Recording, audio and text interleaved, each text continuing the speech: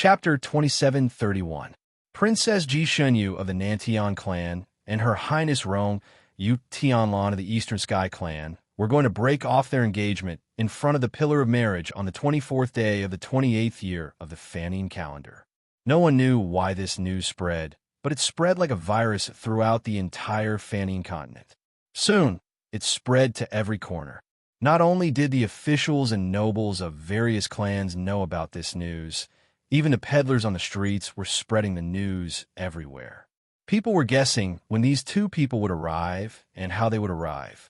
Ji Shunyu's outstanding appearance at the palace banquet a few days ago had stunned many people.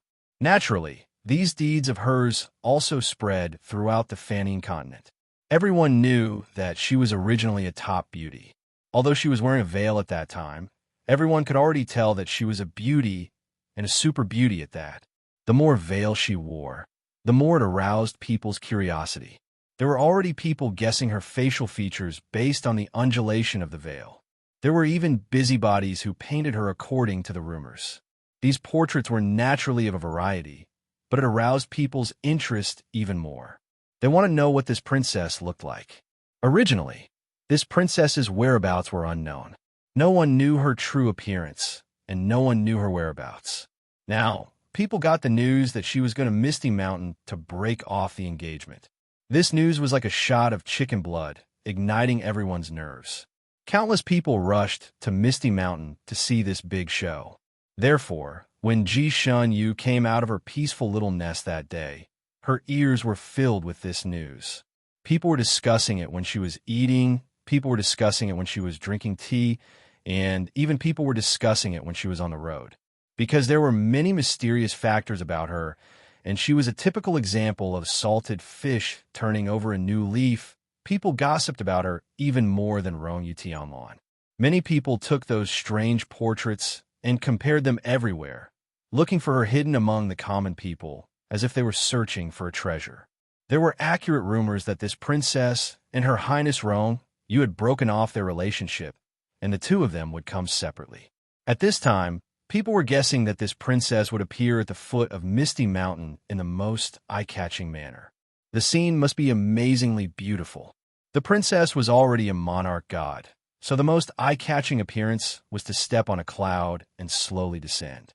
Many people rushed to the Misty Mountain early in order to catch a glimpse of the peerless beauty of the princess. There were also some people who were on their way to the Misty Mountain.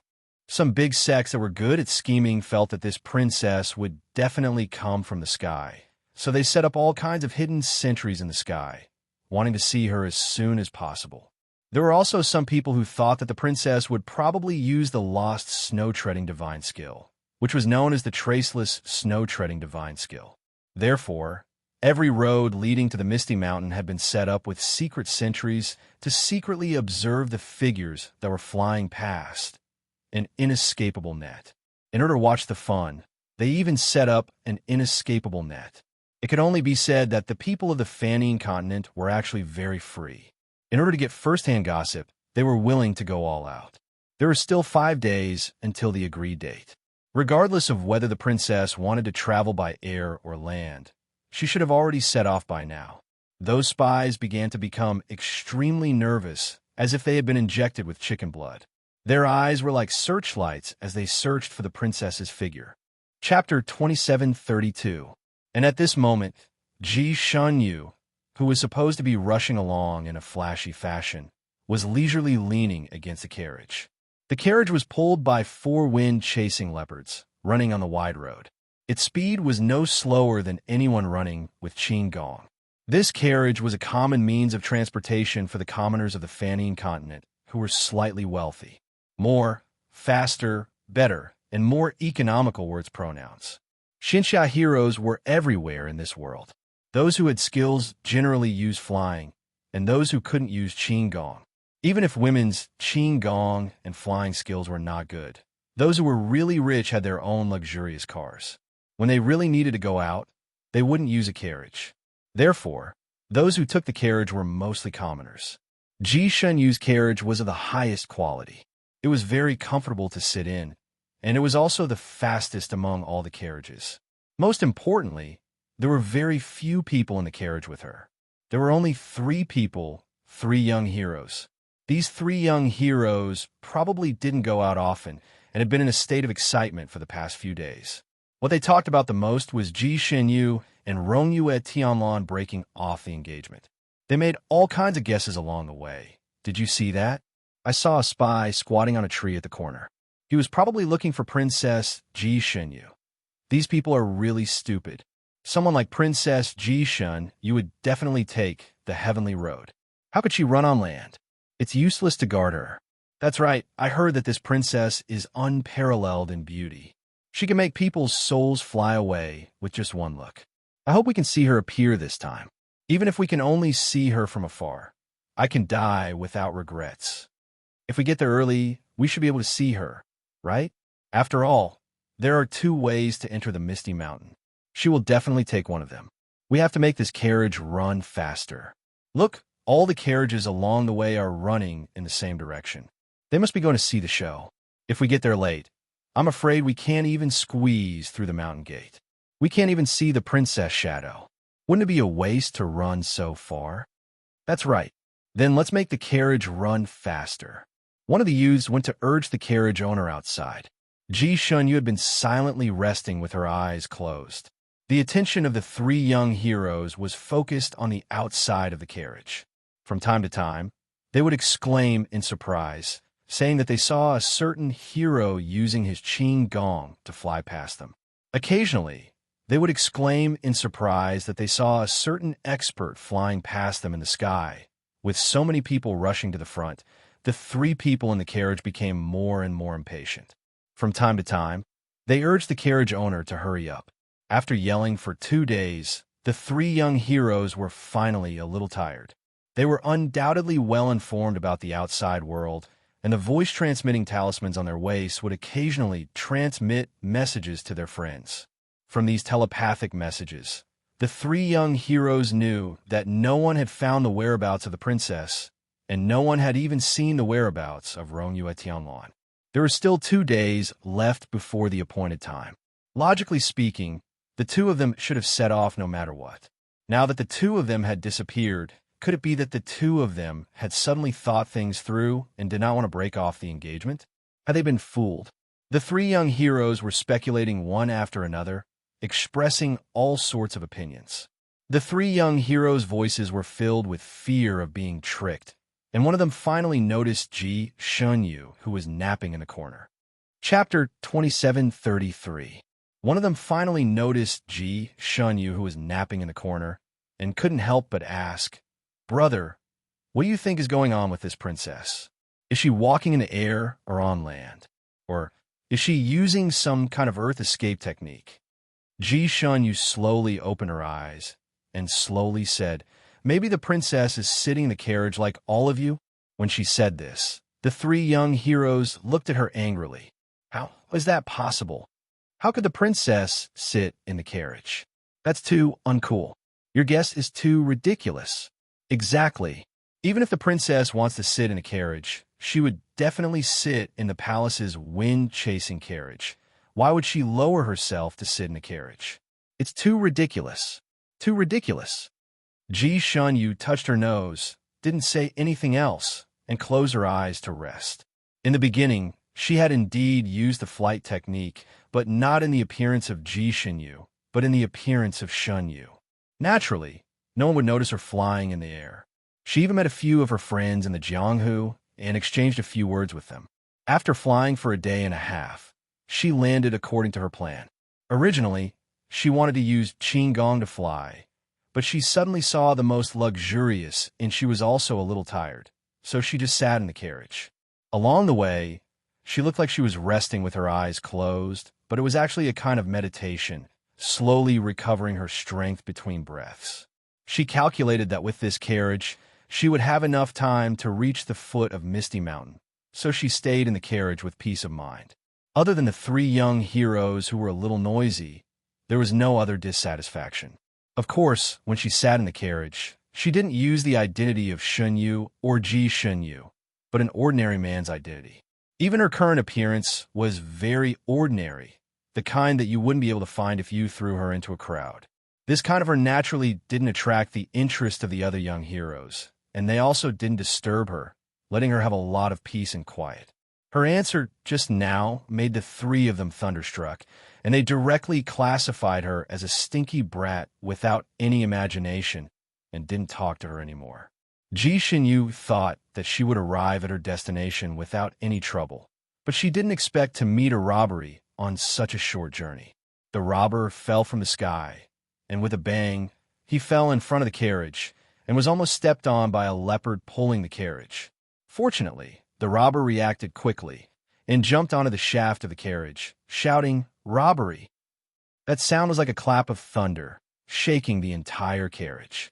The coachman almost fell off the carriage. Ji Xunyu's eyes slightly opened, and the other three young heroes in the same carriage all jumped up. The three young heroes were not afraid to die, and they were not afraid of trouble, and they all rushed out ready to fight. Outside the carriage, there were endless sounds of shouting and cursing. After a while, the carriage, the robber, use, and use shun use a test. TDE as you shun use you wet. You use misty you no teat. You. After saying this, the robber kicked open the carriage's door and prepared to stretch and enjoy himself in the carriage. Suddenly, he saw Ji Xunyu, and his eyes widened like copper bells. Fuck, there's actually another one here. Chapter 2734. He rolled up his sleeves and rushed over. Although the acupoints of the three youths were sealed, their mouths were not sealed. One of them was quite kind. Brother inside, don't fight with him. He's a monarch immortal. We're not his match. Before he could finish his words, a body flew out of the carriage and landed on the side of the road with a loud bang, creating a large pit and raising a cloud of dust high up into the air. The three youths couldn't bear to watch and closed their eyes. It's over. With such a big commotion, the youth who spoke like a madman was either dead or crippled. After they regained their freedom, they would first check on that person's injuries to see if he could be saved. One of the three young heroes was more hot-blooded. He closed his eyes and shouted, "If you want to rob the carriage, then just rob it. Why do you have to injure people? Do you think you can bully people just because you're a monarch immortal?" Before he could finish his words, he suddenly felt his body lighten. The acupoints that were sealed were unsealed. He was stunned and opened his eyes. Before he could react, a faint voice came from the carriage. "Do the three of you still want to ride the carriage?" It was the youth in the same carriage. The three young heroes jumped up from the ground and saw that the person lying in the pit by the roadside was the robber. The robber's face was purple, and he stared into the carriage, hissing. He wanted to say something, but he couldn't say anything. The ordinary youth in the same carriage was actually an expert. The three young heroes were both happy and shocked. They patted the dirt off their bodies and jumped into the carriage. The carriage sped up again. The three young heroes looked at Ji Xunyu, who was resting with her eyes closed, their eyes filled with disbelief. He actually beat a monarch immortal off the carriage so easily. What was the background of this ordinary youth in front of them? "We've been traveling together for many days, but we still don't know your name. Can you tell us?" One of the young heroes started to speak in a genteel manner and even flicked his sleeves. "Shun." Ji Xunyu spat out a word. "Hero Shunyu." One of them shouted. The other youth immediately retorted, "Brother, don't randomly identify people. Although this young hero's surname is Shun, he might not be Hero Shunyu." The brother also reacted. Although the three of them had never seen Xinyu before, they had heard of his deeds.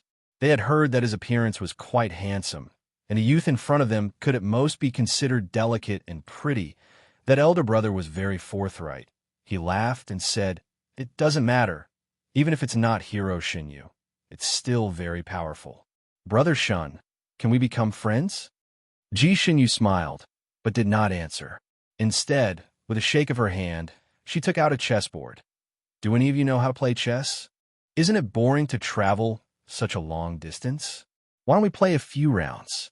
In this continent, all men probably knew how to play chess, especially those young heroes of the Jianghu, who treated chess as a compulsory course to keep up appearances.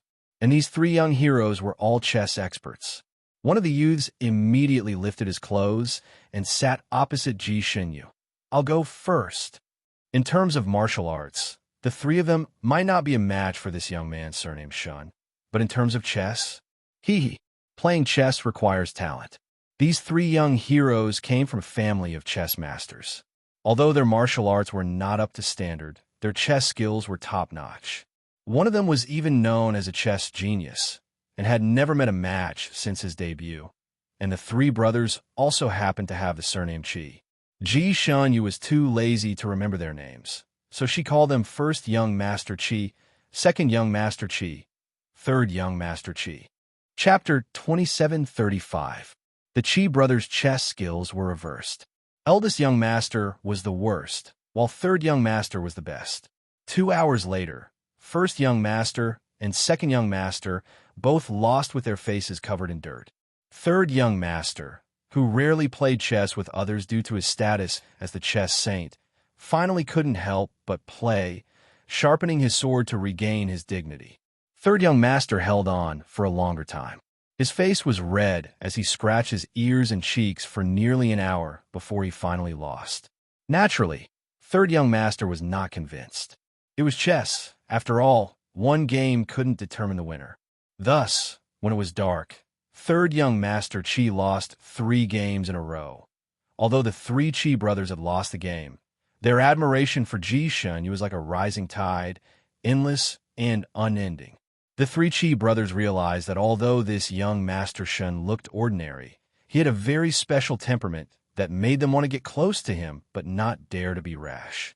What was even rarer was that this young Master Shun was very forthright and knew a lot of things. He was an expert in rock, paper, scissors, wine tasting, and chess, so he got along well with them. By dinner time, the 3 Qi brothers were already so familiar with her that there was no distinction between you and me. When there was wine, everyone drank it, and when there was food, everyone tasted it. They also called her Young Master Shun, instead of Young Master Shun. Because this place was not far from Misty Mountain, the 3 brothers calculated that they would arrive at the foot of the mountain at sunset tomorrow. Since there was plenty of time, the 3 brothers were not in a hurry. They discussed with Ji Shanyue and found an inn to stay for the night. It wouldn't be too late to get up early tomorrow morning. Ji Shanyue naturally agreed. She also needed to save her energy. There was still a tough battle to fight on the mountain tomorrow. The 4 of them found an inn. The 3rd brother of the 3 brothers wanted to practice chess with her and wanted to sleep with her, but she directly rejected him. So the 3 brothers shared one room and Ji Shanyue another. After dinner, the 4 of them returned to their rooms. Ji Shanyue was about to go to bed to practice when there was a knock on the door. She opened the door and saw that it was 3rd Young Master Qi. Young Master Shun, do you want to play another game? 3rd Young Master Qi showed her the chessboard. It was rare for him to meet an opponent, so he was itching to play. Ji Shunyu also felt that it was not good for the body to cultivate right after eating, so she agreed. The 2 of them played a game in the room. It cannot be denied that 3rd Young Master Qi was a genius in this aspect. After playing a few games with Ji Shunyu, he gradually grasped her methods and knack for playing chess. It would not be as easy for Ji Shunyu to win against him as it was in the beginning. The 2 of them played this game for a full 2 hours before the outcome was decided. Ji Shunyu won this game by 2 pieces. 3rd Young Master Qi was not satisfied with his loss and wanted to play another round. Ji Shunyu yawned and said, "I want to rest early tonight. Let's play a few more rounds in the car tomorrow." 3rd Young Master Qi couldn't force her and could only give up. However, he made an agreement with Ji Shunyu. "Boss Shun, let's make a deal. Tomorrow, we'll kill to our heart's content." Ji Shunyu nodded. The time in the carriage was boring, and killing a few rounds could also train her thinking. It was rare to meet such a national-level opponent, so she nodded in agreement. Only then did 3rd Young Master Qi leave. Before he left, he suddenly said, "Boss Shun, I feel a little strange tonight. It's like there's a pair of eyes staring at me from behind. It's making my hair stand on end. Do you have the same feeling?" Ji Shunyu glanced at him. Was this brat trying to scare her? It seemed like he hadn't given up on his desire to sleep with her. So she smiled and suddenly stared at 3rd Young Master Qi's back. "At what's behind you?" Chapter 2736. 3rd Young Master Qi was so scared that his hair stood on end. He screamed and threw himself at Ji Shunyu. Ji Shunyu did not expect him to be so timid. She blocked him and knocked him down. Hey, you're too timid. Third young master Chi almost hugged her leg. He trembled and said, I'm scared of ghosts the most. Behind, what's that? Ji Shunyu sighed. Just a cockroach. Third young master Chi was speechless. He got up a cold sweat. After this scare, he no longer had any interest in playing chess. He took the chessboard and left. Ji Shunyu shook her head. She did not feel anything strange, nor did she feel that someone was watching her. With her makeup, even if her biological parents came, they would not be able to recognize her. Naturally, no one would be watching her. She closed the door, washed up, and went to bed. She closed her eyes and slowly immersed herself in cultivation. There was no moon tonight, only stars filled the sky. On the dark roof of the inn, a person sat alone. The autumn wind was cold, and the autumn wind was cold. A red pot and a red stove were slowly brewing tea. This person was actually brewing tea in this kind of place. He was not an ordinary person. This person was obviously an expert in kung fu tea. His movements were as smooth as flowing water. After a while, the aroma of tea rose in spirals.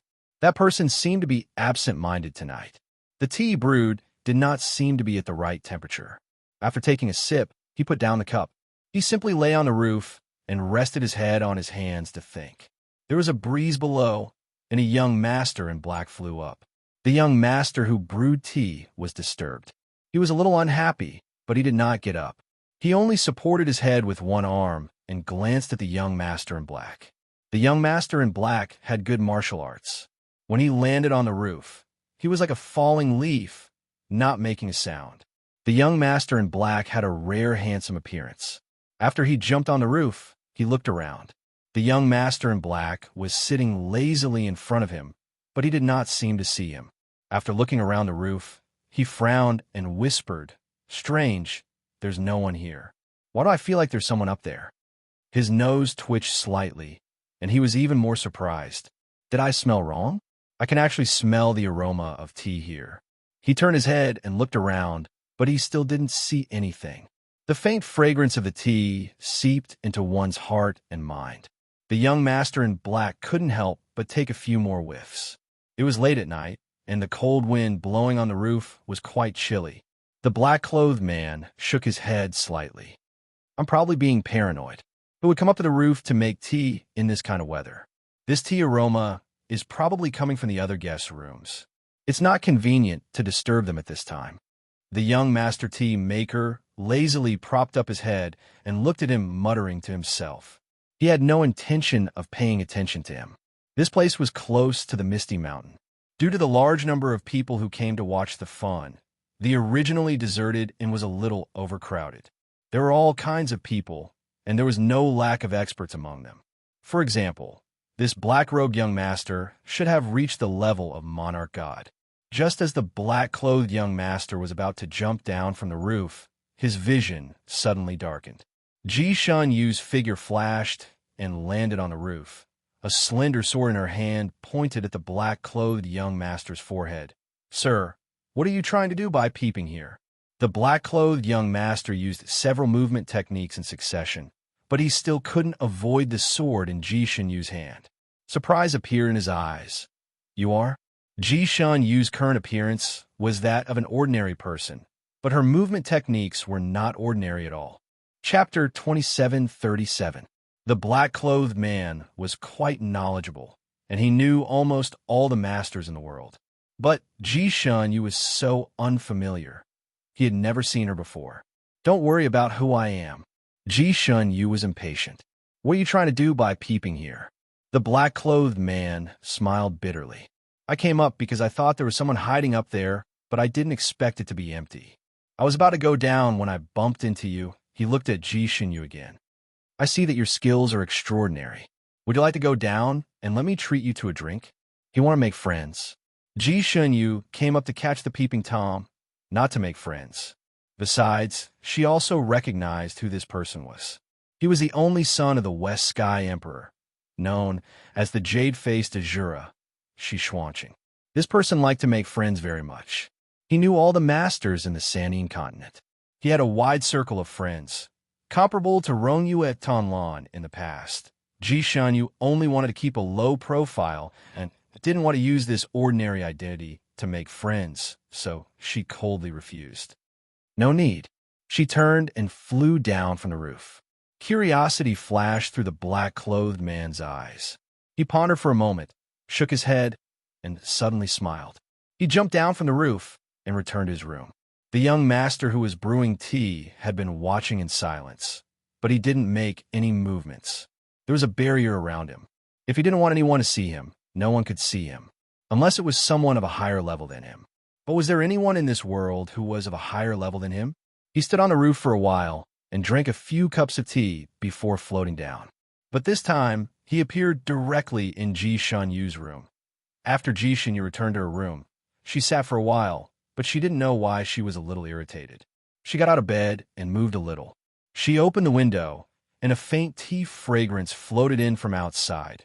Strangely enough, this matcha fragrance actually calmed her slightly agitated heart down. Tea was supposed to be refreshing, but this tea fragrance had a calming effect. After her irritated heart calmed down, she gradually felt sleepy and simply went to bed. She often had insomnia, but this time she fell asleep with her pillow. In a daze, she seemed to feel that someone had sat beside her and pulled up her loose sleeves. She was an alert person. When she felt that something was wrong, she subconsciously wanted to open her eyes. However, she was probably too sleepy. Her eyelids seemed to weigh 1,000 pounds, and she could not lift them at all. Feeling anxious, he fell into a deeper slumber. This time, she seemed to have had a very deep dream. In the dream, she was an innocent and cute little princess who was deeply loved by her parents. The beginning of the dream was very sweet. She received the love of her parents that she had always longed for. She could also maintain that innocence. In her dream, she even fell in love with a man who could topple cities.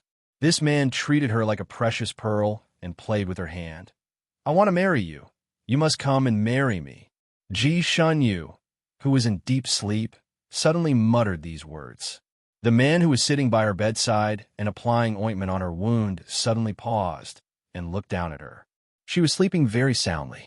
Her eyebrows were arched, and the corners of her lips were curved. It was unknown what kind of sweet dream she was having, but she seemed to be very happy. The man looked at her for a moment and whispered, "Who do you want to marry you? Who do you like?" His voice was magnetic and gentle. In the dark night, there was a hint of seduction. The smile on Ji Shanyu's lips suddenly disappeared. Chapter 2738. The smile on Ji Shanyu's lips suddenly disappeared. Her body stiffened, and her lips were tightly pursed, revealing a pained and sorrowful expression. Why? Why? Why? The man! He couldn't help but hold her hand and said in a low voice, "What do you mean, why?" Ji Shanyu was clearly in a nightmare. Her body struggled. "Let go of me, you bastard! Let go of me! I hate you! I hate you!" She was struggling too hard, and her emotions were fluctuating too much. Her hands and feet were writhing as if she was drowning. Her current state was obviously not conducive to healing. The man frowned slightly and steeled his heart. He pressed his palm directly on a certain acupuncture point on her chest. A faint blue light was emitted from his palm and entered her body.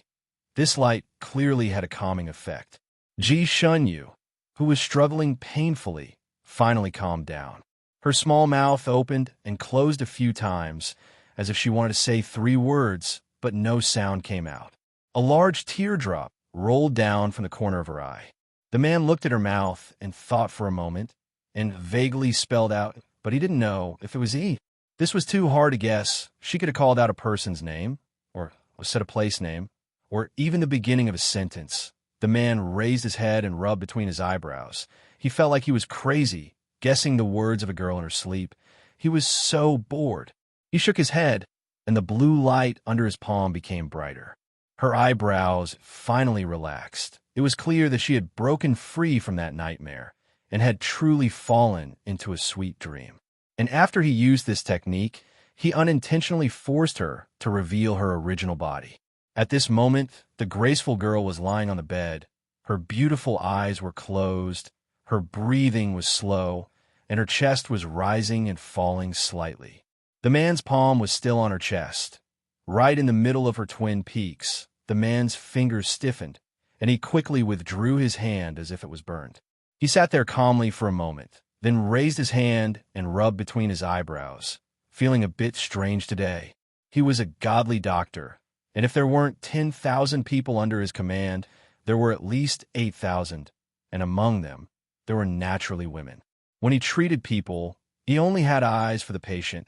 No matter how beautiful they were just a human body that needed to be treated, and he didn't even think about whether the person was a man or a woman.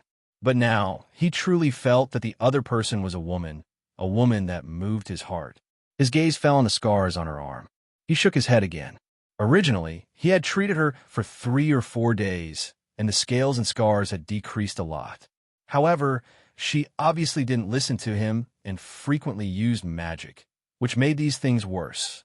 Originally, the scales weren't very obvious, but now they were like fish scales. Each and every one of them was very distinct. Once they could open and close like fish scales, treating them would be harder than ascending to the heavens. I can't let her use any more advanced spells. However, she was still disobedient. The man thought for a moment and flicked his finger. Rays of blue light intertwined in the air and landed on her body. She seemed to be lying in the starry sky. She was extraordinarily beautiful. When the blue light fell, Ji Xunyu's body trembled slightly. Her face turned red for a moment before returning to normal. She did not wake up and was still sleeping soundly. Only then did the man let out a sigh of relief. With a wave of his sleeve, Ji Xunyu returned to the appearance of an ordinary young man, lying there without any abnormalities. Chapter 2739. The next day, Ji Xunyue woke up feeling refreshed. She felt that sleeping was even more effective than meditating. She felt so relaxed that she felt like she was floating. She rubbed her temples, faintly feeling like she had a rather sad dream. However, the scene in the dream was too hazy, and she couldn't remember anything even after thinking about it for a long time. She had never paid much attention to this dream. Since she couldn't remember it, she might as well not think about it. She walked out of the door in high spirits, only to see third young Master Qi running out with a sallow face. "Boss Shun, we can't go with you. Little brother's stomach isn't feeling well." Before he could finish his sentence, his expression changed. "Little brother, please excuse me." He ran toward the latrine like a wisp of smoke. Ji Xunyue, first young Master Qi and second young Master Qi, also ran out of the room, their faces sullen. "Boss Shun, my third brother has had a stomachache since the middle of the night. He has been running non-stop for 18 times, and there's still no signs of it stopping. If you're in a hurry, we can let you have the carriage. What about you?" Ji Xunyue raised her eyebrows. "We will see how it goes first.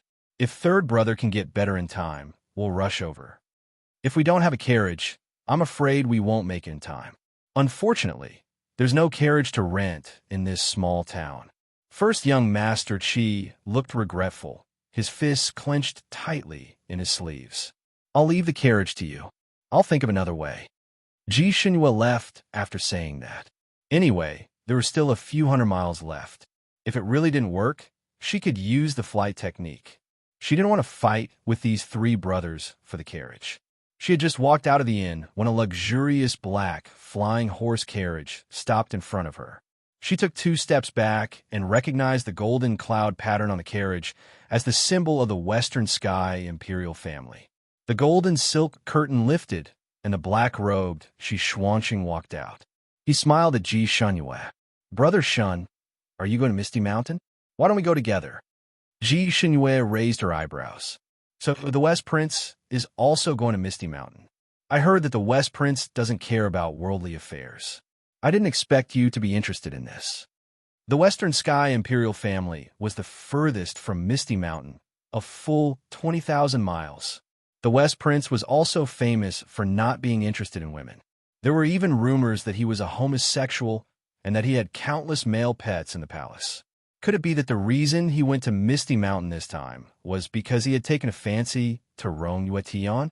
However, With Rongyue Tianlan's character, if they wanted to make him gay, she was afraid that he would directly ask someone to break his arm. Shuang Chang said, "I'm interested in those two people. Here it comes." She was right. Shuang City was interested in Rongyue Tianlan. The reason why he added her, Ji Shunyu, was probably to deceive others. Ji Shen, you could almost see Shuang Chang confessing to Rongyue Tianlan in a domineering manner, only to be KA'd by Rongyue Tianlan. Ji Shen Yu felt that since she had such a relationship with Shuang Chang, she had to remind him, "I heard that Her Highness Rongyue has another sweetheart. I know that Prince Rongyue likes the South Heaven Emperor's youngest daughter. I heard that they came together this time." Shuang City's news was even more accurate than hers. Ji Xinyue, her first reaction was that the whole world knew about Rongyue Tianlan and Ji Tianyue's love. His second reaction was that the West Prince had come all the way here just to watch the show. Chapter 2740. Ji Shenyue expressed her admiration and gave him a thumbs up. "West Prince, you're so obsessed with exciting things." Shi Xuanqing stroked the jade thumb ring on his finger. "Actually, I'm interested in Princess Ji Shenyue." Ji Shenyue tripped on a rock, and Shi Xuanqing hurriedly helped her up. "Brother Shun?" Ji Shenyue tried to hold back, but she couldn't. She blurted out, "Isn't West Prince gay?" Shi Xuanqing. He almost slapped her. His handsome face was a mix of green and white. "Ben Wang likes women. How am I cut sleeve? Who dares to twist my words like that?" Ji Shenyue thought to herself, "That's how the people of the pugilistic world spread it, not just one person. Looks like this West Prince was also wrong by the rumors. Also, this prince was protected too well by his subordinates, so it was normal for him to have never heard of such rumors." Ji Shen, you had a feeling that they were both people who had fallen into the same predicament. However, she was still a little curious. The world avoids this Princess Ji Shenyue like the plague. Why would your highness? Shi Xuanqing sized Ji Shenyue up and said, "Brother Shun, have you heard the latest rumors about Princess Ji Shenyue in the pugilistic world?" "What rumors?" "This princess finally showed her true self at the Nantian Palace's banquet. It said that her beauty is enough to topple cities, and she defeated Chong Bubi single-handedly. She's a rare heroine.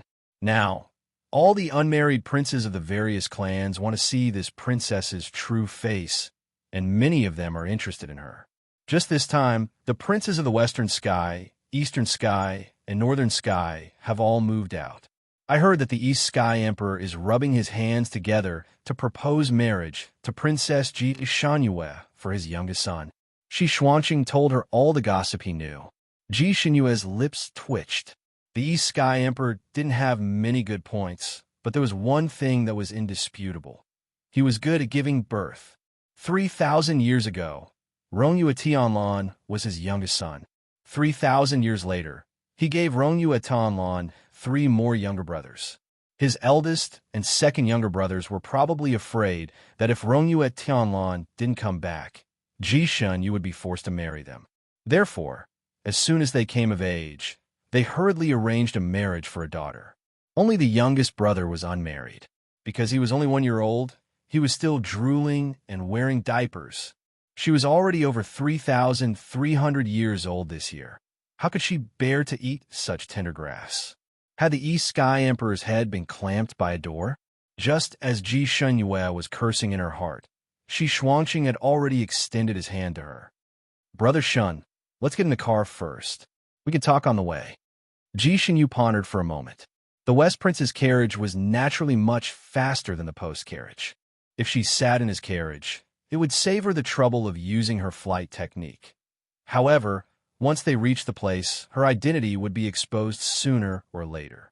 If someone saw her riding the same carriage as the West Prince, who knew what kind of rumors would spread? She hesitated for a moment. Suddenly, there was the sound of a whip not far behind her. A carriage stopped in front of the inn. 2 people came out of the carriage. It seemed that their destination was here. As soon as they got out of the carriage, they paid the driver who was wearing a bamboo hat. After paying, they turned around and entered the inn. Ji Shenyue's heart skipped a beat. Wasn't this a ready-made carriage delivered right to her doorstep? She watched as the driver waved his whip and was about to turn around and leave. Ji Shunyue said to the West Prince, "My apologies, I have other things to do, so I won't delay your highness' journey." Chapter 2741. Without waiting for Zishuangcheng to speak, she flashed in front of the empty carriage and said, "I'll rent your carriage for one more day. The price is negotiable." As a princess, money was the last thing she lacked. She was afraid that the cart owner would get angry on the spur of the moment. She couldn't refuse him because he was too rich. She directly took out a large ingot of gold from a brocade bag and threw it into his cart. "This is the deposit. If you send me to my destination, there will be another reward." The carriage owner was a sensible person. He asked in a low voice, "Where are we going?" "At the foot of the Misty Mountain." "Get on." The carriage owner flicked the whip in his hand, and the tip of the whip flew out and lifted the curtain. He waited for Ji Shunyue to enter. Ji Shunyue's eyes lit up when she saw this. She didn't expect the carriage owner to be a master. Judging by his skills, he should be almost at the level of an immortal. Ji Shunyue was bold and powerful, so she wasn't afraid of the carriage owner's tricks. She entered the carriage directly. On the other side, Shi Shuangcheng was a little reluctant to give up. He simply ordered his carriage to block the road. Seeing the post-carriage rushing over, his attendant stretched out his arm to stop it.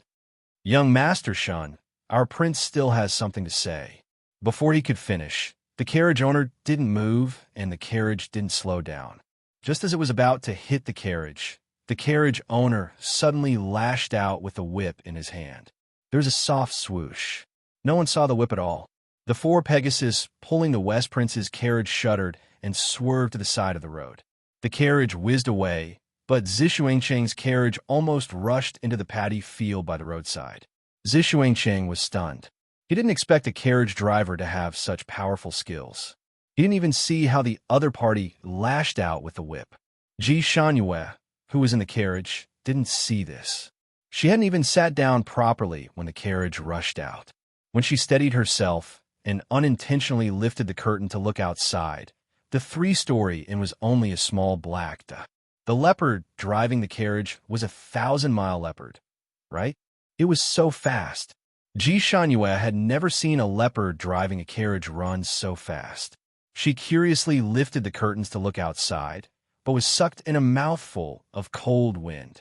When the speed reached the extreme, even if there was no wind, one could still feel the wind. Ji Shunyue felt that the wind blowing over was like a hurricane. She pulled down the curtain and sat back in the carriage. Looking out the window, she could only see the trees on both sides moving backwards in a straight line. This speed. Even the flight technique was just SOSO, right? Who would have thought that she would unintentionally pick up a treasure? The carriage was indeed heading in the direction of a misty mountain. Ji Shunyue leaned against the window and looked at the scenery outside for a while. She was a little bored, so she looked inside the carriage. His heart skipped a beat. The design of the carriage was extraordinarily exquisite. The carriage didn't look big, and the interior wasn't luxurious.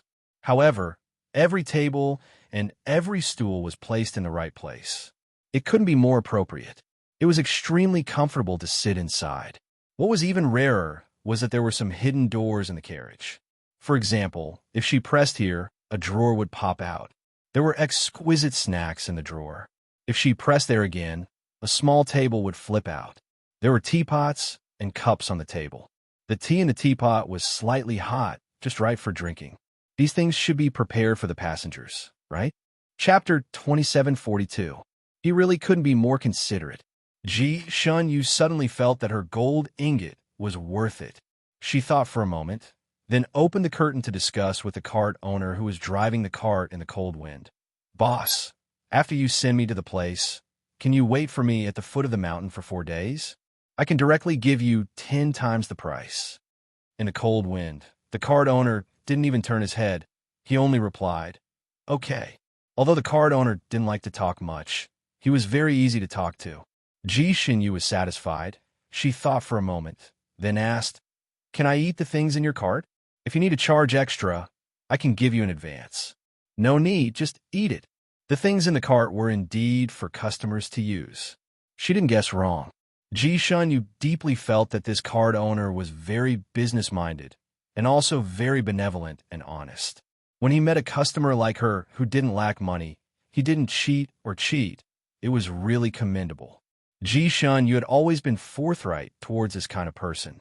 The cold wind outside was bone-chilling. It wasn't easy for the cart owner to drive the cart outside. Ji Shun, you casually took out a gourd of wine and threw it to him. Come, drink a gourd to warm your body. The cart owner raised his hand and sniffed. 30-year-old green bamboo leaf. It tastes good. Opening the gourd, he poured it down like a whale drinking from a river, then gave Ji Shun you a thumbs up. Good wine. She didn't expect the cart owner to be an expert in drinking. Sure enough, experts were among the people. This sentence was not wrong at all. She glanced at the person's appearance. It was an ordinary face, but his eyes were as clear as water, extremely spirited. It was rare to meet a good friend in drinking. Ji Shun Yu was also interested. She took out several gourds of good wine from her storage space. The two of them didn't ask about each other's background. One inside the cart, the other outside the cart, they started drinking. Ji Shun Yu didn't see wrong. This car driver was indeed an expert in drinking. She almost threw a gourd at him, and he could guess the name of the wine with just a sniff. Even the age of the wine was exactly right. Ji Shun Yu admired him so much that she couldn't help but exchange ideas with him. The cart driver didn't speak much, but every word he said hit the nail on the head. It was as if he had swept Ji Shun Yu's itch, making her smile. In her life, she had seen two experts in drinking. One was Rong's Tianlan. The other was the cart driver in front of her. When they were drinking, there was a moment when Ji Shun Yue almost thought that the coachman was Rong Yue Tian, but then she shook her head. Apart from being experts in wine tasting, the two of them did not overlap in other aspects. Rong, a person's man's sons, he's S's, he's SSB. He's is to T's look, T's, SSS of him, S. Therefore, the doubt in Ji Shun Yu's heart only flashed for a moment before she threw it away. With a good friend, 1,000 cups were too little. The two of them drank and chatted, not feeling the loneliness of the journey. The cart driver's driving skills were extraordinary. Even though he was drinking, he drove very steadily. Ji Shun Yu sat in the cart. The tea on the table didn't even spill. She actually wanted to get drunk, but when she thought of today's mission, she perked up. Young master, if you're tired, you can rest.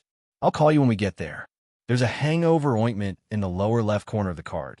You could take a spoonful. Chapter 2743. If you're tired, you can rest for a while. I'll call you when we arrive. There's some hangover ointment in the lower left corner of the carriage. Just take a spoonful. The coachman turned around and stopped drinking with her. Ji Shun Yue was familiar with the hidden doors and mechanisms in the carriage, so she quickly found the ointment. She thanked him and took a spoonful. It tasted good and had a hangover effect. Ji Shun Yue was a little dizzy at first, but after taking the ointment, the dizziness disappeared completely. She leaned against the carriage and closed her eyes, wanting to take a short nap. She fell asleep after taking a short nap. In a daze, she seemed to feel someone sitting beside her and rolling up her sleeves. There was a faint coolness coming from the wound on her arm, and she seemed to smell a whiff of white plum. There were only two entrances to the Misty Mountain. One was the north side of the mountain, and the other was the south side. The north side of the mountain was steep, with the most evil beasts and demons, and miasma occasionally appeared. The south side of the mountain was relatively easier to go. Therefore, almost all the men and women who came to renew their marriage went to the south side of the mountain. Only the masters of the masters and those who liked to stand out would go to the south side of the mountain. This time, there were equally many onlookers at the Misty Mountain. Most of them thought that the masters of the masters like Rong Yue Tanlan and Ji Shun Yue might challenge the north side of the mountain, so that they could stand out. Of course, there were also some people who thought that the two of them didn't seem like masters who liked to look for trouble, so the possibility of them going to the south side of the mountain was higher. People with two different viewpoints couldn't convince each other, so they just looked at each other. Ji Shun Yue was woken up by the noise outside. She opened her eyes and looked outside. The scene outside could only be described with one word: endless traffic, as lively as a gathering. The veins on Ji Shun Yue's forehead throbbed. Although she was mentally prepared, she thought that there would be many people watching. She didn't expect there to be so many. Even the busiest streets in the city weren't as lively as here. The carriage she was in naturally slowed down and stopped at a crossroad. The coachman's voice came, "Master, are you going to the north or south side of the mountain?" "This is the north of the mountain." Ji Shunyu decisively lifted the curtain and said, "Let's go to Shannon." She didn't care where Rongyu Tianlan went. She was going to Shannon. She was here to break off the engagement, not to show off. She didn't want to waste any of her energy on acting tough. "Okay." The coachman agreed and drove the carriage to a fork in the road that led in another direction. Just as Ji Shanyue was about to put down the curtain, she suddenly heard a commotion coming from the north of the mountain. The carriage of the Nantian imperial family. "Look, it's the Nantian imperial family's carriage." It really is. Is Princess Ji Shanyue in the carriage? Maybe. No wonder I haven't seen her for the past few days. Looks like she's really in the car. A moment later, Ji Shanyue saw a golden carriage pulled by 8 fiery heavenly colts galloping over from the distance. Ji Shanyue was quite familiar with her family's carriage, and her gaze landed on the totem of a full moon on the roof of the carriage. The totem looked very noble. Below it was a blue sea, and above the sea, a bright moon rose. Whether it was the undulating waves of the sea or the bright moon, they were all depicted in detail and were extremely lifelike. Chapter 2744. Ji Shunyu recognized that it was Ji Tianyu's. This was Ji Tianyu's carriage. A few years ago, when she returned to the palace, the little girl even pulled her hand and showed off to her, saying that it was a birthday gift from her father. He even dragged her into the carriage and drove her around the palace. At that time, it was a coincidence that they met South Heaven Emperor. South Heaven Emperor saw that she was a little embarrassed in the carriage and probably felt that he was too biased, so he quietly made a wish to her, saying that when she turned 3,500 years old, he would give her a luxurious carriage as well. At that time, she casually agreed and didn't say anything else. It wasn't the first time she was ignored in her life, and after so many times, she became numb to it. She didn't take South Heaven Emperor's promise to heart. Probably no one would have thought that she, Ji Shunyu, didn't have her own carriage in South Heaven Palace. She looked at the luxurious carriage with her head propped up and understood that the person inside the carriage was the little sister she once doted on. She was so young, so she definitely didn't come by herself. Then who was accompanying her in the carriage? This carriage appeared in such a high-profile manner, so it naturally attracted the attention of most people. People were still guessing, but the main direction of their guesses was that this carriage belonged to Ji Shunyu, and they were all guessing where she was in the carriage. The pearl curtain swayed, and under the sunlight there was a thin layer of light, so people couldn't see the situation inside the carriage. Many people stretched their necks to look inside, but they couldn't see anything. Suddenly, a slender hand appeared from the curtains. The 5 fingers were long, tender, and snow-white. Such a small hand was as transparent as a jade carving under the reflection of the pearl curtains. People held their breaths, and countless bright eyes stared at this hand. What a beautiful hand!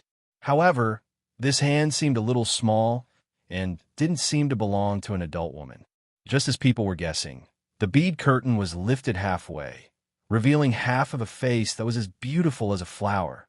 The owner of that small face didn't seem to expect so many people to stare at her, and her snow-white face blushed slightly. She stuck out her tongue and hurriedly shrank back. The bead curtain swayed again, and the little beauty was no longer visible. Only the little girl's giggles could be heard from within the carriage. "Brother Yu, there are so many people outside. Are they all here to see Shinyu Jiejia? And so many people came for the annulment ceremony. Are you nervous?" Her voice was sometimes high and sometimes low. Some words were enunciated clearly, while others were enunciated vaguely. However, almost all of the people outside were shrewd people. From these words, they had already guessed most of what had happened. The person on the carriage was the little princess of the South Heaven Emperor's family. Although the person on the same carriage as her didn't show himself, it should be the 8th Highness without a doubt. Originally, people were skeptical about the rumor that Rongyu Tianlan had a special liking for little Princess Ji Tianyue, thinking that it was illogical. After all, the age difference between the two was too great. When Rendezvous Audiobook and Ji Shunyue were engaged, Rendezvous Audiobook had just reached adulthood, while Ji Shunyue was still an infant. One of the reasons why the Eighth Highness ran away from the marriage was that the other party was too young, and the two of them were not compatible. Now, he had found an even smaller one. Furthermore, she was the younger sister of his current fiancée. People generally felt that it was impossible, so they just treated it as a rumor. Now, it seemed that it was true. If the Eighth Highness came to the annulment ceremony with this little princess, wouldn't it be an official announcement to the world that he was interested in little Princess Ji Tianyue? Chapter 2745. But what would happen to his fiancée, Princess Ji Shunyue, by doing this? Although he wanted to break off the engagement, everyone thought that it was unkind of him to do so. Rendezvous Audiobook came with a little princess. Then what about Princess Ji Shunyue? Where was she now? He wondered how embarrassed she would be if she were to see this scene. The luxurious carriage of the Southern Sky little princess drove towards the north of the mountain, leaving behind the sounds of discussion. Naturally, the crowd that was still hesitant about what to do followed the carriage.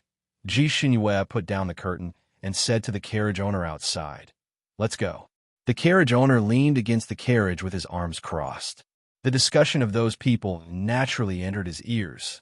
He was expressionless and just listened indifferently. He also glanced at the luxurious carriage, but no emotions could be seen in his eyes. Hearing Ji Shunyue's order, he suddenly smiled.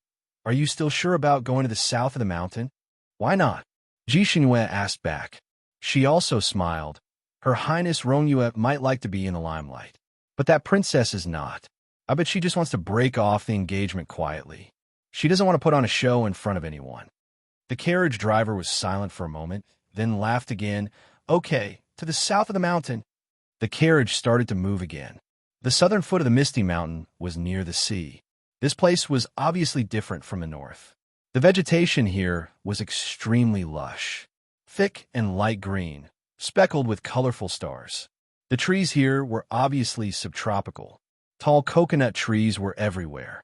Banyan trees with countless aerial roots, each had a trunk that was thick enough for several people to wrap their arms around. The road to the entrance of the mountain was opened by people. Because there were usually few people on this road, at this moment, there were already plants under the thick stone slabs on the road, making the huge stones on the road uneven. From time to time, there would be traces of all kinds of beasts on the road. At this moment, this road, which was usually very deserted, was full of carriages of all kinds. There were nobles, generals, ministers, high officials, and nobles, as well as ordinary people. The closer they got to the entrance, the more crowded it was. On the trees, on the huge stones, on the mountain peak, it was full of people. Ji Shunyue put the curtain on the carriage and rubbed her slightly swollen eyebrows. Just how bored were these people to come and watch the show? The car suddenly stopped, and the car owner's voice sounded. "The road ahead is already congested. Do you still want to go in?" Ji Shunyue thought for a moment, then lifted the curtain. "I'll get off now." She could go in by herself and reveal her identity to the guard at the entrance. When she raised her head, she saw the coachman looking at her with a faint smile. This expression was too familiar. Her heart skipped a beat. "You," the coachman smiled. "Why do you have to walk in yourself? You have to go in openly. Sit tight." Just as the word "sit tight" landed, Ji Shunyue felt the car suddenly shake. His vision suddenly blurred. When this carriage first appeared on this road, no one noticed it. After all, this carriage didn't look any different from other carriages. But now there were too many of these carriages on this road. At a glance, they could be seen everywhere. However, a five-colored light suddenly rose from the carriage. The five-colored light was extremely dazzling, attracting everyone's attention. Under everyone's gazes, the carriage underwent a shocking transformation. There were more in the morning. Dear friends, now is the double monthly ticket period. If everyone casts a ticket, Moo will be counted as 2 tickets. At the end of the month, Moo released another round of chapters. It's estimated that those who didn't have monthly tickets before will soon have monthly tickets. Everyone, you have to check your monthly ticket column every day and try to vote. Who knows? Maybe one of your tickets will fly out. Chapter 2746. First of all, the carriage was the size of a small house, about 10 square meters. But now, it had suddenly expanded 5 or 6 times. It was the size of a small palace. Then there was the color. Originally, it looked like a green cloth carriage with no decorations on the body. But now, the body of the carriage looked like it was carved out of a large piece of white jade. The jade was transparent and shone with a soft white luster under the sun. There was a huge snow lotus embossed on the jade body. The snow lotus gradually turned red, and when the sun shone on it, the petals seemed to be stained with water droplets, sparkling like pearls. There were no other decorations on the carriage except for this embossed sculpture. But there were only 2 words to describe it: low-key luxury. Not only had the carriage changed, but even the fire cloud leopard pulling it had also changed. It had a streamlined horse body, a crystal-like horn, ruby-like eyes, and snow-white wings. Someone exclaimed, "It's a winged unicorn. Heavens, it's a winged unicorn." The winged unicorn was the rarest divine beast in the Fanian continent. When it flew, auspicious clouds would automatically revolve around it, and it could travel thousands of miles in an instant. Even if it ran like an ordinary beast, its speed was not comparable to ordinary beasts. It really ran like lightning. The fastest fire cloud leopard could only run more than 2,000 miles a day without eating or drinking. But this unicorn could run at least 20,000 miles a day. This kind of beast was already mystical and extremely rare. It was even harder to tame. It looked very handsome and delicate, but once it unleashed its power, it was not delicate at all. When it used all kinds of spells, it could cover the sky, thunder, and lightning. With a flap of its wings, it could easily flatten a mountain. Even if it was an evil dragon, it would dare to fight. This kind of beast was extremely arrogant and would not be controlled by anyone. It had never been heard of anyone taming it as a mount. When this kind of beast appeared, it would cause a sensation. Now, not only did it appear, but it had also become a horse pulling a carriage. And there were 2 of them. At this moment, the carriage driver, standing in front of this incomparably eye-catching carriage, had also changed his appearance. Originally, he was just a coarse and rough man, but now he was a noble and peerlessly handsome young master. He wore a blue robe embroidered with aquatic plant patterns that almost dragged on the ground. His long black hair was draped over his shoulders, with only a light blue hairband at the back of his head. The rest of his hair flew like a waterfall. There was a mountain and river folding fan in his hand.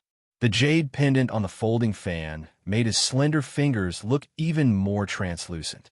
He stood in front of the carriage, and there was an indescribable harmony between him and the carriage. Coupled with the green mountains and clear water behind him, it was like an ink landscape painting, and it was pleasing to the eye. The surrounding onlookers were stunned at first, and then they boiled over. Someone called out, "Rongyu, 8th Highness. It's 8th Highness Rongyu. It's really him. Why was he here? Didn't the rumors say that he went to the entrance of Shanbei? Could it be that he changed his mind and came to the southern entrance of the mountain? Who was in the car? Could it be that little princess, Ji Tianyue?"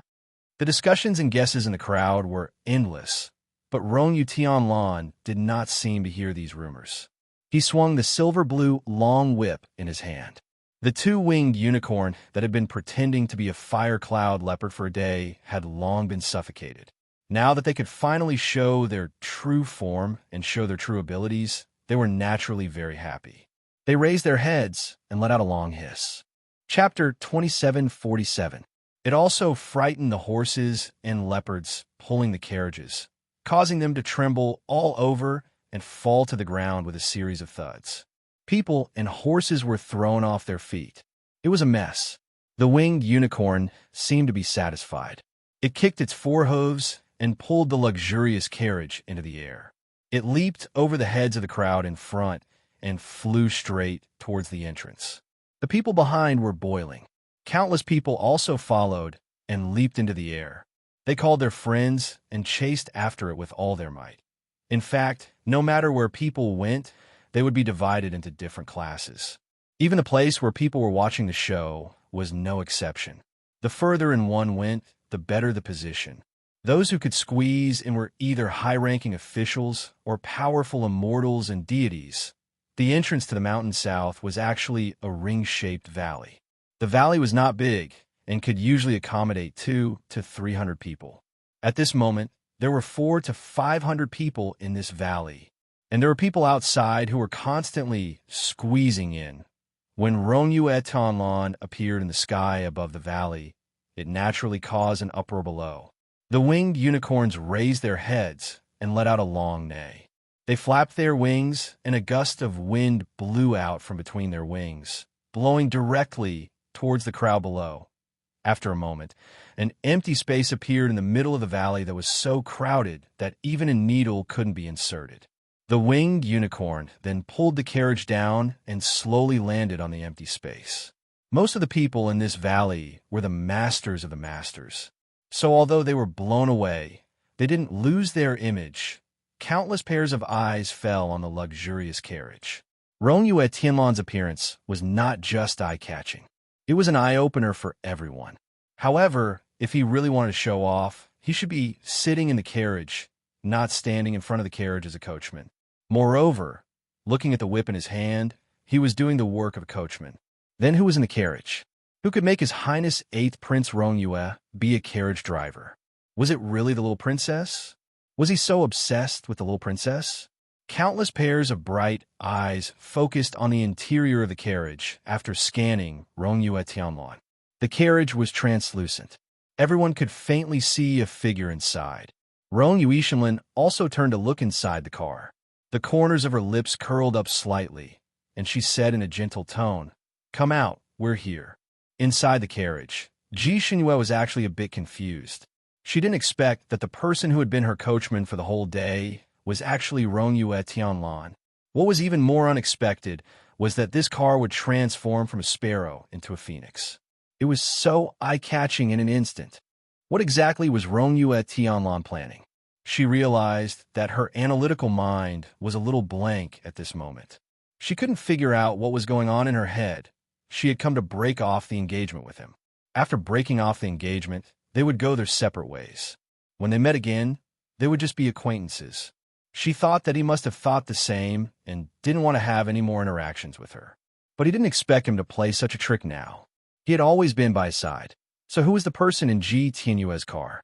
Was it a misunderstanding, or was it his little sister's doing? However, at this time, she didn't have time to think about it anymore, because with Rendezvous Tianlan's words, the door of the carriage opened. Ji Shanhua was naturally not afraid of meeting people, and there was nothing to be afraid of. She lifted the curtain at the front of the carriage and strode out. Chapter 2748. Gasps could be heard from the crowd. Everyone thought that there would be a charming little princess in the carriage, but they didn't expect an ordinary-looking young man to come out. If this young man stood in the crowd, he would be considered ordinary at most, but standing beside Rendezvous Audiobook, he became a green leaf in contrast to this peerlessly handsome man. He could almost be described as ugly. No one expected such a situation, and many people's gazes turned to Rendezvous Audiobook. They were all guessing whether this 8th Prince Rendezvous was gay or not. Suddenly, someone in the crowd shouted, "Boss Shun!" Ji Shinhua's eyes turned and saw the 3 Chi brothers in the crowd. She didn't expect the 3 brothers to be able to make it to this event. "Brother Shun, so you're sitting in the 8th Prince's carriage." This time, the one who spoke was the Prince of Xishuang City. He looked at Ji Shanhua with a complicated gaze, probably thinking of him as Rendezvous Tianlan's boy toy. This 8th Prince exposed him in front of everyone with great fanfare.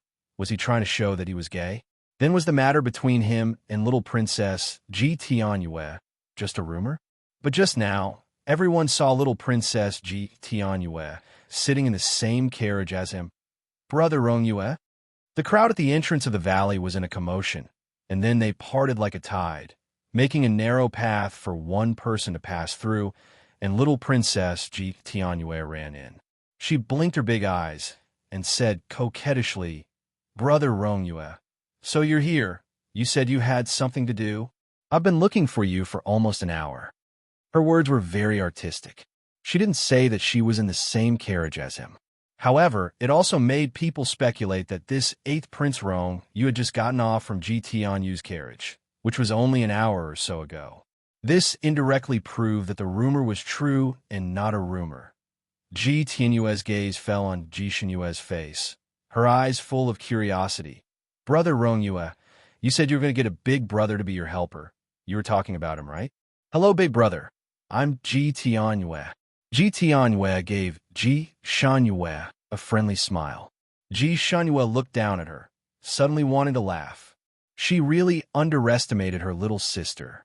She had always thought that this little sister of hers was as innocent and pure as a crystal, making her want to protect her.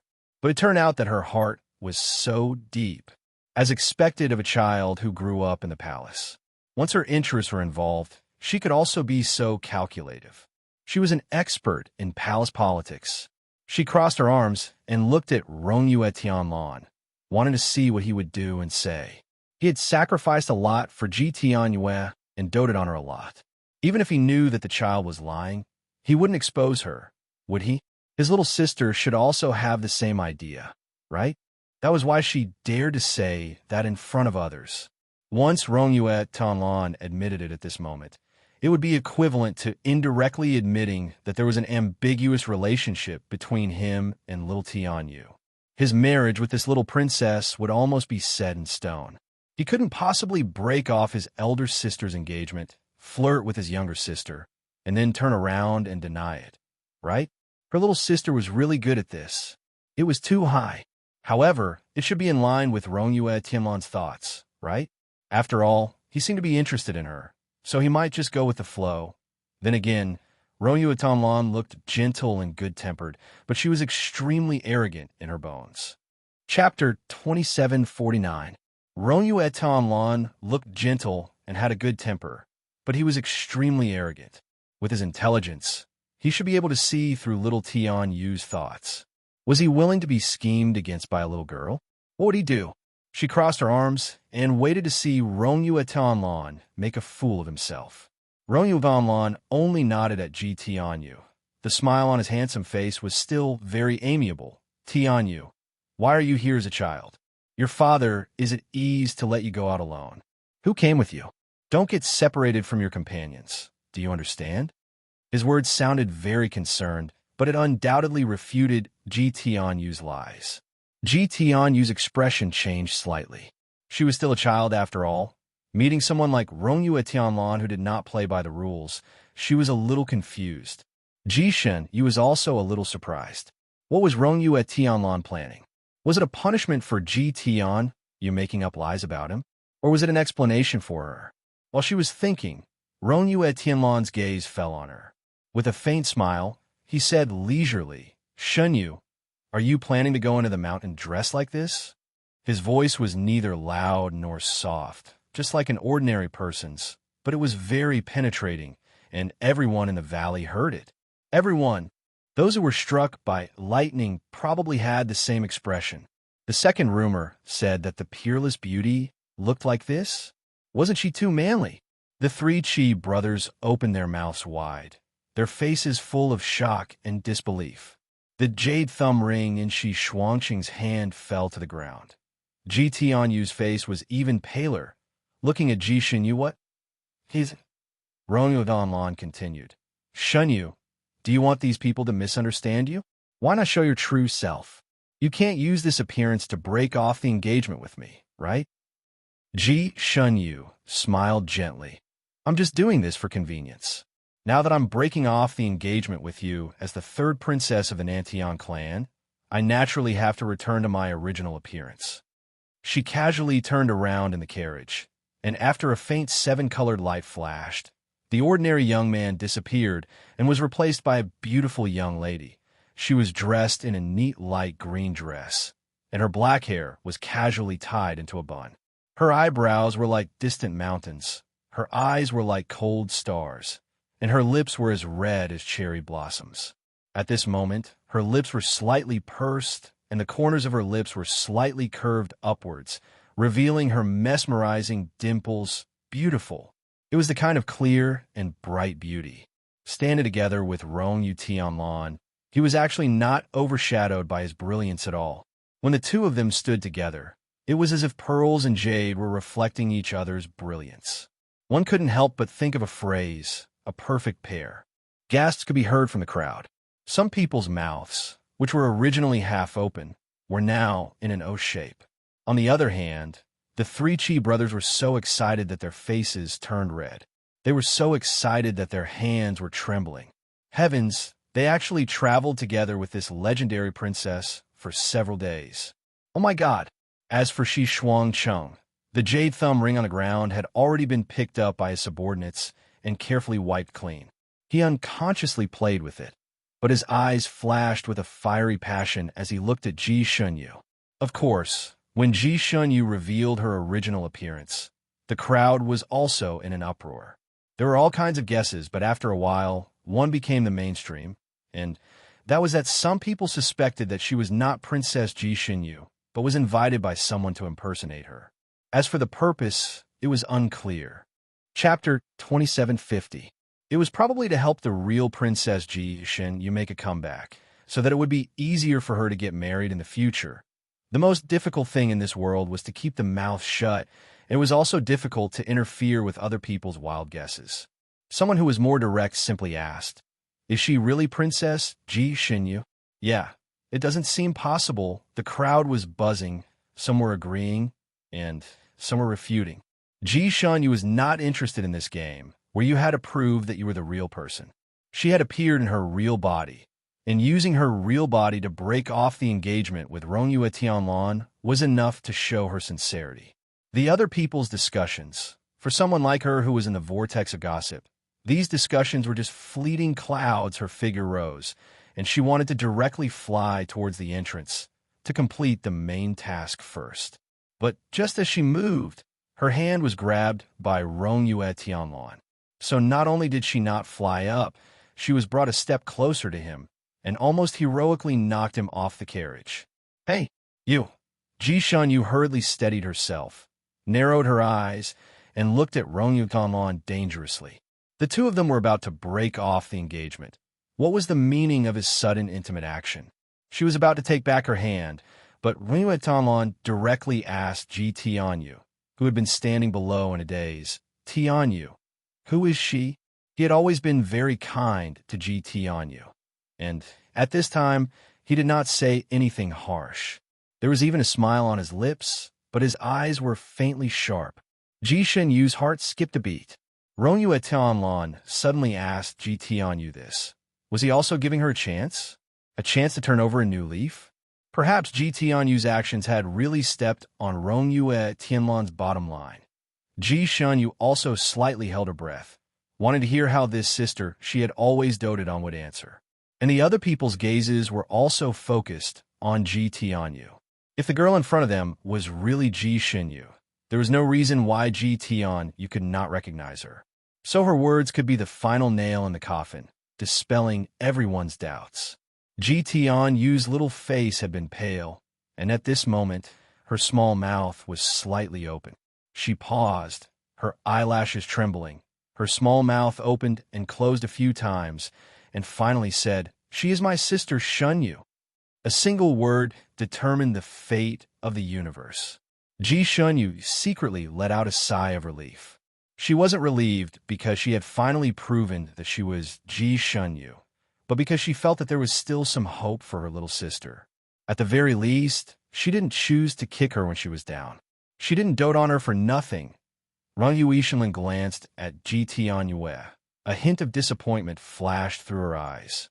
Everyone knew that Rongyue Tianlan stood aloof from worldly affairs and liked to live a free and easy life, but not many people really understood him.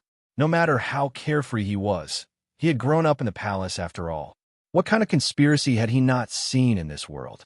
If Ji Tianyu wanted to play the palace intrigue in front of him, it was no different from showing off in front of Guan Yu.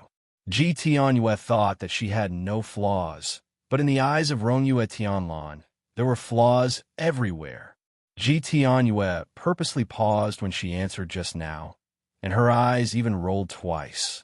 Although she had proven that Ji Shunyu was her sister, if those actions fell into the eyes of people with ulterior motives, they would think that she was forced to admit it. This little girl played a good trick, and she didn't offend him, Rongyue Tianlan, making him feel that she was still an innocent child. She could also make those old foxes suspicious, and even more suspicious of Ji Shunyu's identity. Chapter 2751. He glanced around, and indeed, he saw suspicion on the faces of some old foxes. Rong Yu Tianlan had always thought that he liked smart women, especially those who could see through things with just a hint, which would save him a lot of trouble. He felt that this kind of woman was very cute, even if she had some tricks up her sleeve, so he admired Ning Xiuama, who liked to pretend to be a pig to eat the tiger. The female friends he made were all smart women, and some of them could even be called sly. He could see through the tricks Ji Tianyue had played in front of him, but he didn't point it out because he felt that it was harmless. At least this little girl wasn't stupid and sweet. She was quite scheming. If he really married her in the future, it wouldn't be too tiring to get along with her. But this time, Ji Tianyue stepped on his bottom line. A little girl could be smart and sly, but she couldn't be without a bottom line. If even his sister, who had always been devoted to him, was scheming against him, then what wouldn't she be scheming against? Was she really the girl in his mind? While he was pondering, Ji Tianyue had already sorted out her emotions and jumped into the car. She held Ji Shenyue's hand and smiled. "Sister Shenyue, it's really you. I didn't recognize you just now because you were in disguise. I was so silly until now. I was still worried about how you would come. Sister, have your injuries healed? Does it still hurt? Does it feel uncomfortable?" The little girl chattered, her big eyes full of concern. "Oh, right, sister. After you ran away, Brother Rong Yu has been very guilty, worried that your injuries would worsen. Although he wanted to break off the engagement with you, he didn't want you to delay your treatment because of this matter and make him feel guilty for the rest of his life. Fortunately, he finally found you and came with you. Seeing that sister is fine, I'm relieved." Ji Shenyue originally had a smile on her face, but after hearing Ji Tianyue's words, the smile on her face slowly turned cold. Did this little girl really think her sister was stupid? Her little sister's words sounded as if she was full of concern for her elder sister, but every word and sentence implied that the reason why Ji Shenyu and Rong Yu Tianlan appeared at the same time was because Rong Yu Tianlan felt guilty about her injuries. So she was concerned about her and went with her. She was still implying that Rong Yu Tianlan didn't love her, his fiancée. Although what the little girl said was all true, but to say it in front of so many people, her motives were not pure. She couldn't help but feel disgusted. After all, the little girl was still too inexperienced. She was still a bit too radical. However, this was also good. She had completely seen her younger sister's true colors. From now on, she could finally let go of her younger sister.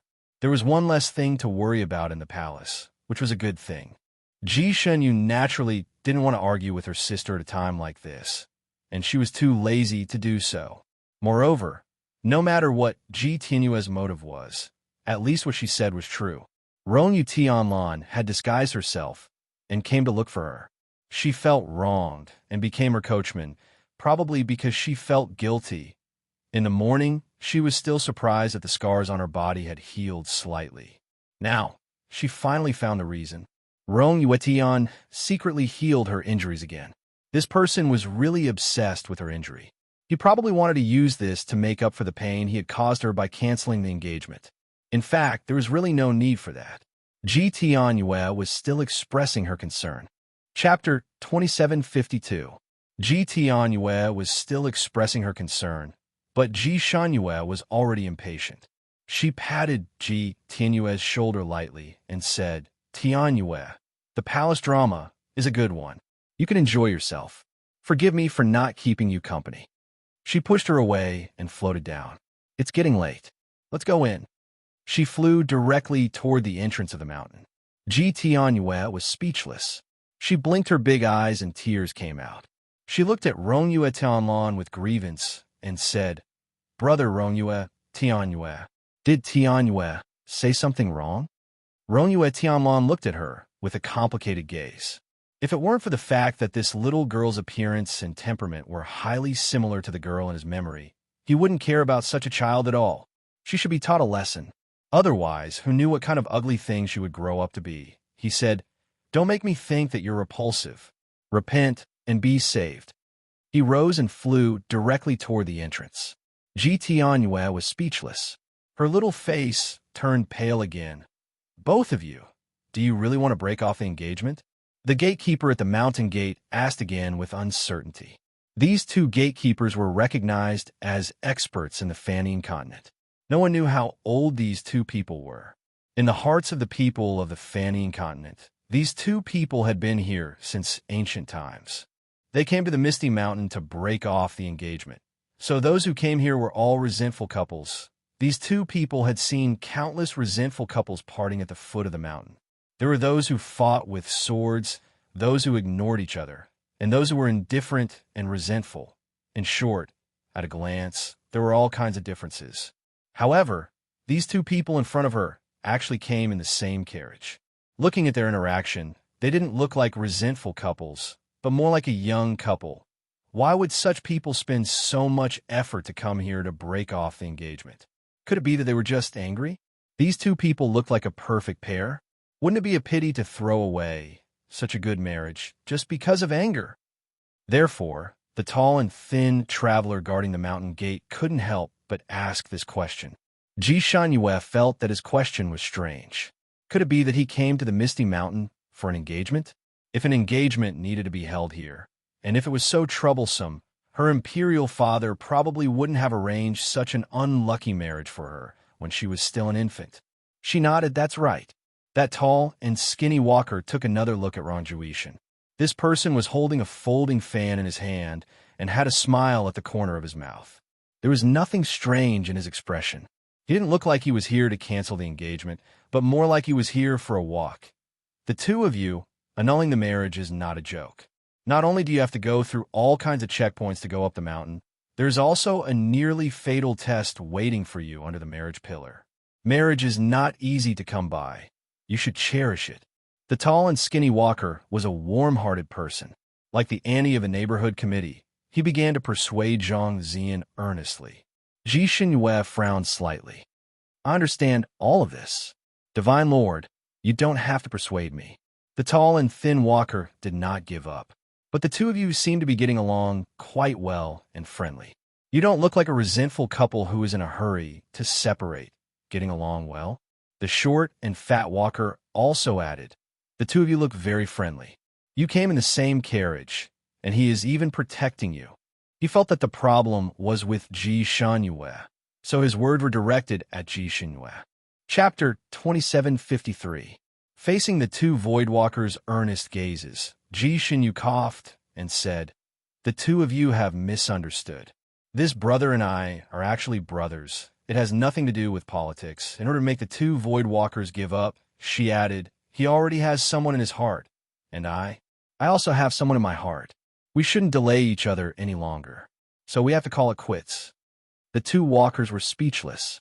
The onlookers who were listening to the gossip behind them were also speechless. The two walkers looked at Rongyue Tianlan in unison. Rongyue Tianlan's face was expressionless. She just nodded and said, let's do as she says, and let them go. The two walkers had done what they were supposed to do, so there was nothing else to say. The tall and thin walker listed out the procedures and taboos when entering the mountain to cancel the engagement. Only when the two walkers expressed that they had remembered everything did they start to prepare to open the mountain gate. The Misty Mountain was extremely dangerous. In order to prevent the ferocious beast from accidentally running out and hurting people, the entire mountain was covered with a divine enchantment. Only the two mountain passes in the south and north of the mountain could be opened using special methods. Once inside, life and death would be up to fate. After a series of hand gestures from the two walkers, a blue light door appeared on the mountain wall. It was the real entrance to the mountain. This light door would last for half a quarter of an hour after it was opened, and it would automatically close after people entered. Once the people inside successfully canceled the engagement, the light door would automatically open again, allowing the two people inside to come out. Of course, two people would go in, but it might not be two people coming out. Ji Shanyue was a straightforward person. She turned around and was about to enter when someone called out from behind, Boss Shun, wait. Ji Shanyue turned around. The three Chi brothers finally gathered their courage and squeezed over. Third Elder Chi handed over a scroll and said, "Boss Shun, you can't use spells inside. This scroll is called the Painting of Heaven and Earth. In an emergency, you can recite the spell and enter the painting to hide." Ji Xinyue's expression changed. She was experienced and knowledgeable, so she knew the origin of the Painting of Heaven and Earth. It was an extremely rare treasure, the heirloom of the Qi family. It did have the function that third young Master Qi had mentioned. Usually, it would be a luxury to let others take a look at it. She didn't expect third young Master Qi to take it out for her to protect herself without batting an eye. This friendship. Ji Xinyu folded her sleeves and bowed. "Many thanks." She took the scroll from third young Master Qi's hands and said, "When I come out, I will personally pay you a visit and return it." She might not have any use for it, but she couldn't throw away the goodwill of others, so she accepted it without hesitation. Third young Master Qi's handsome face turned red again. This time he was so excited that he stuttered, No need to be so polite, Boss Shun. No, Your Highness, we're already very happy that you accepted our gift. All right, take care. We will wait here for your triumphant return." Qi Lao kicked him from behind. He was there to break off the engagement, not to go to war. What triumphant return? Ji Xinyu smiled. She really did treat these three as her brothers. She raised her hand and patted old Third Qi's shoulder. "Don't worry, this kind of place is just a piece of cake for me. I'll be out soon." She only realized that something was wrong after she patted his shoulder. She was dressed as a princess now, and it seemed a little too bold to pat a man's shoulder like this. As expected, the gazes of the people around her were a little subtle. She coughed and retracted her hand. The Qi brothers' feet were light as a feather. Chapter 2754. She coughed and withdrew her hand. The three Qi brothers felt as if they were floating, and their hearts were also floating. They retreated back into the crowd as if they were dreaming. The redness on third brother Qi's face did not fade, and his mind seemed to explode with fireworks. Not only did such a noble princess ride in the same carriage as them for a few days, she even lowered herself to become friends with them.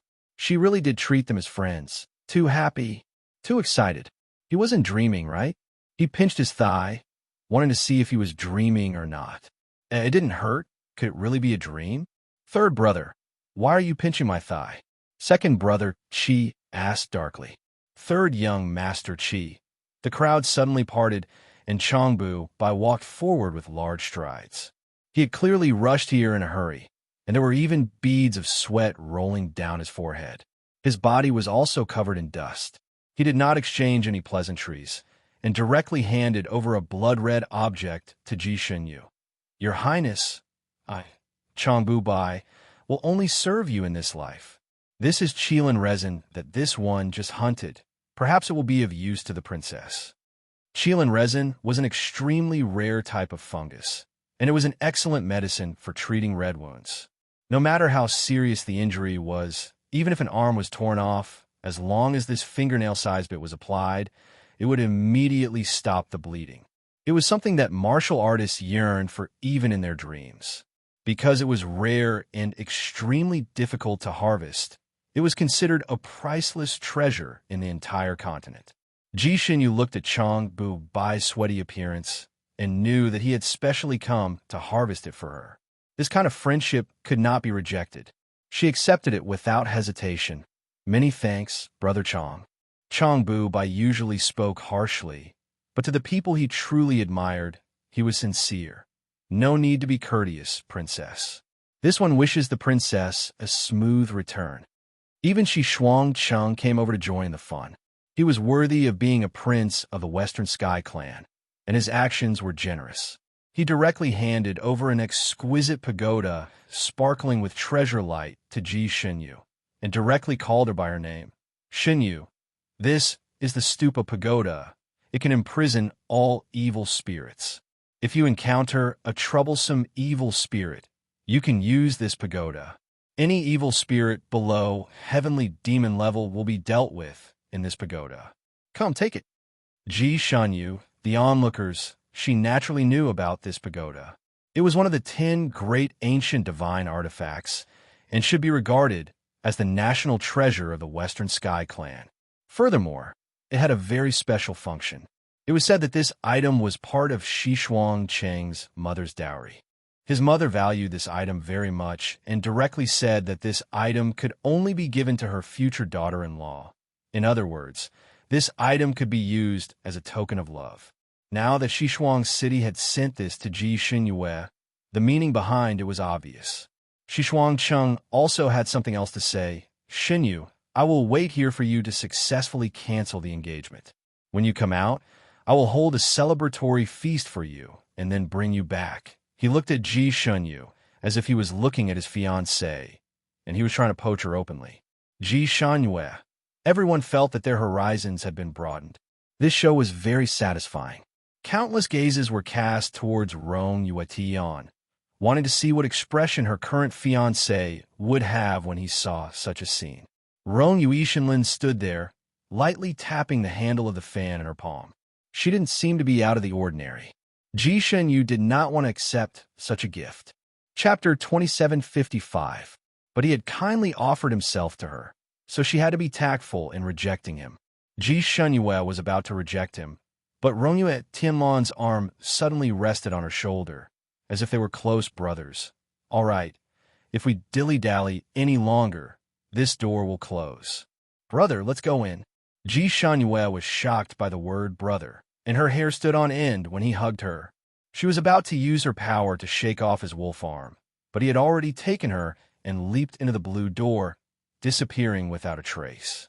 Everyone was also shocked by Rongyue Tianlan's actions, and they all looked at each other, unable to guess what was going on. The two gatekeepers also shook their heads. There were actually many strange people who came to handle the marriage annulment ceremony, but they had never seen such a strange pair before. After Rongyue Tianlan and Ji Shenyue leaped in, the blue door disappeared. Everyone watched the show, and some left contentedly, while some felt that it was not enough and wanted to see the final result. So they simply set up camp here and waited for the two to come out. Ji Tianyue stood in front of the big rock where the blue door had once appeared, staring at it in a daze. She pursed her lips, ignoring everyone's strange gazes, and also set up a tent in the valley, waiting for them to come out. Ji Xinyue felt that it was not an exaggeration to describe the mountain in front of her as piercing through the clouds. When she was outside the mountain, she looked up and saw that the misty mountain was not very high. At least she could see the peak. But after entering, she did not know if it was a visual effect, but the mountain was covered in clouds, and the main peak was directly submerged in the clouds, and she could not see the peak at all. There were no roads in the mountain, and the occasional winding path was created by the fierce beasts in the mountain, and some of their feces were still fresh. From the depths of the valley came the low growls and roars of various fierce beasts, making one's hair stand on end. Because spells could not be used here, no matter how high the mountain was, one could only climb it and could not fly. Eighth Highness, let's part here and meet under the marriage pillar at the top of the mountain, Ji Shanyue suggested. According to the rules mentioned by the two gatekeepers, it would be best if the two people who entered the mountain did not help each other. Otherwise, the hardships they would encounter would be doubled. Ji Shenyu only wanted to settle this matter as soon as possible and didn't want to cause any more trouble, so she felt that it would be better for the two of them to go separately. Rong Yuetian glanced at her and hugged her arms. Brother Ji, are you sure you could do it yourself? She didn't know what was wrong with this guy. Ever since he came in, he kept calling her brother Ji, which made her hair stand on end. His gaze was clearly filled with distrust toward her martial arts. Ji Shenyu frowned slightly. I don't care about such a small mountain path. I've been to places that were even more dangerous than this, not to mention that I have a magic treasure in my hands. She flashed the map of the universe scroll and added, the two messengers also said that since they are here to break off the engagement, the two of them should be indifferent to each other. Once they help each other, I feel that I can watch someone die and not save them. Rangi Yuishinlin interrupted her. She clasped the folding fan in her hand. Her smile was like the mountain wind, a little cold. Ji Shinyu blurted out, you can do it, but I may not be able to do it. Rangi Yuishinlin closed the folding fan.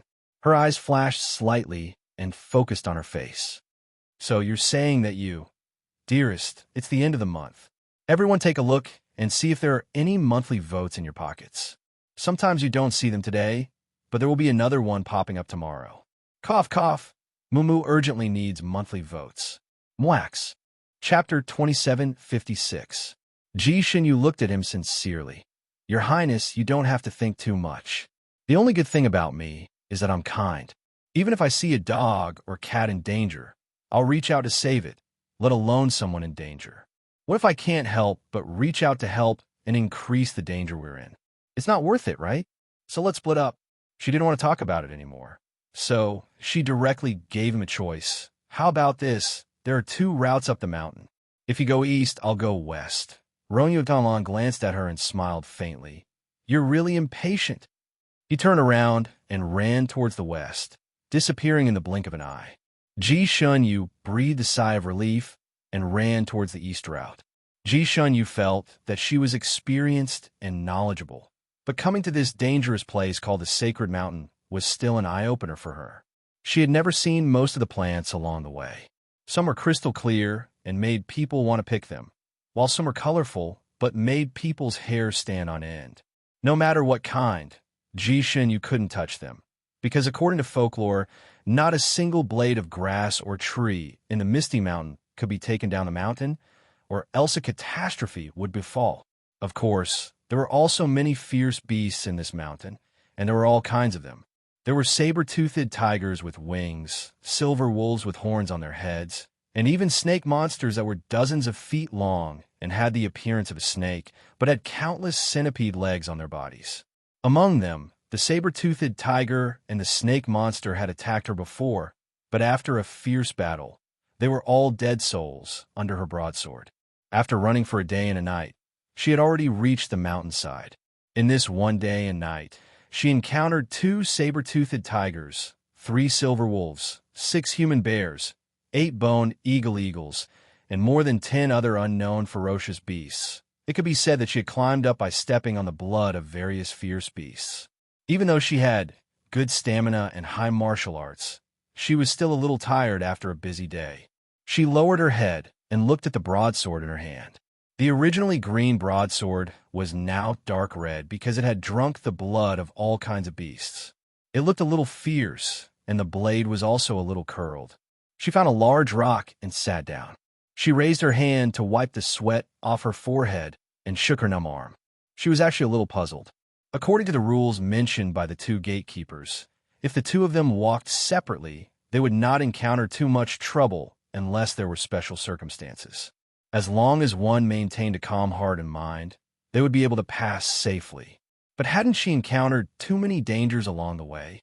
There were not many women in this world who were truly skilled in martial arts. It could be said that they were as rare as phoenix feathers and unicorn horns. Most of the women who came here to cancel their marriage were ordinary women. If these women were to encounter these ferocious beasts here, just one of them would probably take their lives. There was no need to wait for the marriage annulment ceremony. On the other hand, she had encountered so many of them in one go, and every single one of them seemed to want to kill her, forcing her to deal with them with all her might. Could it be that the monsters that appeared here were automatically refreshed according to the actual abilities of the people who entered? Her martial arts were high, so these fierce beasts that ran out were fiercer than the previous one. And the higher she went, the fiercer the beasts she encountered. Ji Shinyu could not figure out no matter how much she thought about it, so she simply stopped thinking about it. Chapter 2757. She ate a piece of rations, then polished the broadsword on a rock before putting it away. The climate here was extremely strange. The plants here looked like tropical plants, but once night fell, the weather would be extremely cold. Even the leaves of the trees were covered with a thick layer of ice armor. What was even stranger was that this kind of cold didn't seem to come from the outside world, but rather from the inside of a person's bones. Ji Shinyu had been running and fighting all this time, so she didn't feel anything, but now that she had nothing to do, the cold immediately spread throughout her body. She sat there in a daze for a moment, and a thin layer of ice had already formed on her eyelashes. She cursed under her breath, this damned place. Looks like it doesn't want people to rest. But she was really tired. After not being able to use spells, her body's functions weren't as good as before, at most a bit stronger than a normal person. She used to be full of energy after fighting monsters for 3 days and 3 nights, but now after running for 1 day and 1 night, she felt her hands trembling and her legs weak, as if she was powerless. If she ran into a beast in this state, it would be dangerous, so she needed a rest. She found a leeward mountain wall, cleared the surroundings, and made a fire. Then, she sprinkled a circle of sulfur around her to prevent snakes and insects before sitting on a tree stump to rest. The night here was also different from other places.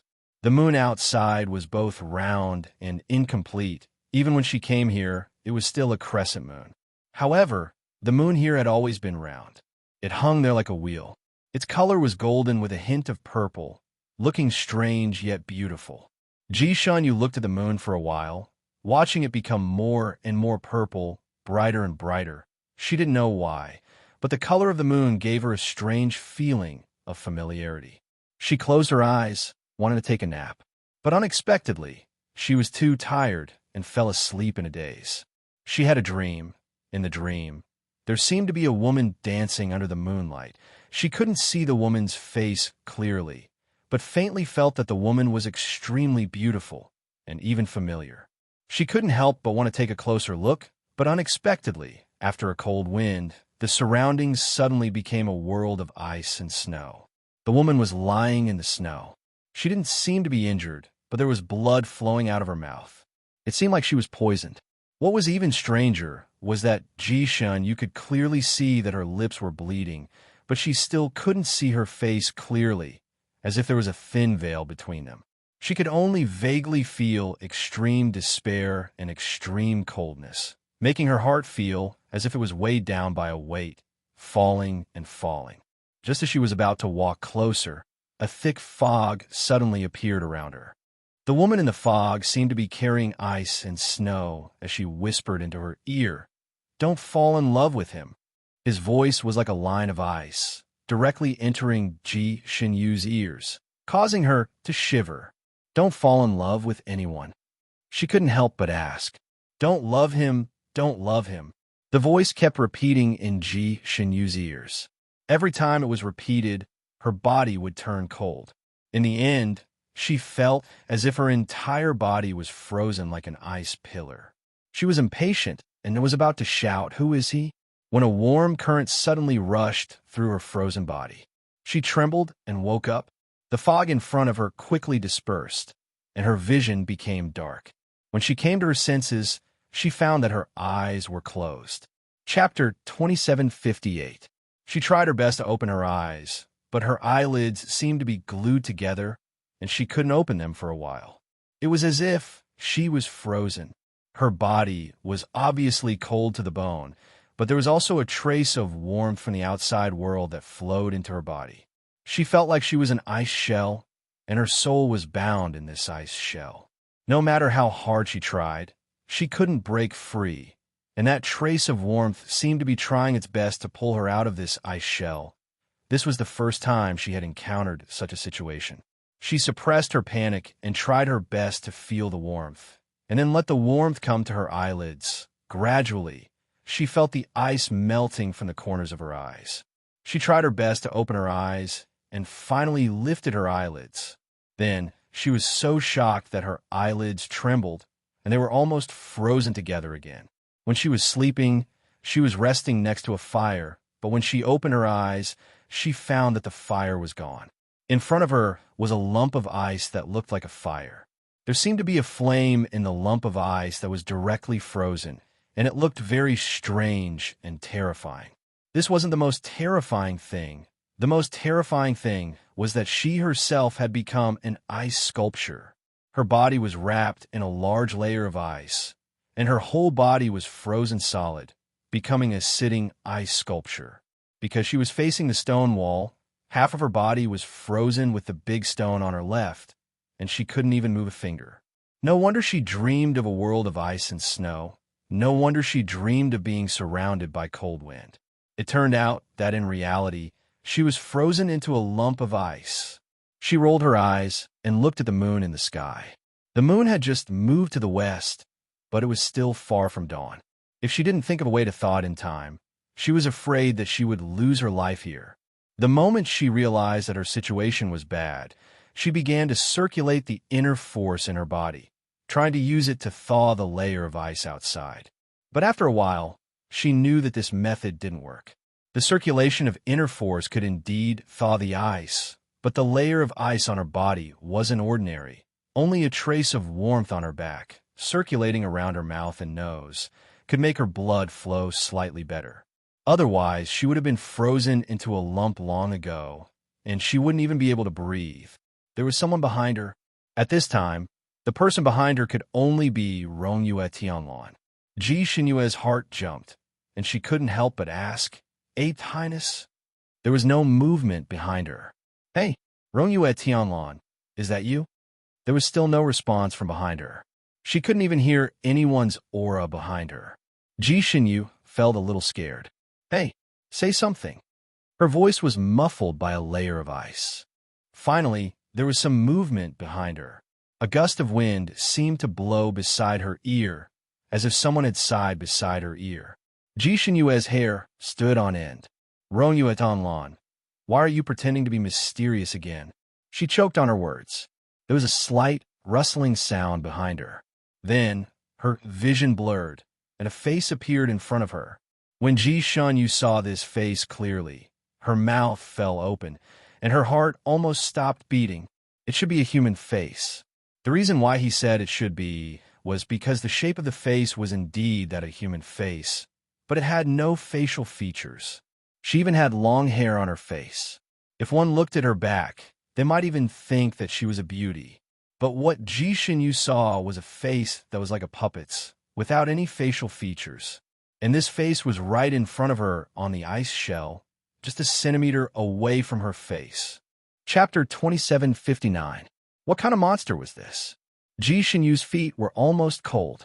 Her body was already cold, but this time it was even colder. The monster's face and her face were separated by a thin layer of ice for a while. Suddenly, it raised its head and moved away a little. Ji Xinyu's eyes could finally see something else, and she could also see the monster's general appearance. She almost gasped. The monster's upper body was indeed human, and it was even wearing a robe. But its lower body was a python. The white snake's scales brushed past the ice around her, making a swishing sound. The snake's body almost wrapped around her entire body. A snake beauty. But how could such a face, without any facial features, be considered a beauty? Ji Xinyu's body was frozen in the ice shell, unable to move. She could only watch as the snake beauty coiled around her, causing her hair to stand on end. The snake beauty circled around her a few times, as if it wanted to remove the layer of ice around her, looking for a way out. Ji Xinyue even saw its tail slap her face. This situation was like a nightmare. The snake beauty coiled its head back and faced her face again. Then, a thin slit appeared where its mouth was, and the slit grew bigger and bigger. It twisted into the shape of a mouth, and suddenly a human voice came out. "Why don't you have a face?" This voice also sounded like it was made by a machine, and it was indescribably strange. Ji Xinyue didn't know what it was doing, and she didn't know why it said this. She didn't have time to think about this, and her mind was filled with thoughts of how to escape. How can the person in your heart not have a face? Have you never thought of love? Have you never thought of men? The snake beauty continued, its voice full of doubt. Ji Xinyue. The snake beauty moved its head closer. "Tell me, what kind of man do you like? Try to picture his face in your mind." Ji Xinyue stared at it without saying anything. The snake beauty lowered its head, as if thinking for a moment, and then slowly raised its head. Ji Xinyue was shocked. This time, the snake beauty finally had a face. His brows were like distant mountains, his eyes were like autumn waves, his nose was like a jade carving, and his lips were like a painted pill. His long eyelashes fluttered like two little fans, and right now, he was blinking at Ji Xinyue. "Do you like this?" His voice was neutral and even seductive. Ji Xinyue's heart trembled, and she bluntly spat out two words, "transvestite." The expression in the snake beauty's eyes dimmed, and those soul-stirring eyes lost their luster. You don't like it? Her voice was as bitter as an abandoned wife. Ji Shinyu rolled her eyes and ignored it. Only a ghost would like a transvestite that was neither male nor female. The snake beauty lowered her head again, and when she raised it again, her expression had completely changed. His sword-like eyebrows flew straight to his temples. His starry eyes were sharp and spirited, and his thin lips were pursed like the edge of a knife. He looked like a proud and indifferent hero. At this moment, this hero's face was looking down at her, and he said proudly, "Do you like this, young master?" Ji Shinyu. Monster. In other words, she still didn't like it. That hero's face frowned, and this time, it didn't lower its head, and its facial features directly undulated in front of Ji Shinyu's eyes, like a clay figurine. A moment later, it changed its face again. This time, his face was bronze, his eyes were like copper bells, and there was even a beard growing out of his lips. He looked like a majestic man. Chapter 2760. The man scowled at her. "Little girl, you must like how manly I am now." Ji Shinyu. She had the urge to throw something at his face. She simply lowered her eyes, not looking at the snake beauty's various facial expressions. The snake beauty seemed to have seen a lot of people, changing one face after a while, and another after a while, changing faces like a Sichuan opera. The people it changed into had all kinds of personalities, all kinds of characteristics, and even their voices changed with their faces. When it should be feminine, when it should be feminine, when it should be boorish, when it should be boorish. The snake beauty used all its skills, as if it wouldn't give up until it changed into a face that Ji Shinyu liked. Ji Shinyu didn't have such a bad taste. In the end, she just closed her eyes and let it do whatever it wanted. So much time had passed. It should be dawn soon, right? Once the sun came out, the mountain would immediately turn into a scorching heat, and the ice on her body would automatically melt. Once she regained her freedom, she would immediately cut this perverted snake into 17 or 18 pieces. Let's see if it can still do this. At first, Ji Shinyu thought that the ice on her body was caused by the snake beauty, but after a while she knew that wasn't the case. This was because when the snake beauty circled around her, the mouth that had transformed into a human would extend its fangs from time to time, gnawing here and there on the ice around her body. It was obvious that the snake beauty wanted to break the ice and swallow her. It seemed that although the ice made her suffer a lot, it had also become her protective armor. The snake beauty kept showing off all kinds of handsome faces to her. It definitely wasn't because it was bored. It must be because it was particular about something. Although Ji Shinyu couldn't figure out the reason, she didn't want to run away with its transformation, especially since the snake beauty had a pair of charming eyes. When it stared at her, Ji Shinyu had a feeling that it could read the deepest part of her heart. This feeling was uncomfortable, so Ji Shinyu let the snake do whatever it wanted and didn't look at it. Time passed minute by minute, and the moon in the sky moved inch by inch to the west. The snake became more and more irritable, desperately trying to make Ji Shinyu look at it again, but she just wouldn't open her eyes. "Haha, I know, you must like people like this one." A clear and magnetic voice suddenly sounded in Ji Shinyu's ears, with its usual languid and casual tone. Ji Shinyu's heart trembled as she subconsciously opened her eyes. In front of him was a familiar face that could topple cities. Black hair, a blue robe, a folding fan, and a faint smile. This was clearly Rongyue Tianlan's face. The snake beauty's transformation technique was still extremely advanced. Other than the lower half of its snake body, the upper half of its body could transform into anything. Even the scales on its body could change according to the person's identity. The robe covered its lower body.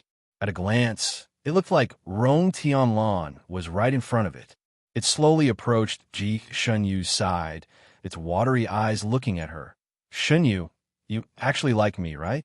Its expression and bearing were extremely similar to Rongyue Yin's. Even the way it held the fan was exactly the same. Ji Shinyu's heart skipped a beat. She looked at it from the corner of her eyes. "What nonsense are you talking about?" Say that she liked Rongyue Tianlan? Was this snake still asleep? She had always been indifferent to this person. When they first met, She was even disgusted. Although she wasn't disgusted now, her mood would be inexplicably terrible every time she saw him. Chapter 2761. Although she didn't dislike him anymore, every time she saw him, her mood would be inexplicably terrible. She had the urge to kick him far away. Although this feeling was strange, it couldn't be love, right? She knew that her feelings towards Rendezvous Audiobook were very complicated, and even she couldn't figure it out. But it could be said that she instinctively hated him. It could also be said that they were not on the same path. They could even be strangers. At most, she could treat him as an ordinary friend. The only thing she couldn't say was that she liked him. Even if she liked Rendezvous Audiobook, it was impossible for her to like this Eighth Highness. However, the snake beauty opposite her became happy.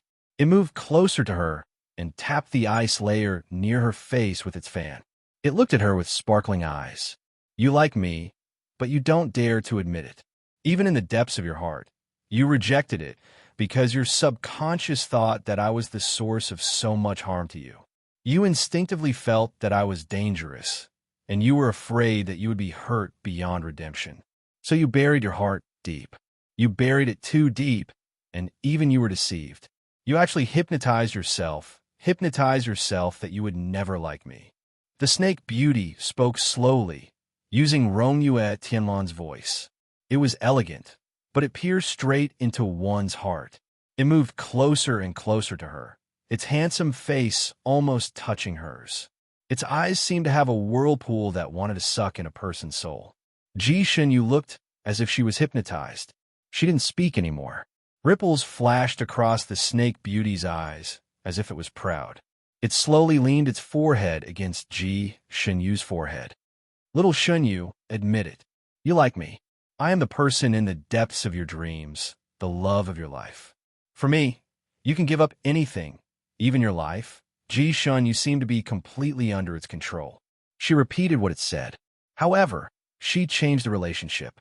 For example, she said the last two sentences. For you, I can give up anything, even my life. The snake beauty smiled in satisfaction. Good girl. Long tentacles extended from the hair on its head, drilling towards Ji Shenyu's forehead.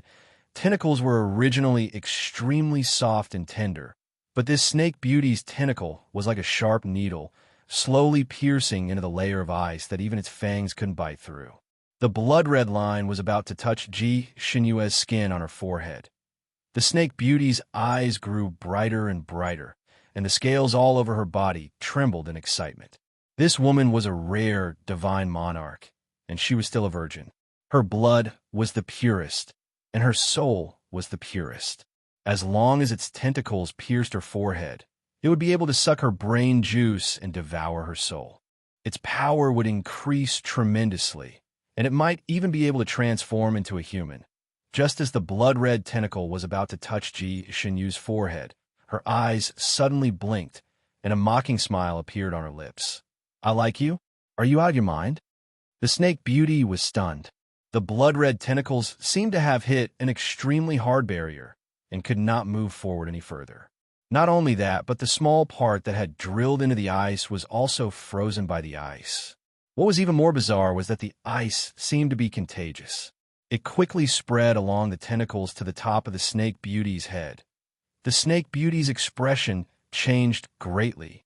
This woman wasn't fooled. He didn't fall for its hypnotic spell. Otherwise, this wouldn't have happened. It desperately tried to pull back its tentacles. But how could it do that in such a short time? Chapter 2762. It was also at this moment that Ji Shenyu, who had been trapped in the ice and unable to move, suddenly moved. She abruptly raised her arm, and with a crashing sound, the ice around her shattered in an instant. A large saber appeared in her palm, and the saber light rippled with a circle of bright light under the moonlight.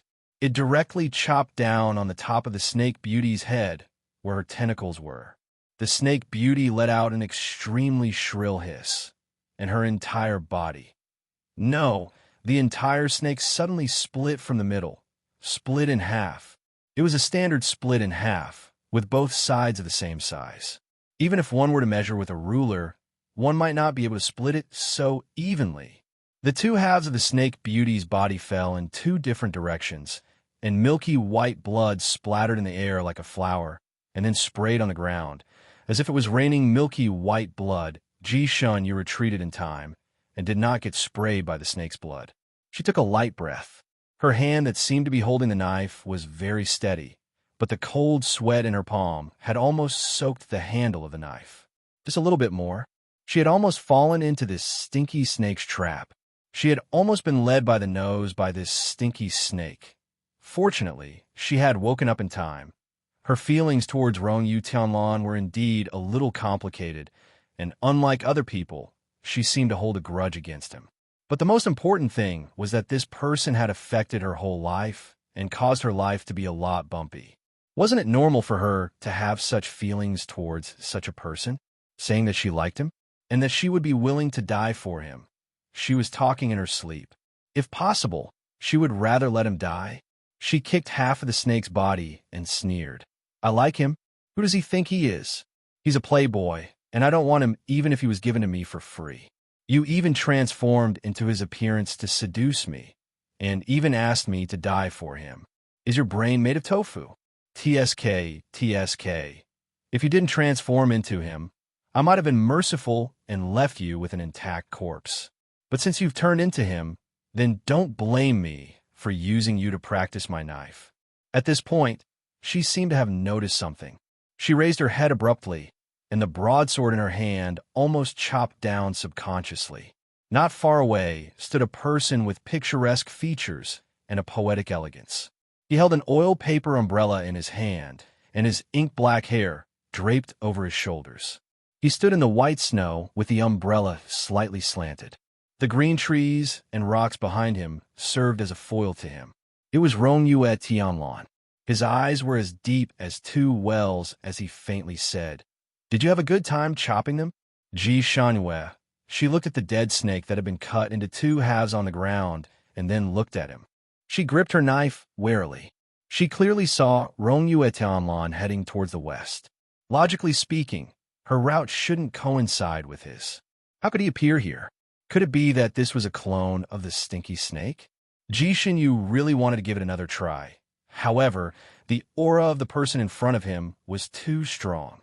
She was no different from the real Rong Yue Tianlan. Ji Shanyu couldn't decide whether to cut her or not. In the blink of an eye, Rong Yue Tianlan had already arrived in front of her. It was a dangerous distance, less than a foot away from her. He was within the attack range of her broadsword. Ji Shanyu felt a little itchy. He tilted his head and looked at her. The corners of his lips curled up slightly, and he smiled gently. Do you want to try cutting me again? He was dressed casually, and a faint cold fragrance lingered at the tip of her nose, making her nervous for no reason. Was this real? Chapter 2763. Ji Shanyue's intuition told her the answer. She subconsciously took a step back and asked, Why are you here? Rong Yuishinlin didn't answer. Instead, he slowly circled the dead snake twice and commented, You cut it with great skill. Even the nose was cut in half. It was so even and neat. It seems that your hand was very steady when you cut it, even steadier than mine. Ji Shanyue was speechless. She lowered her head and looked at the dead snake. The dead snake still maintained its appearance before it died. In other words, it still looked like Rong Yuishinlin, but it was cut in half. One was lying on the ground, and the other was standing in front of her. Although she knew that the one lying on the ground was fake, Ji Shanyue still had a strange feeling. She took another 2 steps back and smiled. You flatter me. You flatter me. My knife has always been steady. Rong Yuishinlin narrowed his eyes and looked at her. He smiled coldly and said, If you cut the real me, would you also be so steady? Ji Shanyue was speechless. This, she coughed and said, Of course I wouldn't cut the real you like this. I can still distinguish between the real and the fake.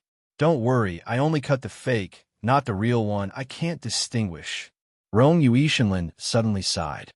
Ji Shanyue didn't understand what he meant and looked up at him. Rong Yue Tianlan stopped talking halfway. He circled around the dead snake again and brushed his sleeves across the dead snake's body. A ball of light flashed past, and the dead snake finally no longer looked like Rong Yue Tianlan. It had become a real snake in two. As he did so, he said casually, "Even though I know it's fake, I still feel uncomfortable when I see my other self being cut in half here. Do you feel good when you see me being cut in half?" Ji Shunyue was speechless. She touched her nose and said, "It's normal. After all, it's fake." She felt that Rong Yuishinlin was a little evil at this moment. He seemed to be serious about her cutting the fake Rong Yuishinlin in half. After thinking about it, she decided to comfort him. "Your Highness the Eighth Prince, don't worry. Although you once tricked me and caused me to suffer a lot at a young age, I also know that you didn't do it on purpose. You also have your own difficulties. I don't have many good points, but I have always been magnanimous and don't bicker with people. So I don't take the matter of you tricking me into an old lady to heart, so I won't really cut you down. After all, although we can't be husband and wife, we can still be considered friends. I won't point my knife at my friends." "Friends?" Rong Yuishinlin smiled. Was always good-looking, his smile now even better. "Brothers?" "Ji Shunyue." "I guess so. Where's Tianheng?" Rong Yuetian stared into her eyes. "Tianheng?" Ji Shunyue took a moment to realize who he was referring to. Rong Yuetianwen. Although he wasn't very serious, he was her best friend. The two of them had gone through life and death together. Ji Shunyue curled her lips and said directly, "You're different from him." Rong Yuishinlin glanced at her and turned to leave. Ji Shunyue didn't expect him to leave so confidently. She paused for a moment, but still rushed over and asked the question she wanted to ask just now. "How did you get here?" "You took the road to the west." "I went astray," Rong Yuishinlin said without looking back. Chapter 2764. "I went astray," Rong Yuishinlin said without looking back. "Went astray? That was too far off the mark." Ji Shunyue rubbed her nose speechlessly. "I don't think you could have gone astray." Rong Yuishinlin suddenly stopped.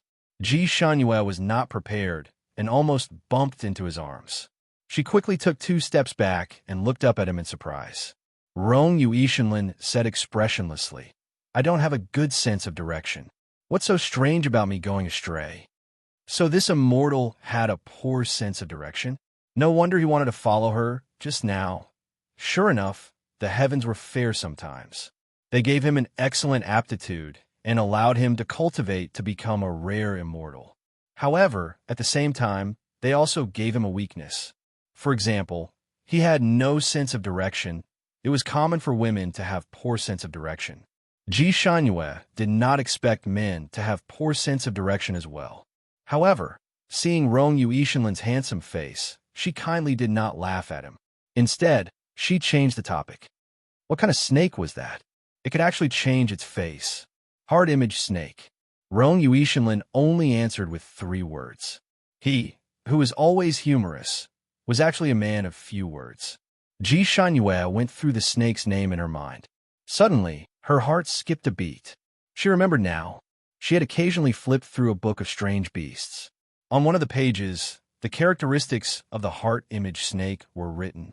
In just a few strokes, it said that this snake was unique to the Misty Mountain and was extremely rare. It was good at reading people's minds and liked to bewitch them. Once a person's mind was bewitched by it, their brain matter would be sucked dry and their soul would be sucked dry. They would never be reincarnated. However, this snake was extremely rare. There were probably only 1 or 2 of them in the entire Misty Mountain. It was not easy to encounter them. She did not expect to be so lucky to encounter this snake and almost lose her life. If she had not been quick-witted and got rid of the hard image snake's bewitchment in time, she would probably be a corpse now. She would not have to go through the marriage annulment ceremony with His Highness Rong Yuishinlin. No wonder people did not want to annul marriages, even if they became resentful couples. It was too risky.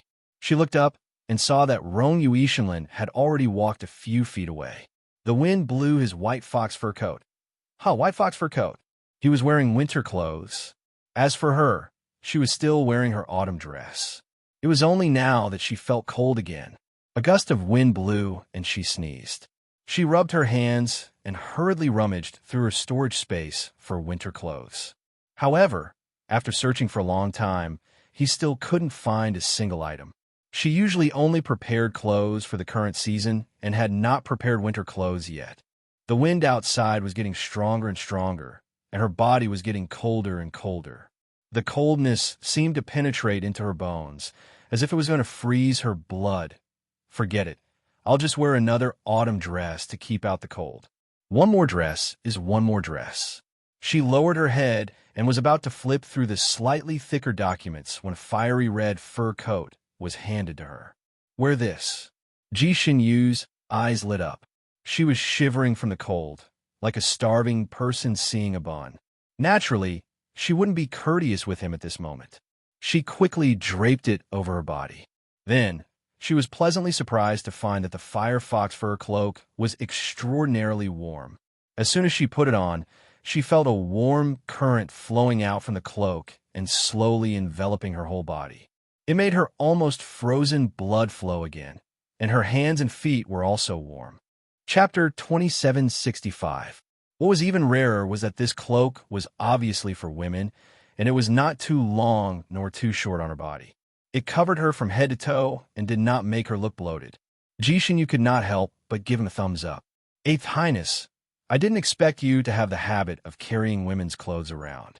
You are indeed the famous young Master Elegant. You are so considerate to women.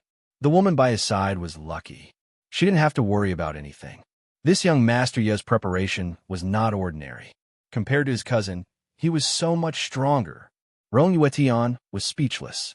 He crossed his arms and tapped the vertical bamboo flute on his palm. He said calmly, I don't have the habit of carrying women's clothes with me. This cloak was originally prepared for you. Before coming here, he had done his homework. He had specially visited a friend who had come here once a few hundred years ago. He had learned about the strange climate of the Misty Mountain from him, so he had prepared everything well. After entering the Misty Mountain, he wanted to give her the fox cloak. He did not expect her to be so eager to leave him, as if she was trying to get rid of trash. He was so angry that he turned and left. It was only now that he had the chance to give it to her. Ji Xinyu was smart. She knew Rong Yuetian's intention after thinking about it. She was still very grateful and saluted him. Thank you. Thank you. You are so considerate. Rong Yuetian only glanced at her and said coldly, You're welcome. He then strode forward. The impression that Rong Yuetian gave people was almost always gentle, elegant, and made people feel like they were bathed in the spring breeze. It was rare to see him being so cold to people. He used to give people the impression of being warm and approachable, but now he was cold and distant. Ji Xinyu's could not figure out how she had offended him, but looking at him, he did not look like he would explain. Forget it. Once the marriage was canceled, they would probably not have anything to do with each other anymore. There was no need for her to worry about this. Ji Xinyu looked up at the sky. The moon was already very far to the west. It was almost dawn. She looked up at the highest mountain peak again. They had already walked 2/3 of the way. At this rate, they would probably reach the marriage pillar before sunset. After finishing her business, she would be free. She had not rested well for the past few days. She had only slept for a short while and had almost frozen into an icicle. She had also fought a battle of wits and courage with the heart manifestation snake. She was actually very tired and wanted to rest, but the weather was so cold. Forget it. Let's wait until we're done with our business first before taking a good rest. She then looked at Rong Yuetian, who was moving forward quickly in front of her. She felt that it was not reliable to let a person with no sense of direction lead the way, so she quickened her pace and rushed forward to walk side by side with her. I'll lead the way. You follow me. Rong Yuetian tilted her head and glanced at her. Now you're not afraid that the difficulty of traveling together will be doubled? Ji Xinyu's steps were quick, and she had unknowingly walked to the front. She didn't even turn her head as she said, Walking alone, I even encounter a monster like the heart image snake. How much harder can I get? You're not familiar with the way. It wouldn't be good if you get lost. Fortunately, he ran to her place. If he ran to some other corner and couldn't find the way up the mountain, then wouldn't she have to wait under the marriage pillar until the end of time? Therefore, for the sake of both of them, it was better to go together. Rong Yuetian seemed to chuckle from behind. You're afraid that I'll get lost and not be able to reach the marriage pillar on time? That it's not good to cancel the marriage? Chapter 2766. This person's train of thought was truly abnormal. Every guess was spot on. Ji Xinyue admitted without hesitation, "Yes, we both have our strengths. It's not a bad idea to partner up for once. I know the way very well, so I won't lead you astray. You can also avoid taking unnecessary detours." Rongyue Tianlan, who was behind them, stopped talking. He must have agreed with what she said. The two of them walked one after the other for almost an hour. Ji Xinyue was still a little tired, so she dozed off while walking. As he was walking, he tripped over something and almost fell. She quickly steadied herself and looked down. Suddenly, she took a big step back. It was a snake that almost tripped her. It was a snow-white snake with a head that looked like a human head without any facial features. A heart image snake. The snake lay there stiffly, motionless. Ji Xinyue's first thought was, "No way. Am I back to square one again?" However, she immediately dismissed this thought. This was because this heart manifestation snake looked slightly slimmer and slimmer than the previous one. It even had a pink flower on its head. More importantly, the way this snake died was different from the previous one. The previous one had been cut into two halves while it was still alive, but this one looked like it had been strangled to death. The surroundings were in a mess, as if someone had fought with this snake before it was killed. Moreover, the aftermath of the battle was quite tragic. Many trees and large rocks had fallen and shattered. Ji Xinyue had experienced countless battles, so she was still very knowledgeable. After her shock, she quickly checked the surroundings. She quickly analyzed that this battle should have happened 2 hours ago. Moreover, it looked like that person had suffered a loss first before he started a counterattack. Moreover, that person was obviously wary when he fought with this heart image snake. He didn't have the heart to do it until later on. When that person had probably suffered a great loss, he started a counterattack and strangled the snake to death. She even found the imprint of that person sitting on the ground after strangling the snake to death. In this misty mountain, there were only 2 people left. 2 hours ago, she was entangled with a heart image snake. Therefore, the person who was entangled with this heart image snake was self-evident. Rongyue Tianlan. He had accidentally walked in front of her and even encountered the heart image snake's entanglement. They even fought such a huge battle. It seemed like in terms of dealing with the heart image snake, he, an exalted immortal, was not as good as her divine lord. Although her battle was dangerous, she did not create such a tragic battle. That snake was even killed by her in one strike. She was not sloppy at all and was very nimble. However, looking at the battlefield here, Rongyue Tianlan seemed to be injured. Only then did Ji Xinyue remember that Rongyue Tianlan had been following behind them all this while. She hurriedly turned around to take a look, but did not see his shadow. And where did he run off to? Could it be that he walked to the front? That's impossible, right? She did not seem to have seen him pass by just now. Could it be was he lost again? The veins on Ji Xinyue's forehead bulged as she turned around and ran back. The sun rose, and the surrounding temperature rose rapidly. On the trees, on the flowers, on the rocks, in the thorny forest, the ice on everything was rapidly melting. By the time the sun had risen to the height of a pole, the earth had regained its verdant and lush greenery, as if it was a hot summer day. The expensive red fox cloak was spread on a flat big rock. Ji Xinyue sat miserably at a corner of the big rock, while Rongyue Tianlan lay horizontally on the big rock. His head was resting on one of her legs, and he was sleeping peacefully with his eyes slightly closed. Chapter 2767. Ji Xinyue raised her head and yawned. She rubbed her eyes and began to count his eyelashes in order to resist the sleepiness. 1, 2, 20, 100. His eyelashes were quite long, almost the same as hers. After counting his eyelashes, she looked up at the scorching sun in the sky and wiped the sweat off her forehead. She mournfully cursed the ancestors of Misty Mountain in her heart. When it was cold, it would freeze people to death. When it was hot, it would heat people to death. This kind of weather was obviously crazy. At this time, she should have been hurrying along, but she had no choice but to rest. There was no other reason than Rongyue was injured and unconscious. When she found out that Rongyue Tianlan was missing and ran back to look for him, she thought that he had lost his way again. She did not expect him to be unconscious in the middle of the road. When she ran back to find him, a bear was rushing towards him. If she had been a step late, this immortal would have become food in the bear's mouth. Fortunately, she had arrived just in time. She brandished her large saber, causing the man to wail like a ghost and howl like a wolf and scamper away. Only then did she save him. He was unconscious and did not wake up. Ji Shinyu also did not dare to move him. She dragged him and carried him to a big ice stone to check his injuries. But just as she put him on, his body trembled violently and his teeth chattered. She wrapped the white fox fur around him tightly, but it did not help.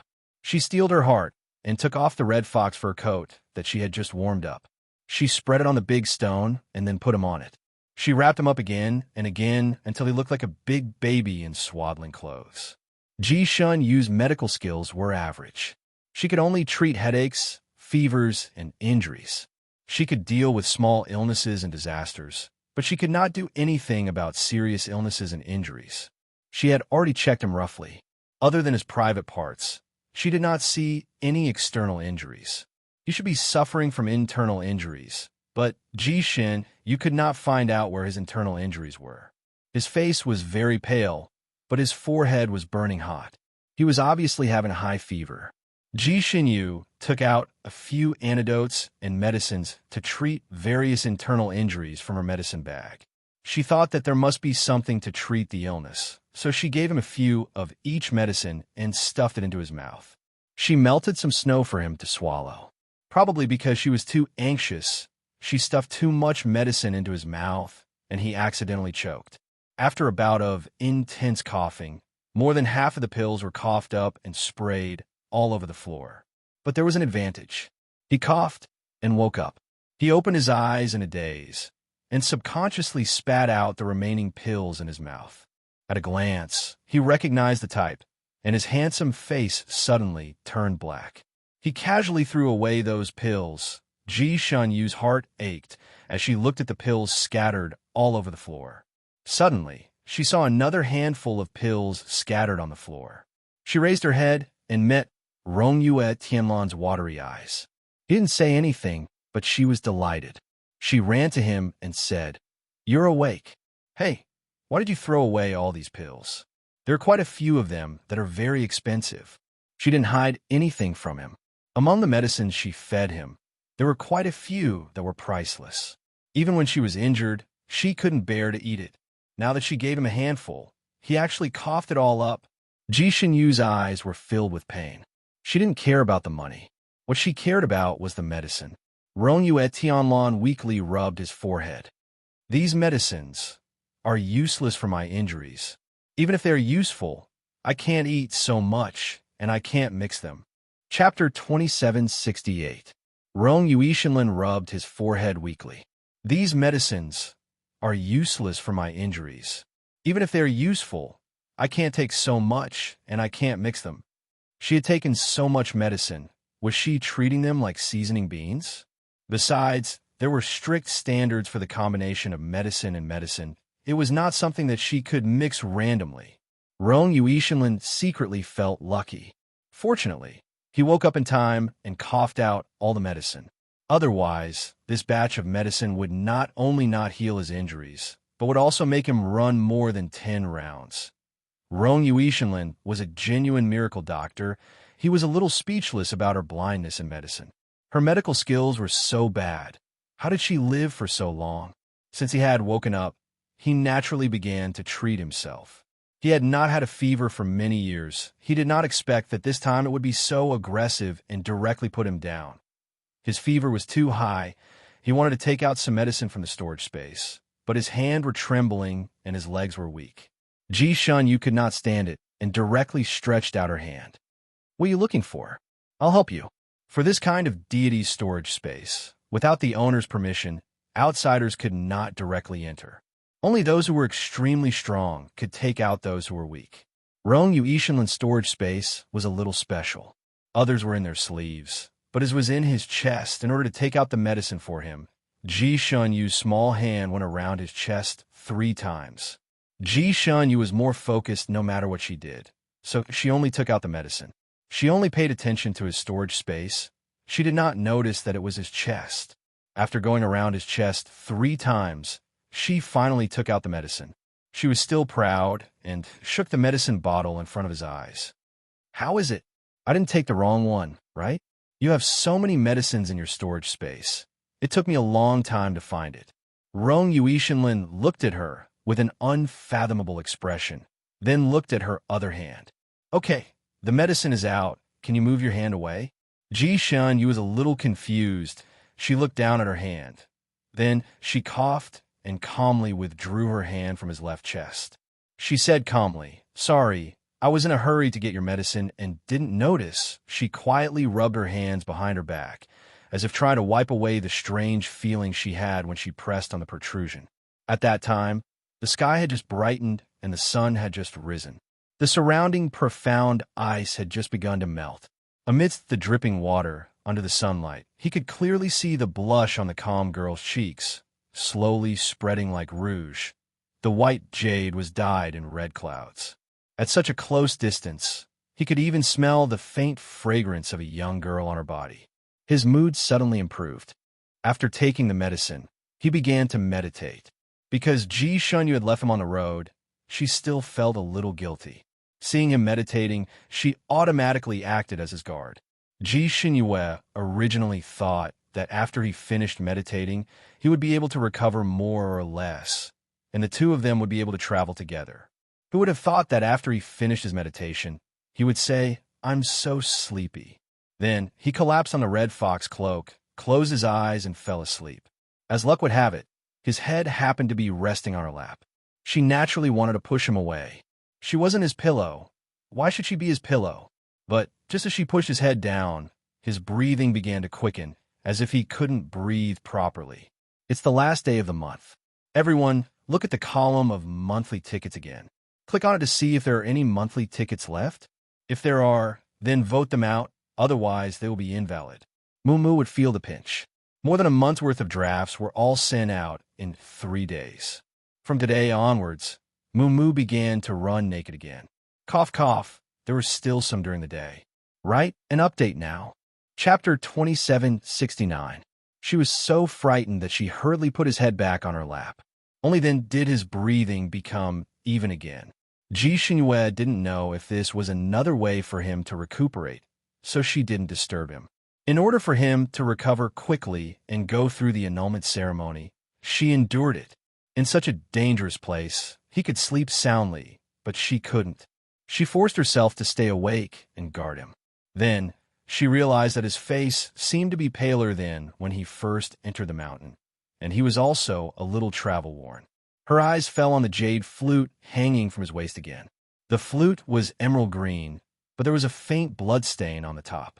She curiously took the flute and looked at it, and even smelled it. After analyzing the freshness of the blood, she was sure that it hadn't been stained for long, just 4 to 6 hours ago. What had she been doing 4 to 6 hours ago? Yes, she had been frozen in the ice shell and entangled by the snake beauty. At that time, he should have already defeated the snake beauty who was entangled with him, right? So he played the flute to celebrate? Although this guess was a little silly, Ji Shinyue knew that with Rongyue Tianlan's casual personality and someone who didn't play by the rules, he could really do it. Her gaze fell on his lips again. His lips were extremely perfect, and the color of his lips was also very beautiful. Ji Shinyue heard that in the early years, Rongyue Tianlan's lips were rated as the lips that women in the Fanine continent dreamed of kissing the most. Of course, this was just a rumor. Ji Shinyue had always scoffed at rumors and didn't believe them at all. But now, looking at the lips in front of her, Ji Shinyue suddenly felt that rumors were sometimes true. For example, Rongyue Tianlan's lips, when he slightly curled the corners of his lips and smiled, Ji Shinyue's mind would always think of the words evil man. Now, there were faint traces of blood seeping out from the inside of his lips, and the lines on his lips were also a little broken. It looked like a delicate flower petal that had been crushed, and one couldn't help but feel sorry for him. Ji Shinyue carefully sized up the degree and shape of his lips, and then analyzed that the tear on his lips was caused by the flute. He could work so hard even after playing the flute. What was he after? Logically speaking, He seemed to have been seriously injured after defeating the Snake Beauty. In such a situation, even if he wanted to play a tune to ease his tension, there was no need for him to fight so hard, right? Then why was he doing this? Could it be that there was another use for him to boast? He was an exalted immortal, so his musical instrument should not be just a musical instrument. It should be a Dharma artifact as well. She rubbed her temples and remembered that she had a nightmare when she was frozen in the ice shell. Although she couldn't remember what the nightmare was, she seemed to have heard the faint sound of a flute in her dream. Even when she was fighting a battle of wits and courage with the Snake Beauty, the flute never seemed to stop playing. It was just that she was too focused at that time. All her attention was on the Snake Beauty, so she didn't pay attention to the sounds around her. Furthermore, the sound of the flute was too soft, and it did not seem to be a frequency that humans should be able to hear. It was mixed with the sound of the wind, and if one did not listen carefully, one would not be able to hear it at all. He didn't think too much about it at the time, but now that he thought about it, he did hear a strange sound that was different from the sound of the wind. She frowned and thought about it again. She remembered that she couldn't move in the ice shell at first, and it was extremely difficult for her to even move her little finger. But after she saw through the Snake Beauty's nightmare, she suddenly could move. Chapter 2770. Only then could she break out of the ice and slash the snake. She recalled the timing of Rongyu Tianlan's appearance. It seemed that he was already there when she slashed the snake. Her heart tightened, and a conjecture emerged in her mind. Could it be that after he defeated the Snake Beauty, he rushed over and saw that she was also entangled with the Snake Beauty, so he came to her rescue? The reason why he did not directly kill the snake was probably because he had some scruples at that time, so he could only desperately use the sound of the flute to control it. Playing the flute would consume a lot of internal energy, so he ended up with injuries on top of his injuries. In the end, he could not hold on any longer and fainted halfway. Ji Xinyue was actually very smart. After so long in the Jianghu, her deductive ability was also extraordinarily strong. She sat there and began to analyze everything in her boredom. The more she analyzed, the closer she got to the truth. He was a mighty immortal and more than 1,000 years older than her. He had also been in the Jianghu for a long time, so he was much stronger than her in both experience and inner force. It didn't make sense that he would be seriously injured when fighting the snake, but she could fight the snake without any injuries. Ji Xinyue originally thought that she was stronger than Rongyu Tianlan in this aspect, but now it seemed that it was because he helped her behind the scenes. This person was actually very loyal. He was a good friend. Ji Xinyue was originally guarding him by his side. Seeing him sleep on her lap, she felt uneasy. But now that she had deduced so much, she felt that she owed him. If she continued to guard him like this, he would feel much better. She had always been a kind girl. In her gratitude, she moved his body slightly so that he could lie more comfortably. The weather was hot during the day, so he was sweating even when he was sleeping. Ji Xinyue took out a handkerchief and considerately wiped his sweat for him. It was not bad. During the period when Rongyu Tianlan was sleeping, no evil beasts came to attack and disturb them. Other than being a little tired, Ji Xinyue didn't suffer much. The place where she was resting had relatively fewer trees. The sun shone down from above, making people dizzy. Ji Xinyue was also a little dizzy. She was about to pinch herself to wake herself up when mighty immortal Rongyu, who was on her lap, suddenly moved slightly. She frowned slightly, as if in pain, and murmured 3 words, "Little Moon." Ji Xinyue was stunned. Her heart felt like it was being hit by a hammer. This nickname, when she was very young, her father and mother used to call her that. They said that she was their little moon and that they would love her like a pearl or a treasure. However, this lasted for less than 100 years before she fell out of favor. From a small moon to a dim shooting star, the period of time she was pampered was too short. Even her memories of that period were blurry. She only faintly felt that her father and mother had called her that. After that, no one mentioned it again, until the birth of his younger sister. It was said that when his younger sister was born, her mother, imperial concubine, dreamed of swallowing the moon in her bosom. Thus, imperial father gave his younger sister a nice-sounding name, Tian Yu. He even jokingly called her Little Moon. Now, Little Moon had become Ji Tianyu's special nickname. No one remembered that Ji Shanyu, had once been called this way by others. Even she herself had forgotten. Now that she suddenly heard Rongyue Tanlan call out like this, her heart skipped a beat. Then she shook her head and smiled. He was still thinking about her little sister, wasn't he? It seemed that his love at first sight was very strong. Chapter 2771. It seemed that he had fallen in love at first sight. Such a dissolute person was a rare, infatuated person. Although she didn't quite understand his love at first sight, she still respected him. She lowered her head to look at this person. Such a handsome appearance, such a strong ability, such a good background. He was simply a good man. Such a man was hard to find even with a lantern in hand.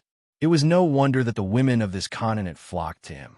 It was a pity that although this good man had once been engaged to her and should have brought her great glory, he had only brought her a great disaster. This showed that she and he were not fated to be together, so there was nothing to regret about breaking off the engagement with him. Moreover, looking at this scene, this person would most likely be her future brother-in-law. She didn't want any rumors about her and her brother-in-law to be gossiped about. Therefore, she should stay away from him in the future and avoid seeing him if possible. Looking at him sleeping soundly on her lap, she suddenly felt that this position was not good. After thinking for a while, she carefully placed his head on the fox fur cloak. She got up and broke some soft branches nearby, mixed them with some soft grass, and began to weave something. When Rongyue Tianlan woke up, it was almost noon. When he opened his eyes, he found himself lying on the fox fur cloak with a woven straw pillow under his head. There was also a faint smell of grass. The shade above his head was like a cover, blocking the sunlight. His gaze fell on a big tree not far away. Ji Shanyu was sitting on a rock, leaning against the big tree with her eyes closed and breathing evenly.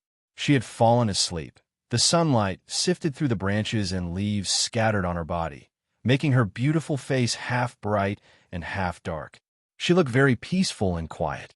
Rongyue Tanlan slowly got up and hugged his knees as he looked at her sitting there sleeping. Then he looked at the straw pillow. It was as if something soft was slowly melting in his heart. It was inexplicably sweet and a little sour. When he left the Fanine continent, she was still a baby in swaddling clothes. Now, she had grown into such a beautiful and carefree girl. He didn't know why, but every time he saw her, he felt an inexplicable heartache and couldn't help but want to treat her well. This feeling made him confused. After thinking for a long time, he finally thought of a reason. He was probably feeling guilty towards her, right? After all, she was the only girl who had been cheated so miserably by him. Although he never liked to meddle in girls' business, he always wanted to meddle in her business. Especially when it came to her marriage, he was extremely worried. He was afraid that she would be coaxed by some lecher who was not worthy of her. Such a good girl should be matched with the best man and be cherished the best. And in his heart, he had yet to discover the best man. Don't worry, there's no hurry. In any case, they were immortal and had plenty of time to slowly search for them. Rongyue Tianlan realized that he really had a lot to worry about, but who asked him to feel guilty in his heart?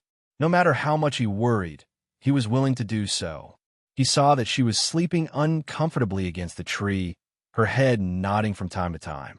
After thinking for a while, he walked over and gently picked her up. Her body was very light. A cultivator's body was light to begin with, so in his arms, she was as light as a feather. Her soft and fragrant body lay firmly in his arms, making him somewhat reluctant to let go. However, his injuries hadn't healed yet. After holding her for a little longer, his forehead broke out in cold sweat. He didn't know what he tripped over, but he staggered and almost threw the person in his arms out. Chapter 2772. He placed her on a large cloak made of firefox fur. After doing all this, he felt a little weak, so he sat down as well. Ji Shanyu was really too sleepy. She slept for a long time, and more importantly, she slept very soundly and did not have a single dream. Only when she was half asleep, she seemed to hear a low sigh in her ear. Why aren't you her? At that time, she was still in a daze and thought about it unwillingly. She was her, and never anyone else. Why did she have to be her? Of course, this was just a thought in her sleep. When she woke up, she did not remember it at all. By the time she woke up after a good night's sleep, the sun was already in the west, and the sky was dyed red with the rosy clouds. When she opened her eyes, her body froze. She remembered that she had leaned against the tree and wanted to take a nap, but in the end, she fell asleep. It did not matter if she fell asleep, but why was she in someone's arms when she woke up?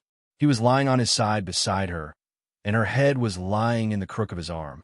His other hand was holding a book, and his wide sleeves were hanging down, swaying in front of her eyes. What was going on? Ji Shunyu blinked her eyes. When she was in a deep sleep, she would be slow for a moment after waking up, and then she would be energetic again. Therefore, her brain was still sluggish, and she could not react for a while. You're awake? The sleeve in front of her eyes was removed, and she saw his handsome face above her, looking at her with a smile. Ji Shunyu nodded blankly. Yes. She turned her head in shock and was a little confused. It was rare to see her like this. At least Rongyue Tianlan had not seen it before. Rongyue Tianlan admired her expression for a moment, and then said leisurely, "Since you're awake, then get up. My arm is numb from your pillow." Ji Shunyu jumped up immediately. She jumped too quickly and almost hit his tall nose. Rongyue Tianlan also sat up. "Why are you so flustered?" Ji Shunyu looked at the tree she had been leaning against to rest, and then looked at his leisurely face. "Why would I be? Of course I was the one who carried you here. You didn't sleep well there and kept snoring, which disturbed me." Ji Shunyu's face was as red as a tomato. "I don't snore." She then added, "I never snore when I sleep." Rongyue Tianlan chuckled. "That's why I said you didn't sleep well there. You were probably snoring because you were hugging your neck." Since Ji Shunyue didn't know that he had fallen asleep, she naturally didn't have any evidence to prove that he didn't snore. She choked and couldn't help but say, "Let's just say I was hugging your neck at that time. But it's enough that you put me on this fox fur cloak. Then why did you let me rest on your arm?" In her impression, between the opposite sex, it seemed that only husband and wife would sleep in such an intimate position. Rong Yuishinlin raised her eyebrows. "If I don't let you sleep on my arm, don't tell me I'll let you sleep on my stomach?" "Ji Shunyu." She choked. Rongyue Tianlan said slowly, "After you fell asleep, you kept snuggling into my arms, crying for hugs, and even put your head on my stomach. I weighed the pros and cons, and felt that it was better to let you rest on my arm than on my stomach. So, although Ji Shun, didn't know what his sleeping posture was like, he had another choice." Chapter 2773. She gritted her teeth and reminded him, "Your Highness, I think you can let me lie on this fox fur cloak alone. That way, I won't pester you." Rong Yuishinlin raised his eyebrows. "If you lie on alone, where do you want me to lie? I can't possibly stand aside just to let you rest, right? After all, my injuries haven't healed. I can't stand for long. But I remember that you have a white fox cloak. You can lie on it." Ji Shunyue was not easy to fool. Rong Yuishinlin crossed his arms. "You want me to spoil the red fox fur, then spoil the white fox fur? How is it spoiling? Just lying down." Ji Shunyue did not understand Rong Yuishinlin's thoughts. "I can't use spells here, so I can't use the cleaning spell. Once the white fox fur is spread on the ground, it will soon be stained. You know, I've always cherished things. These two fox furs are my favorite." Rong Yuishinlin looked at the red fox fur under him with a pained expression. "Look, the fur on it is already dirty." As he spoke, he used his finger to lightly flick the fox fur. Ji Shunyue, she thought about it, and felt that she would probably be with him for a few more days, so she had to remind him of some things. "Your Highness, I think that although we are engaged, we are about to break off the engagement. In the future, we will be nothing. We still have to guard against men and women." "Nothing?" Rong Yuishinlin raised his eyebrows and looked at her for a moment, then pondered for a while. "Are we not even friends?" Ji Shunyue, she thought for a moment and felt that he had been quite loyal throughout the journey. Before she went to bed, she was still thinking that she could treat him as a friend in the future. At this time, she naturally couldn't deny it, so she nodded. "Of course we're friends." She then added sincerely, "Actually, I already treat you as a friend." Rong Yuishinlin held his chin and looked at her for a moment. "A friend like Tianhen?" Ji Xinyue thought about it and nodded reluctantly, something like that. She had gone through trials and tribulations with him, and he had even saved her life several times, so it was not bad for her to treat him as a friend. It was just that she always felt that her feelings towards him were not the same as her feelings towards Rong Yushinhang, but she could not remember what exactly was different. It was probably because the two of them had different personalities that she treated them differently. However, they were friends who had gone through life and death together. Rong Yuetian stood up from the red fox skin. It turned out that after spending so much time and effort, he was only at the same level as Rong Yu Tianhuan in her heart. It was even a little forced. Her Highness Rong Yu, who had always been incomparably gentle and elegant, and who boasted that she was very popular among women, was somewhat hurt. She lowered her head and casually put away the red fox pelt on the ground. She didn't even look at it before putting it into her storage space. When he raised his head, he saw Ji Xinyu looking at him, as if she wanted to say something. His heart skipped a beat. Could it be that his position in her heart was higher? She was too embarrassed to say it. He paused and looked at her gently, encouraging her gently. "Do you have something to say to me?"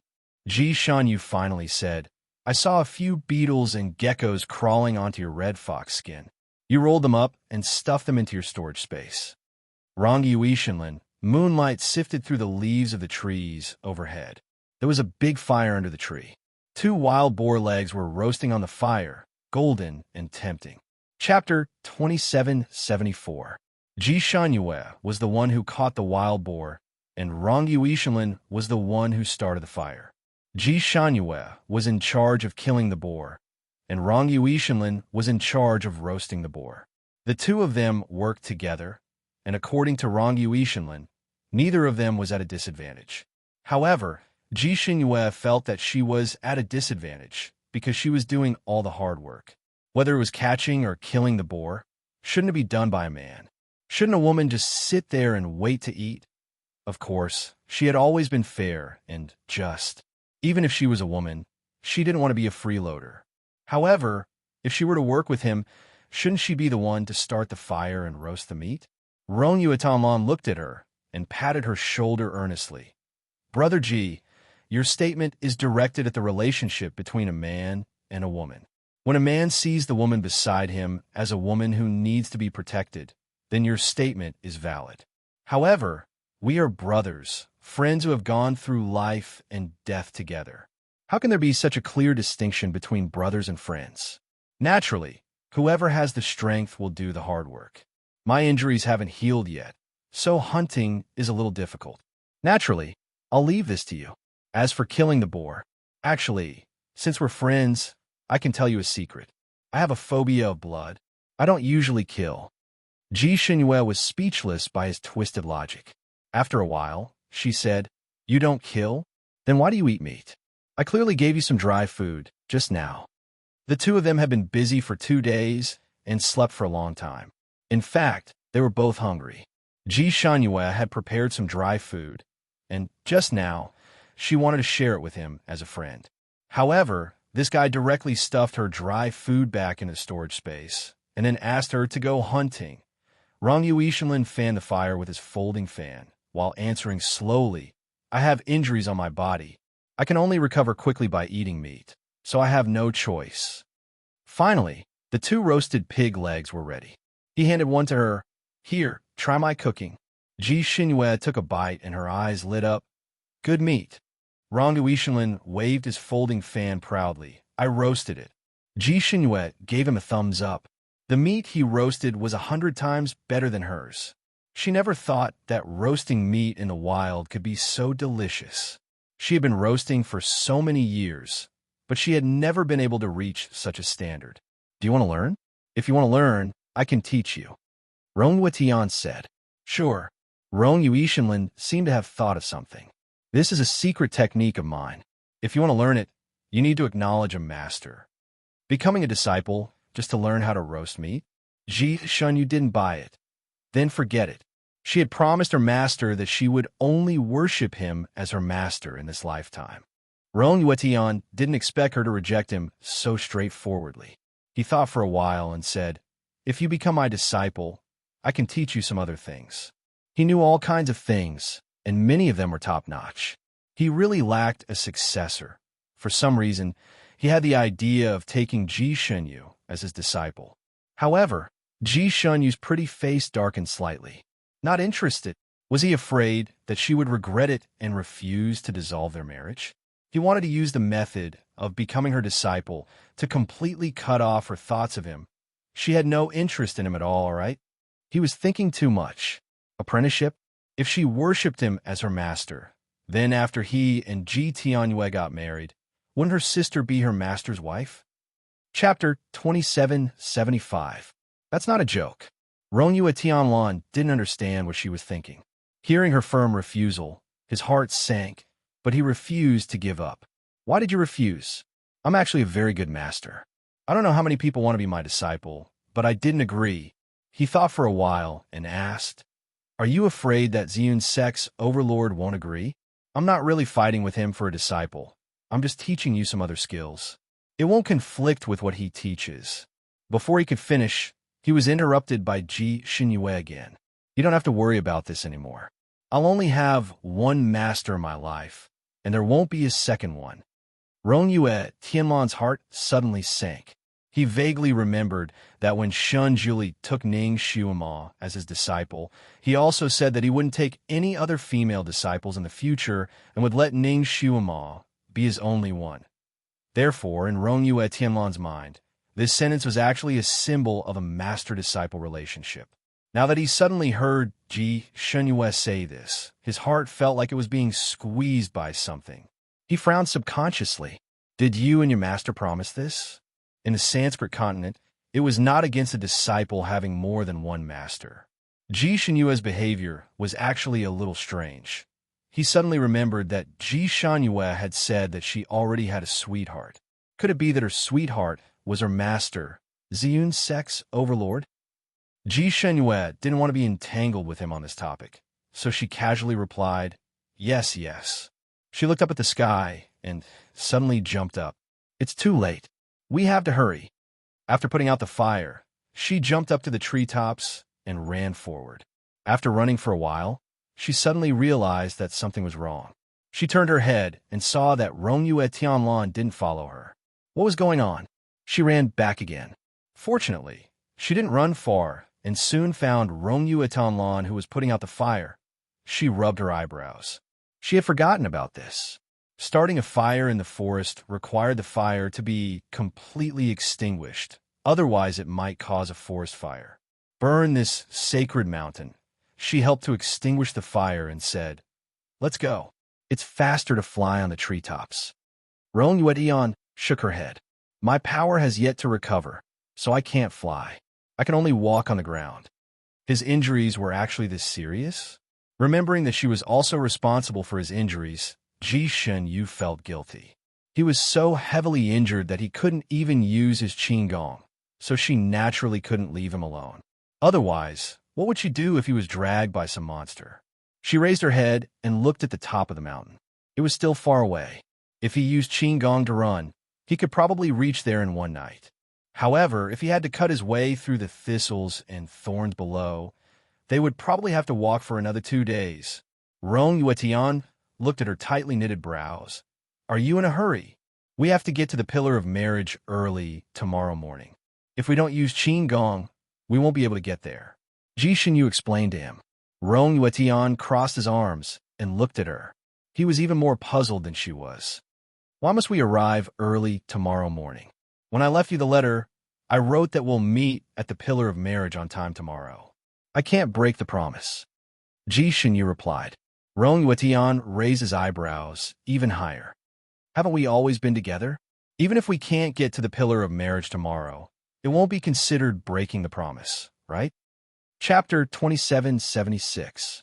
But I've already told my master that I'll leave the mountain on time to meet him the day after tomorrow. If she couldn't reach the marriage pillar by tomorrow, then all the promises would have to be postponed. It turned out that the reason why she was so anxious was because she wanted to see her master. Rongyue Shenlin stopped talking. Ji Shenyu suddenly grabbed his arm. Let me take you away. We can't delay any longer. Without any explanation, she flew up with him. Rong Yuishinlin glanced at her and simply pressed his whole body on her, not using any strength. In this way, his body was as heavy as an ordinary person's. Ji Xinyue carried him as if she was dragging a bag with a large rock. It was slightly difficult. After running like this for about an hour, Ji Xinyue couldn't take it anymore and fell directly to the ground. She was too anxious when she landed and even staggered, almost slamming Rong Yuishinlin into a tree. The mountain slope here was very steep, almost 80 degrees, almost vertical. Ji Xinyue stood with the support of a big tree, panting slightly. She raised her hand to wipe the sweat on her forehead and pointed forward. We just need to go over this mountain, and we can see the mountain with the marriage pillar. Rong Yuishinlin leaned against the big tree and stood. Looks like you're not completely ignorant about this mountain. Ji Xinyue said, Of course, I've been inquiring about this mountain for a few years. I never fight an unprepared battle. Rong Yuishinlin opened and closed the fan in his hand, once in boredom. His tone was also calm. A few years ago, when I was still in another continent, you were already thinking about breaking off the engagement with me? Ji Xinyu answered matter-of-factly. That's right. Even though I know the chances of you coming back aren't high, I still have to make preparations, just in case you suddenly come back. I don't want to make a last-minute strategy. Reality proved that her preparations were very wise, and the strategy was not made in vain. Rong Yuishinlin looked at her without saying anything. Ji Xinyue was a little confused by his gaze. Weren't you also in a hurry to break off the engagement as soon as you came back? We hit off right away. Rong Yuishinlin closed his eyes slightly and leaned against the tree. He came back in a hurry to break off the engagement because of that shadow in his heart. Then was she in a hurry to break off the engagement also because she had someone in her heart? You like your master? In the end, Rong Yuishinlin still asked the question. She muttered to herself for a moment, as if she was considering her words carefully. I feel that his age is a little on the older side. If she remembered correctly, the Grandmaster Zi Yin should be more than 7,000 years old. No matter how pretty he was still twice as old as Ji Shenyu. Ji Shenyu did not pay attention to the first part of his sentence, but was angered by Rong Yue Tianlan's last sentence. My master is only 7,200 years old. How is it big? There are so many people on this continent who are older than him. Her master, Grandmaster Ziyin, had a problem that only the people of his sect knew about. He hated it the most when people said that he was old. If anyone dared to say that, he would immediately turn hostile. Ji Shenyu remembered that when she was learning under his tutelage, she had unintentionally said, Master, you're my esteemed master. It was supposed to be an honorific, but in the end, she was directly punished by sect masters Yun to kneel on the steps and bask in the moonlight for an entire night. At that time, she was still feeling very wronged. She did not know what she had said wrong. Luckily, her eldest senior brother Feng Buji had given her instructions. Only then did she realize that she had violated her master's taboo. After that, she was never punished for the same reason again. It had already become a habit for her to worry about this. Chapter 2777. It had become a habit for her to worry about this. Now that she suddenly heard Rong Yue Tianlan talking about her master's age, she couldn't help but refute him fiercely. Rong Yue Tianlan's heart sank when he heard her strong refutation. He was even more certain that his guess was correct. She liked her master. After refuting, Ji Shenyu didn't forget to remind him, You can't say that my master is old in the future. You can't. Rong Yue Tianlan's expression didn't look too good. He was about to say something when Ji Shenyu looked up and suddenly discovered something. She shouted happily, Lu Yuan bead. It's the Lu Yuan bead. She jumped up and was about to fly up. Rong Yue Tianlan reacted quickly and grabbed her. What are you doing? Ji Shenyu pointed to a faint blue dot on a fan cliff not far away. There's a Lu Yuan bead there. My master has been wanting this for a long time. I'll go pick it and give it to him. He'll be very happy. Recently, because of her annulment, her master, sect leader Ziyun, had been worried about her. He was anxious and angry that she didn't listen to him. He had always been indifferent to her and even went into seclusion in anger. She heard from her senior brother that her master would come out of seclusion in 10 days. She had originally planned to welcome her master out of seclusion after the annulment. The timing was just right. Seeing how filial she was, her master probably wouldn't blame her anymore. Every time her master came out of seclusion, as his disciples, they had to prepare small gifts. Ji Shunyue was worried about what gift to prepare for her master, who had always been picky. Now that she found this, she suddenly felt as if she had found a treasure. The Lu Yuan bead was actually an extremely hard, petrified bead. Legend had it that if one was fated, one could see through it and comprehend the mortal world. Wearing it on one's forehead could protect one from all kinds of evil and poison. It was really a good treasure that could be used to show off and was also useful. It could even be eaten. Eating it could cure all the poisons in the world. Of course, no one was willing to eat it. Usually, those who got it would treat it as a family heirloom and pass it down from generation to generation. Sect leader Zi Yin once said in front of his disciples that he hadn't seen what the Lu Yuan bead looked like in his life. If he saw the bead, he might be able to comprehend life and break free from the mortal world, thus entering the realm of immortals. In this life, because Ji Shunyue was not cared about by many people, there were not many people she cared about. Once she cared about someone, she would give her all to that person. Therefore, even though she often angered her master to the point of having a stroke because of her disobedience, she still took her master's words to heart. She also looked up a lot of information about the fate bead and learned about its characteristics and origin. She also firmly remembered it in her heart. The pearls of fate could only be found in the Misty Mountain, and their production could no longer be described as simply scarce. They could only be found by chance and not sought. This time, Ji Shunyue came to the Misty Mountain range with the intention of trying to find it. Therefore, she had been paying attention to her surroundings along the way. She didn't expect that she would be so lucky as to find one here. Naturally, she wouldn't let it go. As she spoke, she had already begun to adjust her sleeves. Rongyue Tianlan also looked in the direction she was pointing at. He was also experienced and knowledgeable, so he knew that Ji Shunyue was not mistaken. That was indeed the pearl of fate, but you can't pick that pearl. Rongyue Ishinlan stopped her as she was about to fly up. Why? Ji Shunyue was surprised. Do you know how fate beads are formed?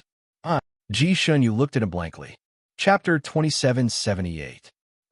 Ji Shunyue looked at him blankly. She felt that as long as she knew the function of the fate bead, she didn't care how it was formed. The fate bead is formed by the wraiths who entered this mountain and died here. The stronger the wraiths' resentment, the stronger their skills when they were alive, and the purer the fate bead formed, the better. The wraiths who could form the fate bead were all above the monarch god level when they were alive. Therefore, even after thousands of years of purification by the special spiritual chi of Misty Mountain, the resentment will not disappear. Instead, it will adhere to the surface of the bead.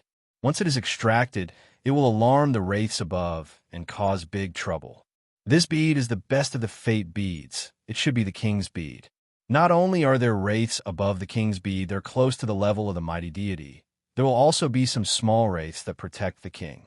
Once you provoke it, it will be no different from you poking a hornet's nest naked.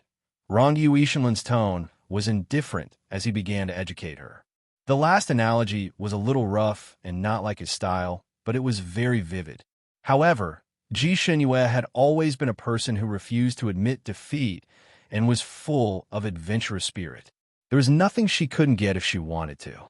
Rongyue Ishinlan's somewhat threatening explanation didn't scare her off. She still wanted to pick the bead.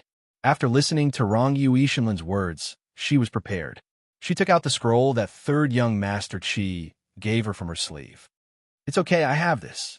I will hide here after I pick the bead. Those wraiths may not be able to find me.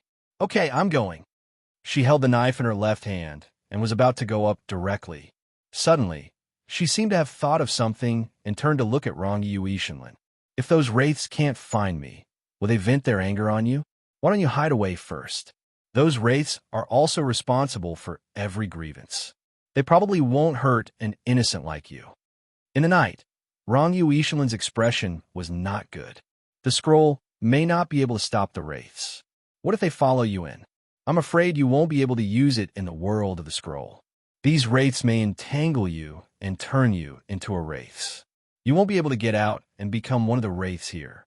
Is it worth it for a decorative bead? It's worth it. Ji Shenyu had already tidied herself up. She only threw 2 words at Rongyue Tianlan before flying straight toward the fan cliff. How much did she love her master that she would risk her life to help him pick a useless bead? Rongyue Tianlan saw her dashing towards the fan cliff like an ape and felt that she was a little unsettled. Anger swirled in his chest, and he clenched the fan in his hand. Although Ji Shenyu had already mentally prepared herself because of Rongyue Shenlan's words, when she hovered in the air above the cliff and used a treasured knife to pry out a blue pearl embedded in a piece of granite, the swarm of resentful spirits still gave her a fright. Countless blood-red wraiths shot out in all directions, as if they had exploded. There were thousands of them. They screamed and rushed toward her. If there were a dozen or even 40 or 50 of them, she could try to fight them. But a few thousand, how was this poking a hornet's nest? This was clearly poking a nest of wraiths. Not to mention fighting, even if these wraiths surrounded her and spat at her, they could drown her. Ji Shenyu decisively turned and ran. She ran as fast as lightning, and those wraiths chased after her like maggots attached to bones. After all, she was only using lightness skill. There was no way she could outrun these wraiths. Chapter 2779. After all, she was only using lightness skill and could not use her spiritual force to create a protective enchantment. She could not use her spiritual force to travel 1,000 miles in an instant. No matter how fast she ran, she could only run at the speed of a human at her peak. However, these wraiths were obviously not restricted by these restrictions. Not only were they fast, but they also used various spells in the process. Countless stones, sharp knives, poisonous needles, lightning attacked Ji Shenyu intensely. If not for Ji Shenyu's nimble body and experienced swordsmanship, as well as the fact that her sword was a magic weapon that could slightly restrain those wraiths, she would have been entangled by those wraiths and turned into a skeleton. She quickly realized that running like this could not get rid of these wraiths. It seemed that she could only use that scroll. She forced back 2 wraiths that almost bit her arm with her sword. Just as she was about to pull out the scroll, she looked down and saw a large group of wraiths rushing in one direction from afar. Her heart skipped a beat. That was the direction where Rongyue Tianlan was standing. When she was running just now, she was afraid that she would implicate Rongyue Tianlan, so she deliberately ran in the opposite direction. She did not expect these wraiths to be linked together. She was the one who provoked them, but they actually attacked an innocent passerby. Rongyue Tianlan was still injured and could not use her lightness skill. If she was surrounded by those wraiths, Ji Shenyu's heart almost sank into the abyss. She turned her body abruptly and rushed in that direction with all her might. Ji Shenyu felt that she had never used lightness skill to run so fast in her life. She actually crashed into those wraiths just as they were about to surround Rongyue Tianlan. Rongyue Tianlan's long sword had just been drawn when he saw her shooting over like a cannonball, almost hitting the tip of his sword. He lowered his sword in time, but Ji Shenyu had already grabbed his arm and shouted, "Let's go." She pulled him up to the treetops. Those wraiths could not tolerate the fat meat in their mouths being snatched away just like that. They gathered together with the wraiths that were chasing Ji Shenyu and pounced on the 2 of them from all directions. Ji Shenyu glanced around and saw that as far as her eyes could see, it was densely packed with skulls shining with red light. Her scalp went numb. She pulled open the scroll. The scroll swayed in the wind. It was still a scroll. It did not suck the 2 of them in, as Ji Shenyu expected. What was going on? Could it be that entering this scroll required some kind of incantation? Third young Master Qi was such an idiot. He gave her this map of the universe, but didn't tell her how to enter the map of the universe. Rongyue Tian looked at the scroll shaking in her palm, then looked at her. "What's wrong?" Ji Shenyu scowled miserably. "I don't know the incantation." The corner of Rongyue Tian's lips twitched slightly. She raised her hand and grabbed the map of the universe. her palm pressed against the mountains and rivers in the map. The world was spinning. The world seemed to have become a spinning kaleidoscope. Ji Shunyu felt as if she had fallen into a madly spinning cylinder, and for a moment, she couldn't tell what was going on. Ji Shanyue was most afraid of this kind of situation where she couldn't reach the sky and couldn't reach the ground. She subconsciously curled up. Amidst the chaos, she felt as if she had rolled into an embrace. There was a faint plum fragrance in that embrace that made her feel peaceful for no reason. "Don't be afraid." His voice was gentle, as if he was comforting her. "We've entered the scroll of the universe." Ji Shunyu felt as if something had struck her heart. In this world, she had always been alone. No matter what kind of danger she encountered, she had to face it herself. Chapter 2780. Even if she had companions, those companions relied on her. When they were in danger, they needed her to save them. Therefore, no one had ever protected her in their arms and told her not to be afraid when she was in danger. This was the first time. A strange feeling suddenly welled up in her heart. It felt warm, wronged, and bitter at the same time. Of course, this feeling was fleeting. It was so fast that she almost couldn't feel it before it disappeared without a trace. After a while, Ji Shunyu felt her feet stop, and she finally stepped on solid ground. After she breathed a sigh of relief, she realized that she was still in Rongyue Tianlan's arms. His arms were tightly wrapped around her waist, holding her tightly. Her face was pressed against his chin, and their posture was unusually intimate. Her face heated up, and she raised her hand to push him away. She took a step back and suddenly staggered, leaning against a rock. "What's wrong?" Rongyue Tianlan realized that something was wrong with her and quickly looked her up and down. Finally, his gaze fell on her leg. He frowned and asked, "What's wrong with your leg?"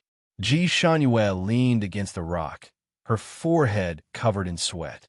One of her legs was propped up on the ground, and the other was half lifted. It looked a little twisted.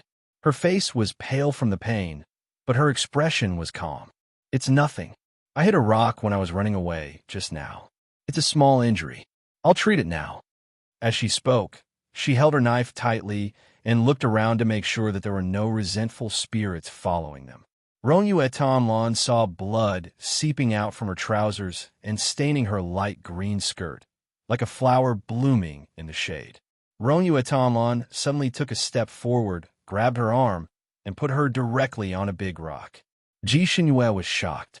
She didn't expect him to have such strength now. She was stunned for a moment and wanted to get up. "What are you doing? Let me see your injury. Don't forget, I'm a doctor." Rongyue Tianlan held her injured calf. Ji Shanyue frowned slightly. In her heart, there was still a barrier between men and women. She didn't want him to see her leg again and again. Moreover, it wasn't her calf that was injured this time, but the area above her knee. She turned over and was about to sit up. "I said it's a small injury. I can treat it myself." Before she could finish her sentence, Rongyue Tianlan tightened her grip on her calf. He only made a very light movement, but her body stiffened and her charming face paled. Her leg was broken. The pain of a broken bone was bone-piercing. Normal people would not be able to endure it. Even a 7-foot-tall man would howl and groan endlessly when his leg was broken like this. But she didn't make a sound, dragging her injured leg and running for so long. She even came to save him. He raised his head and looked at her sweaty face. His voice was cold.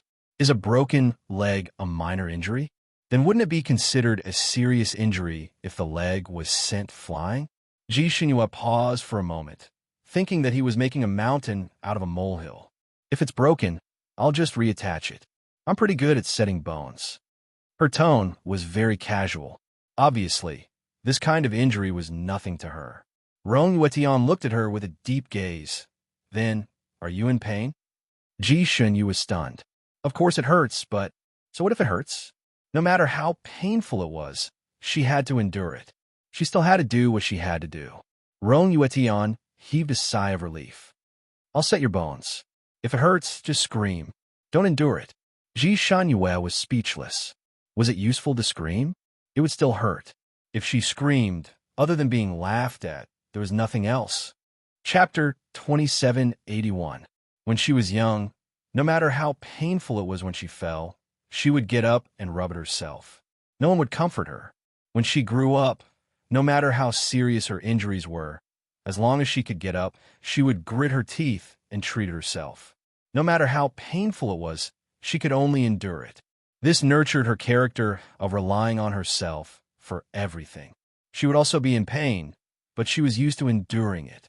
She looked at him with wide eyes and pursed her lips slightly. She was still not used to being taken care of. Rong Tianlan raised her head and met her pair of big clear eyes. His heart seemed to have been hit hard by something. After thinking for a while, he took out a flat jade bone from his sleeve and handed it to her. Bite this. Ji Xinyue naturally knew what this jade bone was for. It was to prevent her from biting her tongue if she was in too much pain. But she would not make such a low-level mistake. She just needed to endure it for a while, and it would be over. So she shook her head. No need. Just do it. I can take it. Rong Yuishinlin was speechless. What kind of pain did this girl suffer in the past? He suddenly became angry. You are still a girl. In front of me, you don't need to be so strong. If it hurts, just shout it out. No one will laugh at you even if you cry. Ji Xinyue blinked. She actually did not understand why Rong Yuishinlin was angry. But since he said so, she strangely felt like listening to him. She nodded. Okay. Rong Yuishinlin's movements were extraordinarily swift. Ji Xinyue did not see his movements at all. He just held her calf and shook it like lightning. Crack! With a soft sound, the broken bone was connected. The pain of connecting a bone was no less than that of breaking a bone. If it was another girl, she would have been in so much pain that her face would have been full of tears. However, Ji Xinyue's body only stiffened slightly. Her face turned pale, but she did not move at all. Rong Yuishinlin glanced at her. She seemed to have realized something. She opened her mouth and let out a soft "ah." That sound was like a kitten's meow, very soft. If one did not listen carefully, one would not be able to hear it. Rong Yuishinlin was speechless. He actually suspected that her pain nerves were not as sensitive as before. His gaze fell on her forehead. It was covered with pearl-like beads of sweat. Obviously, she was in pain. However, she had suffered alone for so long that she had long forgotten what it felt like to cry out in pain. Her heart seemed to have been pricked by something. Rong Tianlan looked at her and was speechless for a moment. Ji Xinyue let out a sigh of relief. She noticed that he was looking at her with a strange gaze, as if something was floating in the depths of his eyes. His gaze made her heart skip a beat, but she didn't know what to do.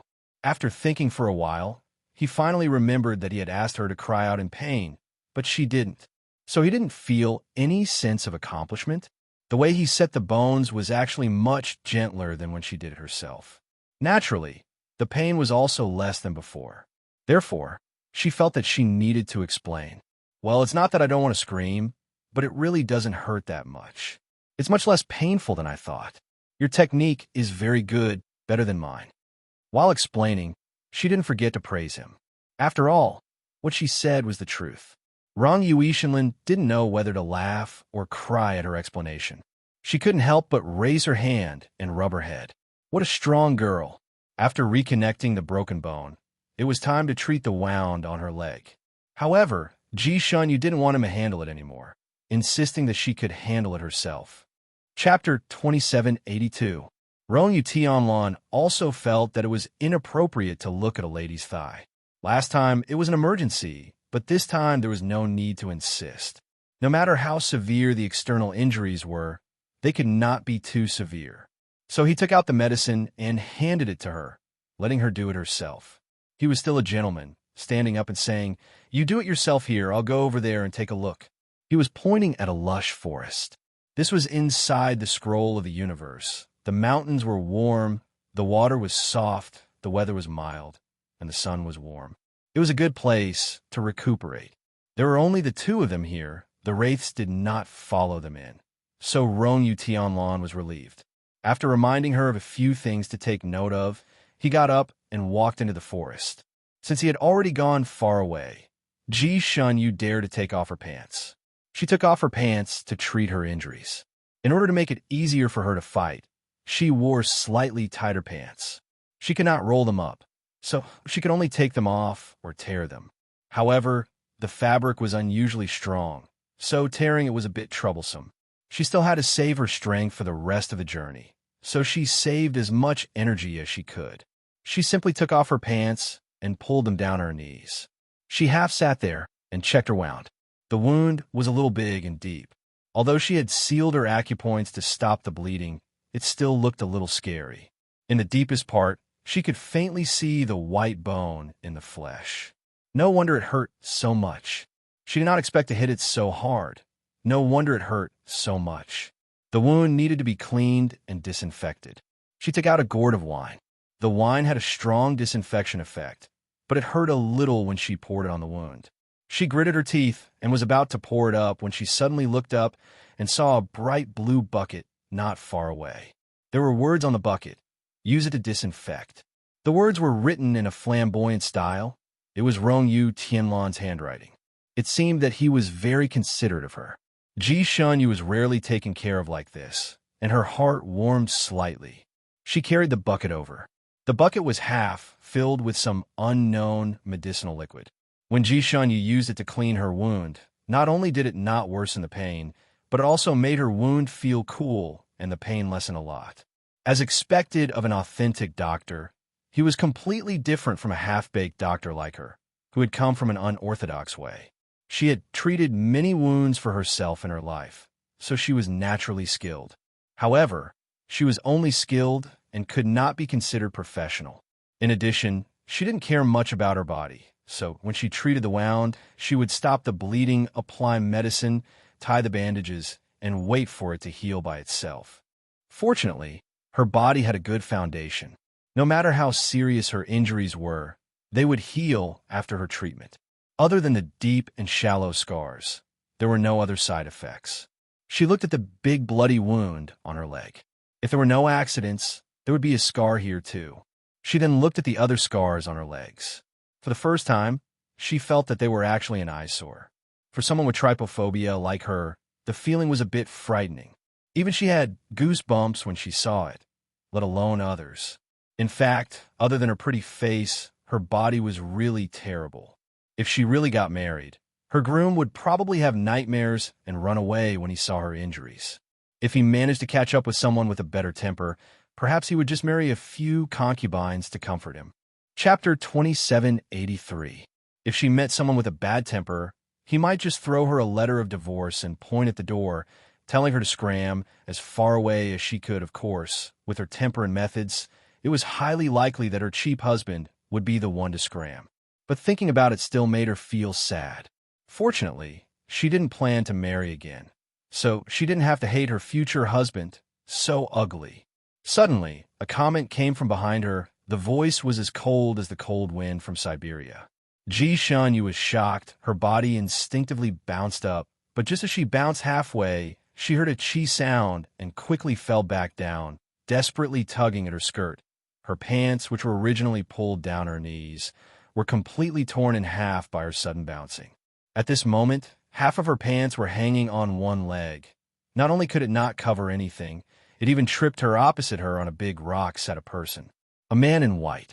In Ji Shunyu's knowledge, men who wore white were generally good-looking, and were basically the type that looked like a handsome tree in the wind. For example, Rongyu Tianlan. Although he was extremely handsome in a blue robe, Ji Shunyu felt that if he wore a white robe, he would also be extremely handsome. But this man in white in front of her, Ji Shunyu felt a little strange. She even felt cold when she looked at him.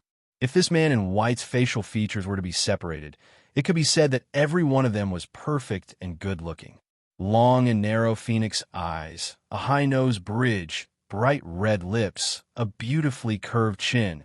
Even his ears were like those of a gold ingot. If these facial features were to be put together, it should have been a peerless, handsome man.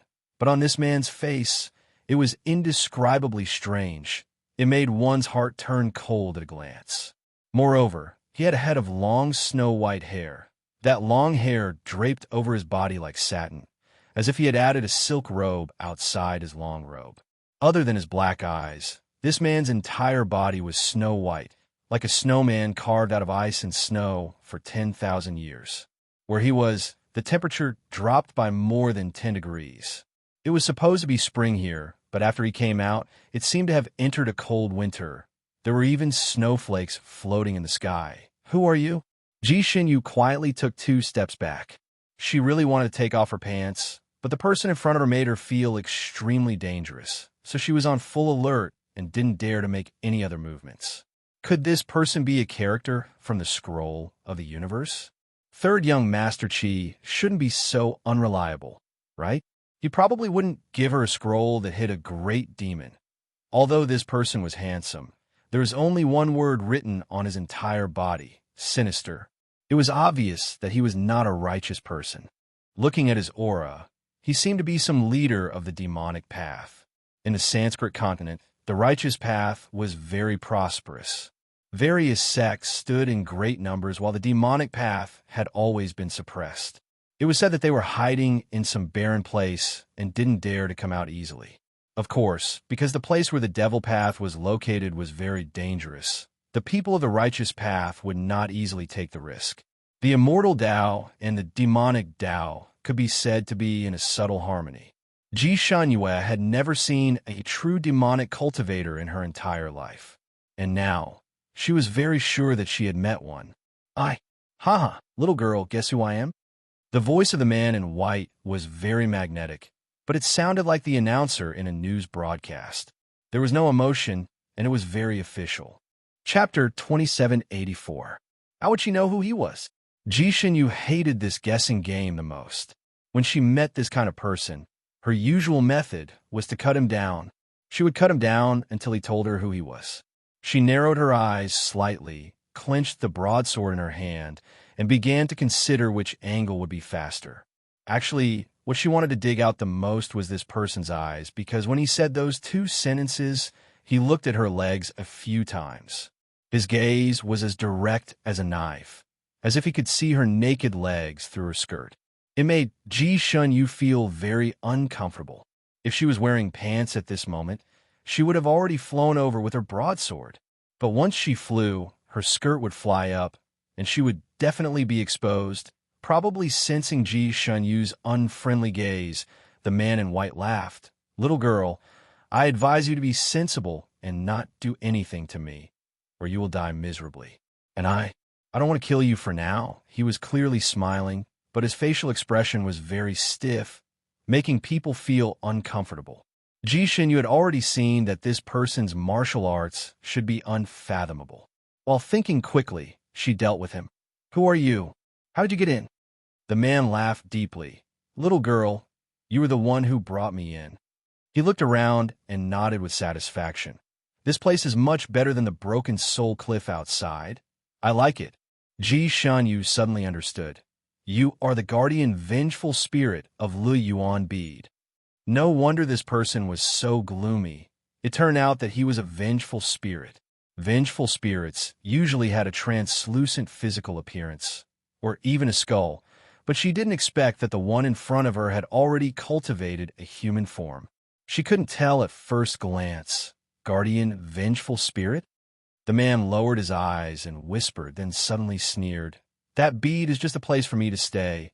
I don't need to protect it." "So, you are also a vengeful spirit who died in Misty Mountain? You died because of breaking off a marriage?"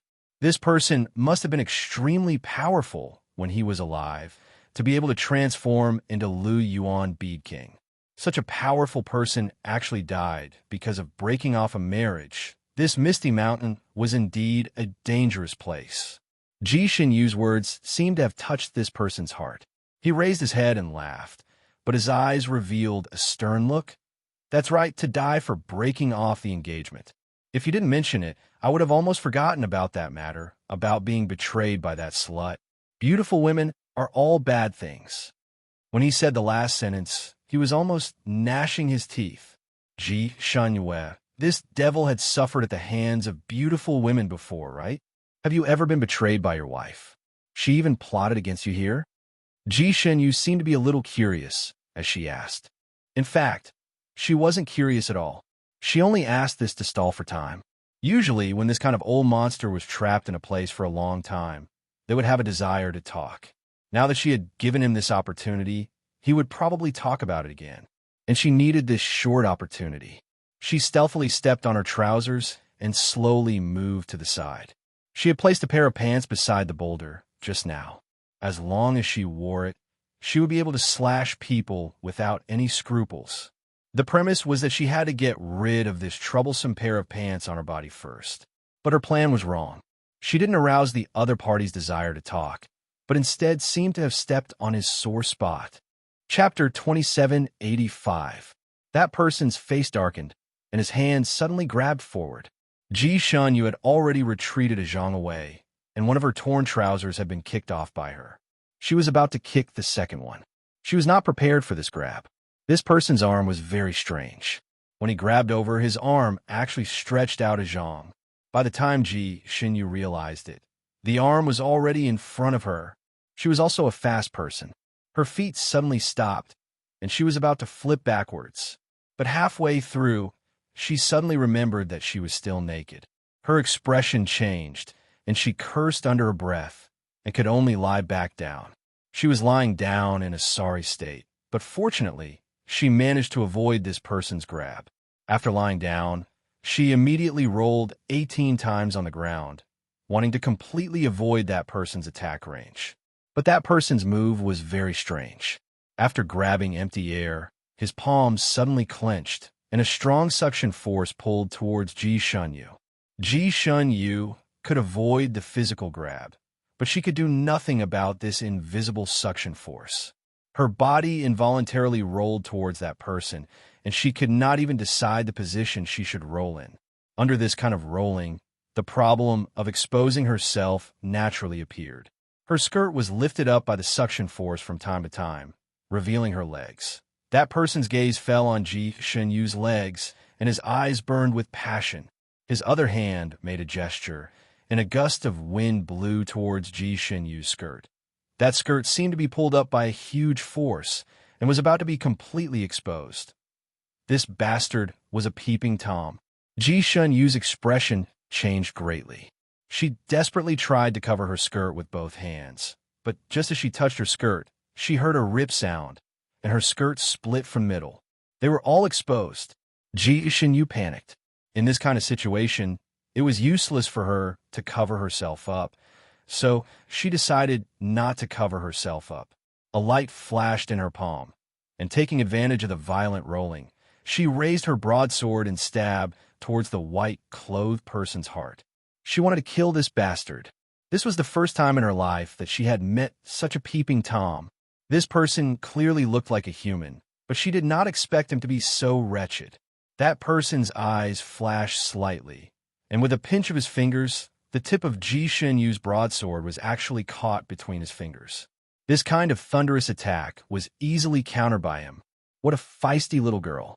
I like it. There seemed to be ice in that person's palm. After Ji Shunyu's broadsword was grabbed by him, there was actually a line of ice that quickly spread along the broadsword. In the blink of an eye, Ji Shunyu's broadsword had turned into an ice blade. What was even worse was that the ice line came too quickly. Ji Shunyu's hand was frozen before she could pull it back. The ice line extended from her hand to her arm, and wherever it went, her blood vessels froze. The man held her broadsword in his left hand and touched her, but with his right hand. Little girl, you have a pair of good legs. Your butt is not bad either. Pervert. Ji Shunyu's had exploded. She would rather die than suffer such humiliation. Her right hand was frozen, so she raised her left hand and smashed it towards her own temple. She was trying to commit suicide. The man's eyes flashed. The hand that was originally touching her buttocks grabbed her left wrist and looked at her. Do you want to die? Nonsense. If she didn't die, would she wait to be humiliated by him? Ji Shunyu pursed her lips and glared at him. Then do you know that I am a vengeful spirit? If you die, you can accompany me as a vengeful spirit. Chapter 2786. That person's voice was cruel, as if he was determined to get her. Ji Shunyu's eyes narrowed slightly. She had forgotten about this. But in this misty mountain, she was restricted by the mountain rules and could not use her spiritual force. It was the same even in the scroll of the universe. However, once she died, her soul would not be restricted by this.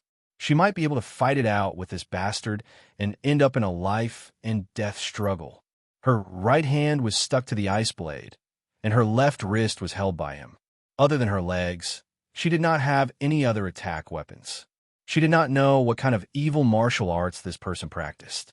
Wherever he held, that place would be frozen. Ji Xinyue's arms were frozen, and she could only watch as the ice spread over her shoulders. That person looked at her, who was about to be frozen into an ice statue, and smiled. "Little girl, I will turn you into an ice statue. It will feel better to touch you that way." Her skills were not as good as his, and because of the rules, Ji Xinyue's heart was filled with grief and despair. In this place, there were only two people, Rendezvous Tianlan and her. Rendezvous Tianlan was still injured and could not use her lightness skill. How could she count on him to save her? Even if he came, he would just lose his life for nothing. She was about to use the stupidest way to die, which was to kill herself by biting her tongue. Suddenly, the sound of a flute could be heard from afar. With the sound of the flute, the surrounding air seemed to vibrate slightly. The vibration was very small, but it had the effect of changing the world.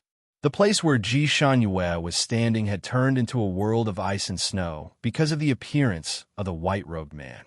But with the sound of the flute, the surrounding snow melted at a speed visible to the naked eye, as if it had met the scorching sun.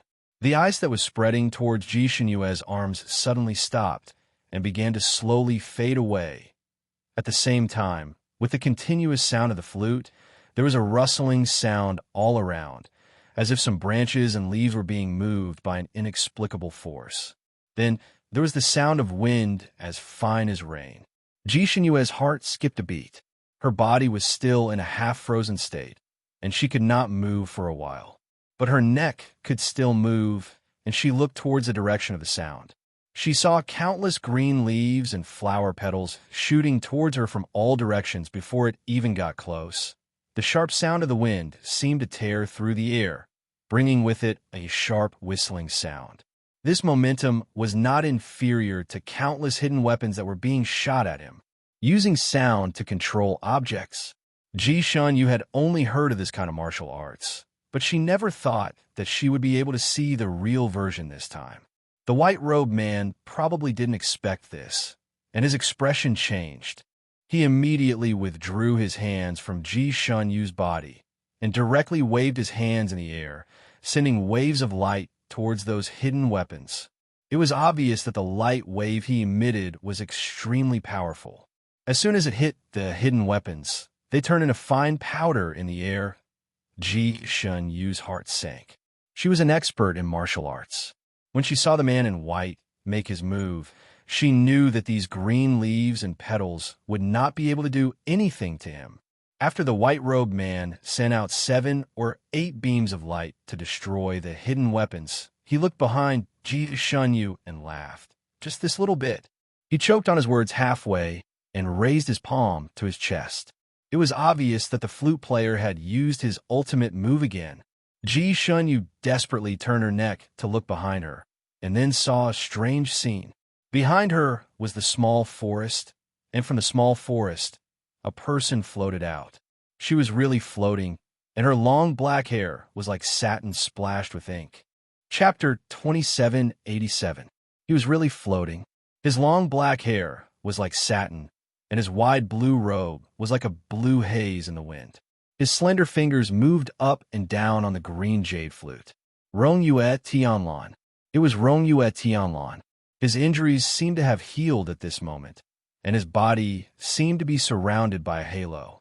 Even the blue robe on his body had a faint glow. As the notes flowed from his fingertips, the crushed green leaves spun rapidly in the air, forming green hedgehog-like balls that flew towards the man in white. Ji Xinyue's eyes widened. Rendezvous Tianlan could use spells here. Was he not restricted by the rules of the Misty Mountain? There were thousands of green hedgehog balls, and each of them was the size of a basketball. They occupied almost all the space around the man in white. The sound of the green balls filled the air. The man in white did not dare to be careless. He subconsciously wanted to grab Ji Xinyue in front of him to block them. However, he did not manage to grab Ji Xinyue's clothes. Instead, he grabbed a green hedgehog ball. Squeak! The green hedgehog ball actually let out a low cry. The man in white also let out a muffled groan and retracted his hand. His palms seemed to be injured. Seeing that the green hedgehog balls were about to hit him, he could only wave his light waves to blast outwards. However, this time, his move did not work. The green hedgehog balls were indeed shattered by his light waves, but they directly shattered into a large cloud of green mist that enveloped the man in white. As more and more of the green hedgehog balls shattered, the green mist surrounding the man in white became thicker and thicker. In the end, it was so thick that it could not be dispersed. Ji Xinyue stood there, protected by the green hedgehog balls. Through the gaps between the green hedgehog balls, she saw a large cloud of green mist enveloping the man in white and gradually retreating. From time to time, the man in white would emit a faint green light that penetrated the green mist. It was powerful, but it could not disperse the green mist around him. The man in white choked and coughed. Ji Xinyue's eyes widened. She did not expect that the notes from a small jade flute would be so powerful. She did not expect Rongyue Tianlan to have such profound skills. Supreme Immortal. Was this the skill that only Supreme Immortals could use? It was indeed miraculous. Under the effect of the flute, the ice on Ji Xinyue's body finally melted. However, her blood vessels had been frozen for too long, so even if they melted now, they were still numb. She could barely stand. Her body swayed, and the two halves of her dress also swayed. The cold wind blew on her legs, and it was bone-chilling. She helplessly stood in the middle of the battle arena. The wind in the arena tightened and tightened, causing her skirt to flutter again. Her beautiful face flushed red, and she forced her small hands to cover her skirt. Swoosh! A gust of wind sounded, and a robe covered her from head to toe. There was a faint plum fragrance on the robe. Ji Shunyu's heart skipped a beat as she forced her head out of the robe. It was a blue robe, and there seemed to be a faint light flowing on it. Needless to say, it was Rongyue Tianlan who took it off and threw it to her.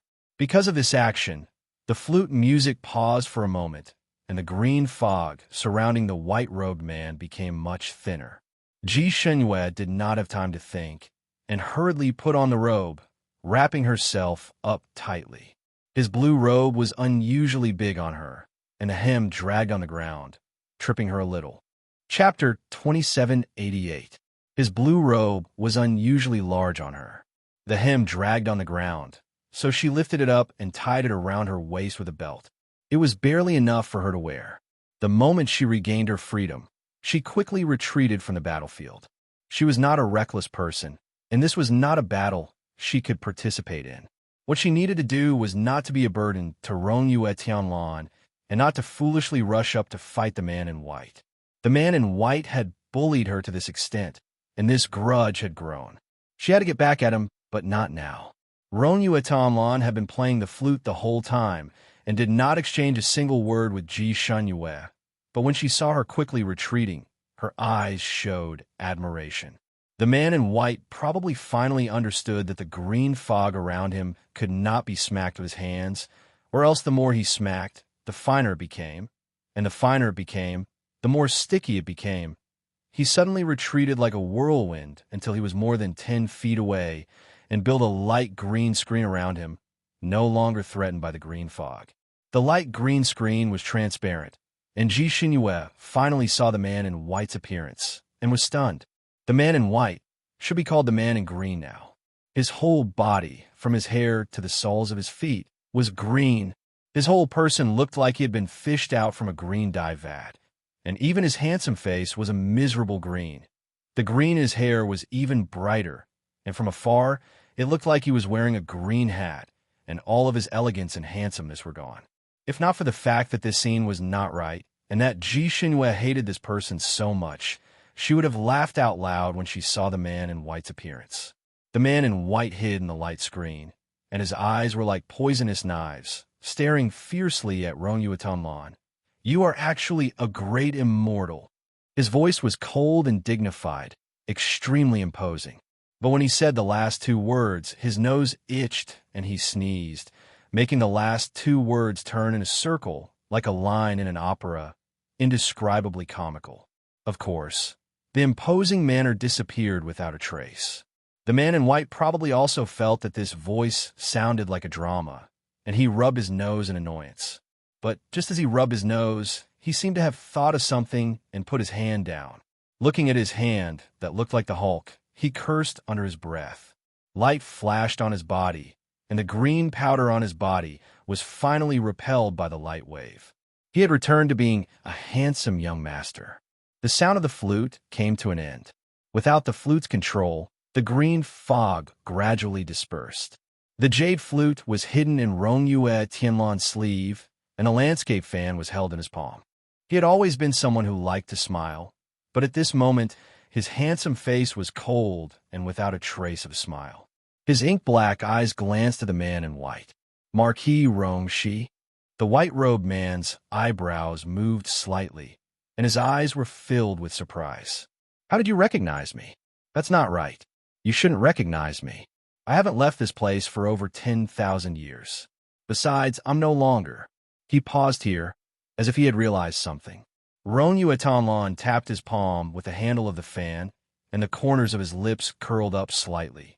There was a hint of mockery in his eyes. You're no longer in your original appearance, right? You have indeed changed a lot. Who would have thought that a dwarf would become? He paused here, and then continued leisurely. A beautiful man piled up.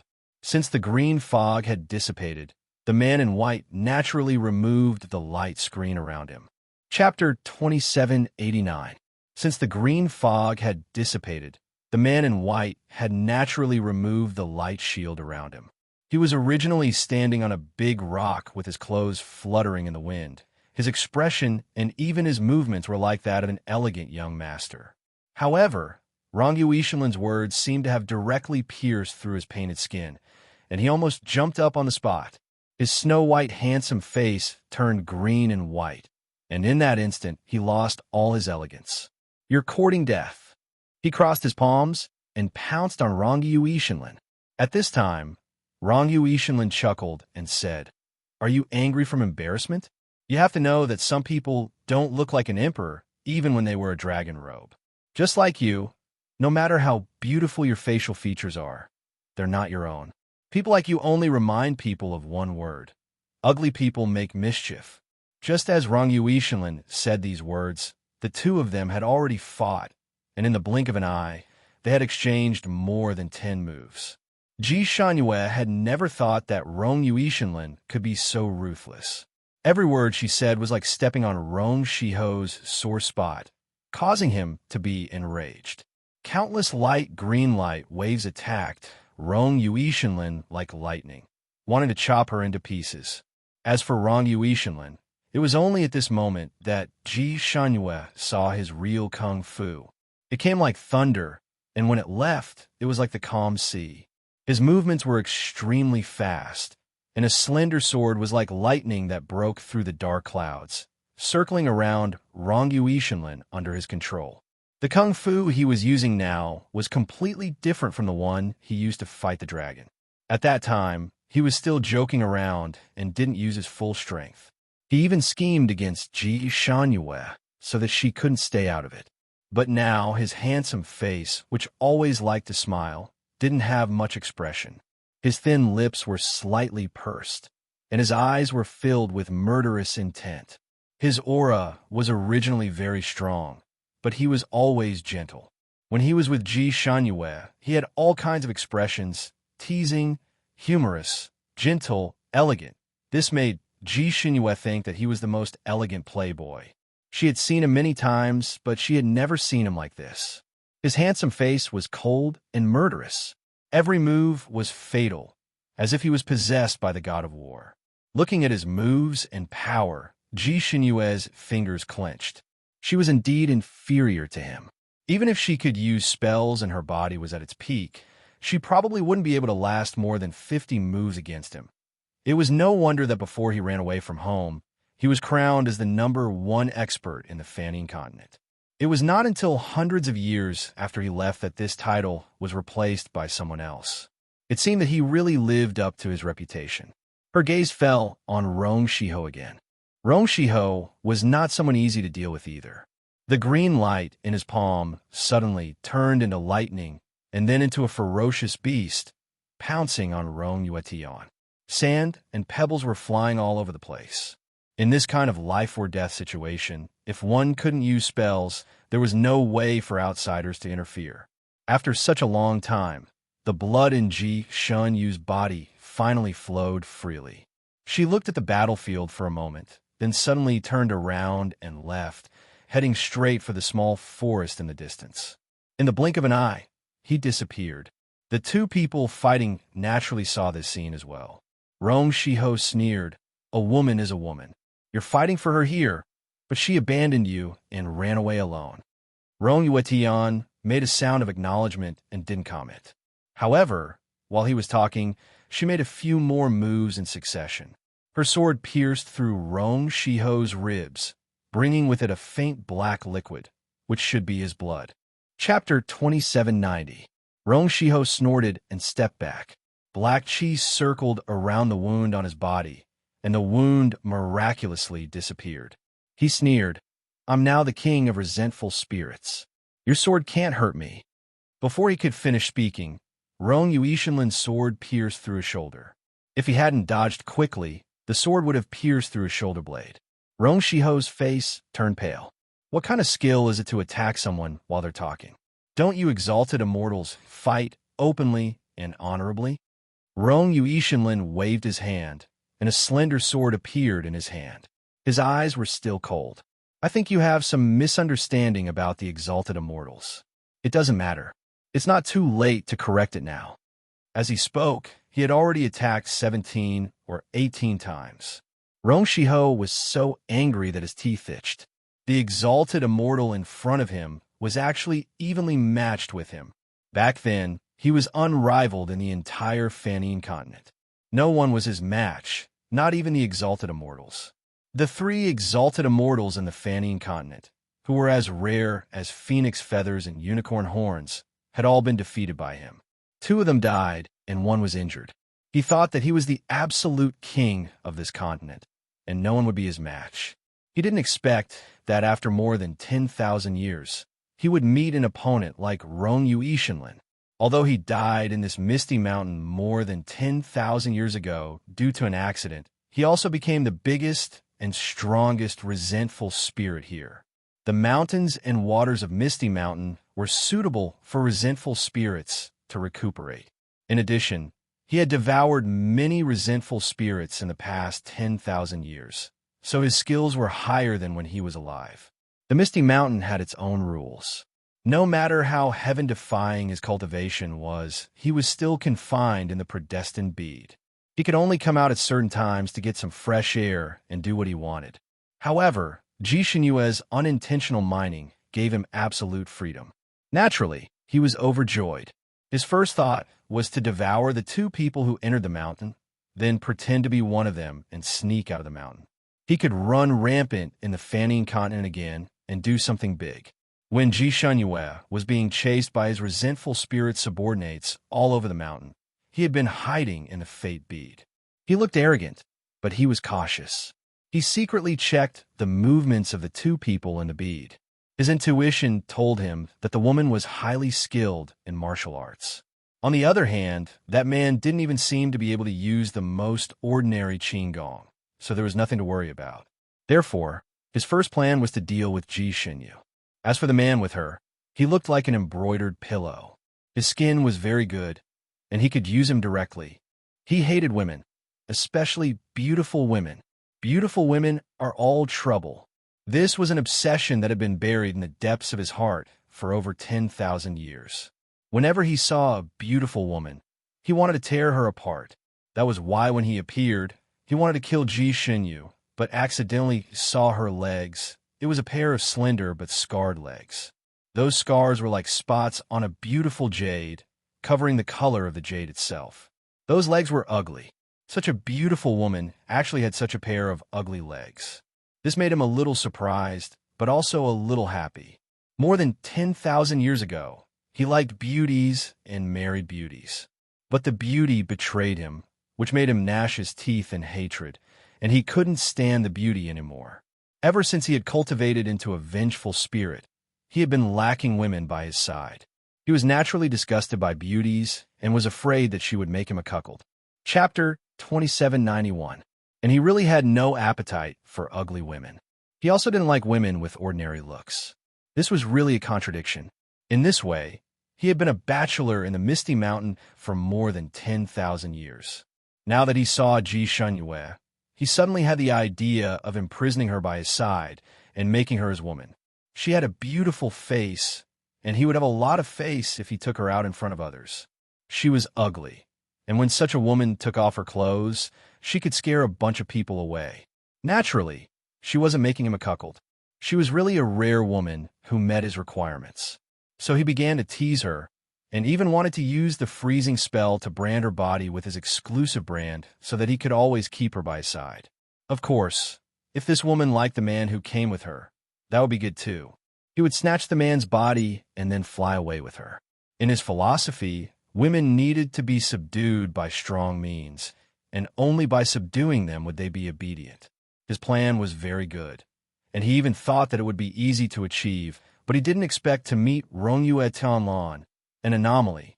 This man was obviously an embroidered pillow who couldn't do anything just now, but he didn't expect that after staying in the small forest for such a short time, he would turn from sparrow into a phoenix, into a Shangxian, and become so powerful. What was worse was that this Shangxian had a real intention to kill him as soon as he appeared. Every move he made seemed like he wanted to shatter his soul, and he had never seen those moves before. He couldn't even tell which sect they belonged to. What was worse was that although Rong Shiho's martial arts were very powerful, it also had a drawback. In a fight, one must be calm, and it was best if there were no emotional fluctuations, so that this martial arts could be used to its full potential. But at the beginning of the fight, he was first aroused by desire, and then provoked by Rongyue Tianlan's words. The anger in his heart burned into a ball, making him unable to calm down for a while. It was difficult to use its full potential during a fight. Under such circumstances, he was forced by Rongyue Tianlan into a fluster, and he was actually a little overwhelmed. Naturally, he was unwilling to give up, so he instigated all kinds of discord during the fight, and even tempted him with benefits. For example, he said, "That girl left you and ran away alone, so it can be seen that she has no feelings for you. Why do you have to work so hard? How about this? You came to Misty Mountain to break off the engagement with her, right? Let me go and let me take her.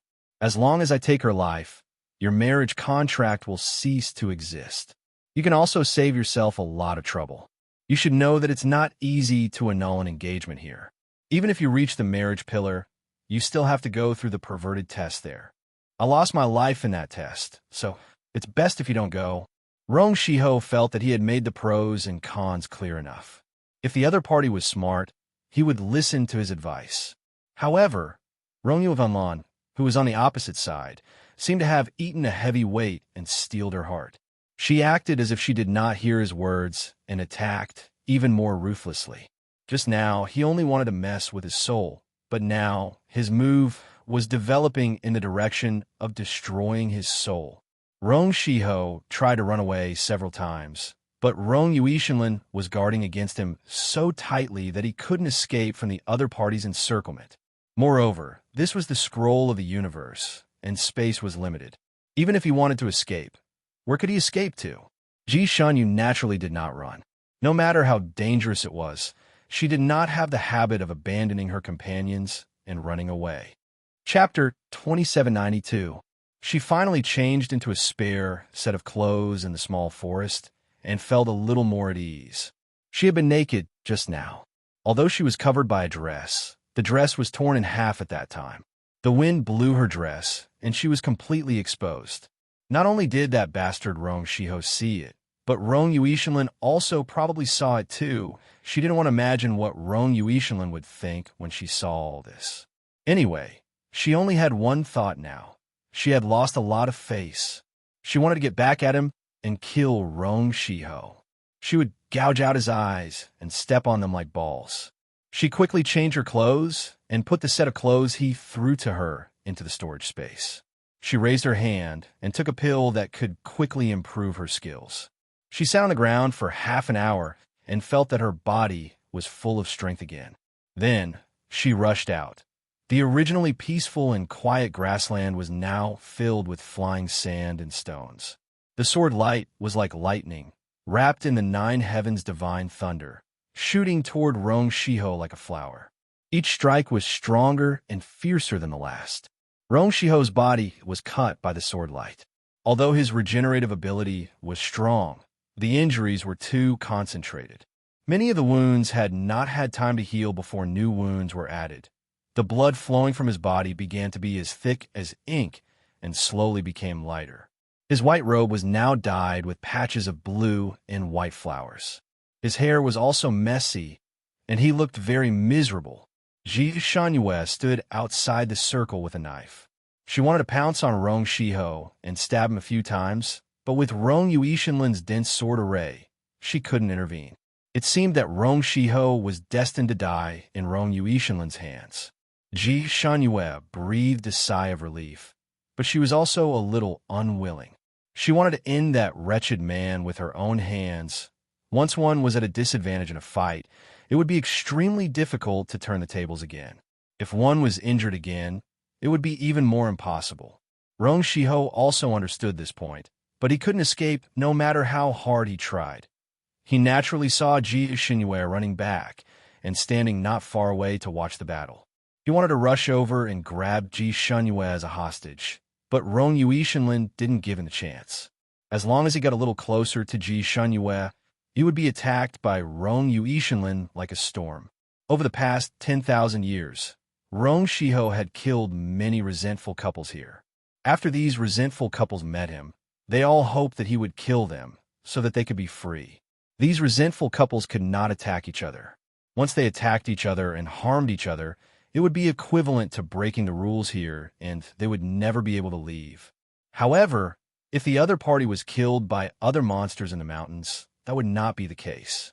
Therefore, those resentful couples who came in all wished that the other party would die in their place. Rong Shiho had never seen the way this couple interacted with each other before. The exalted immortal before him was indeed protecting that young girl. That young girl's eyes never left the battlefield, and her pretty face was filled with unconcealable concern. Rong Yuishinlin's long sword and cultivation method were Dharma treasures that could restrain resentment. Every time Rong Shiho was struck by his sword, the resentment on his body would decrease a little. His body and even his very being were supported by this resentment. As the resentment dissipated, he could not hold on any longer. In the end, his footsteps began to stagger, and every move he made was somewhat lacking in strength. If this continued, he wouldn't be able to hold on for another quarter of an hour. Chapter 2793. Although Ji Shunyue couldn't intervene for the time being, she was a martial arts expert and could naturally see that.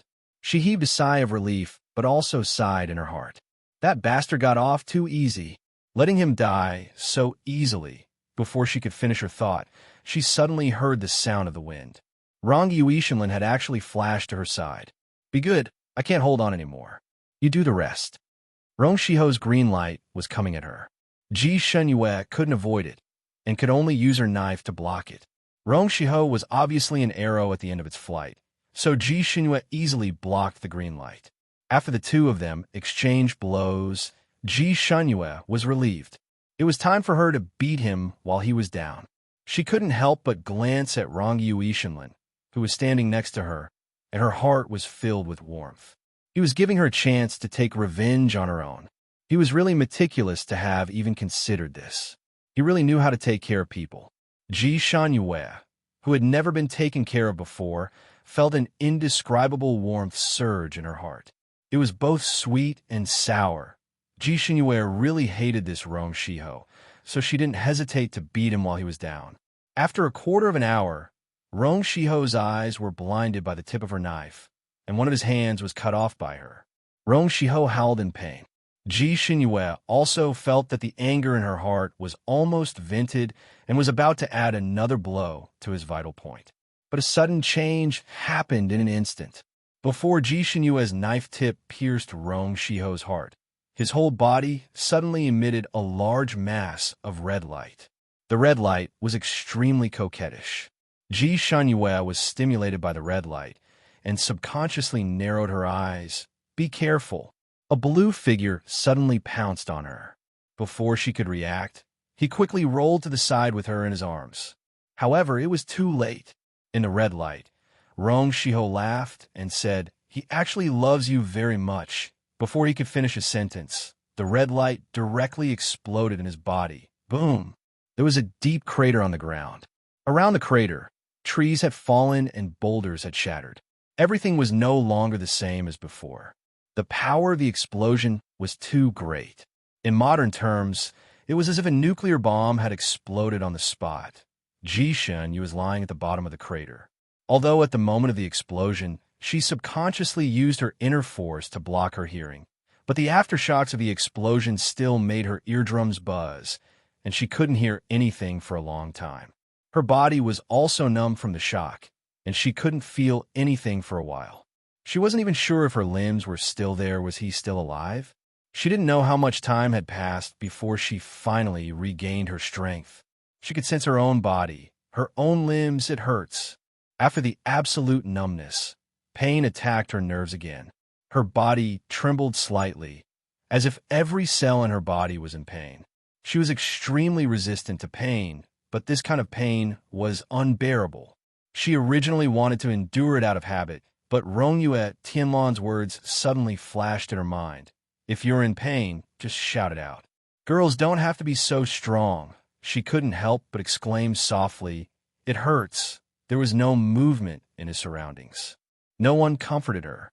There was only the sound of the wind blowing in her ears. Her mind, which had been muddled by the explosion, suddenly became clear. She vaguely remembered that before the explosion, he had pounced on her. Chapter 2794. Her body trembled, and she forced herself to sit up from the ground. She looked around, and her heart sank. She was the only one in the pit, and there was no sign of Rongyue Tianlan. Where is he?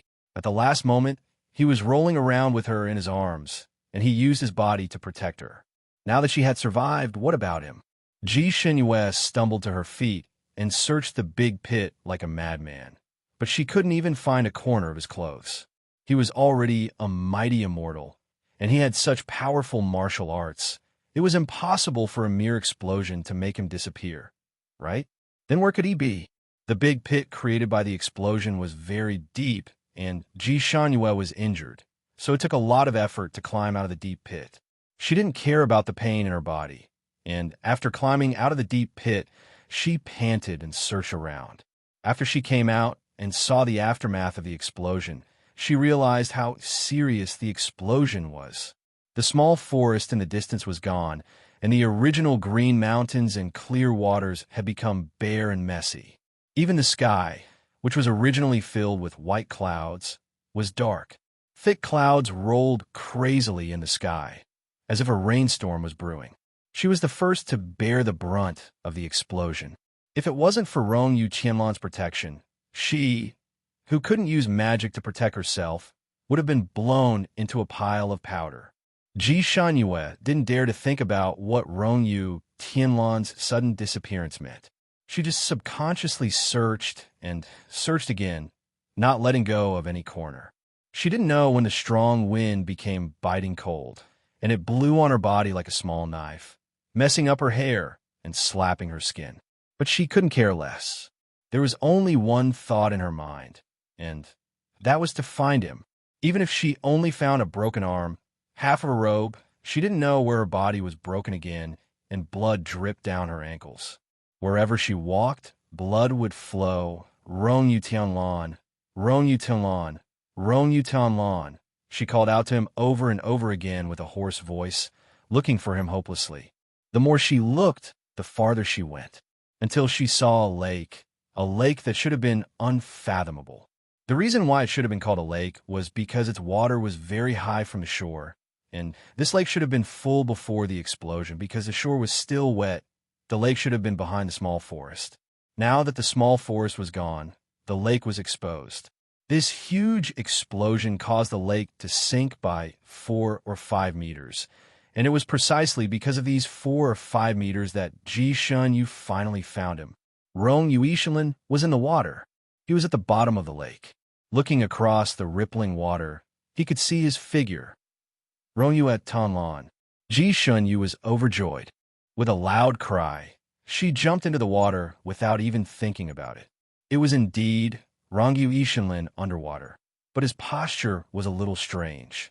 He sat there with his palms together in front of him, as if he was meditating.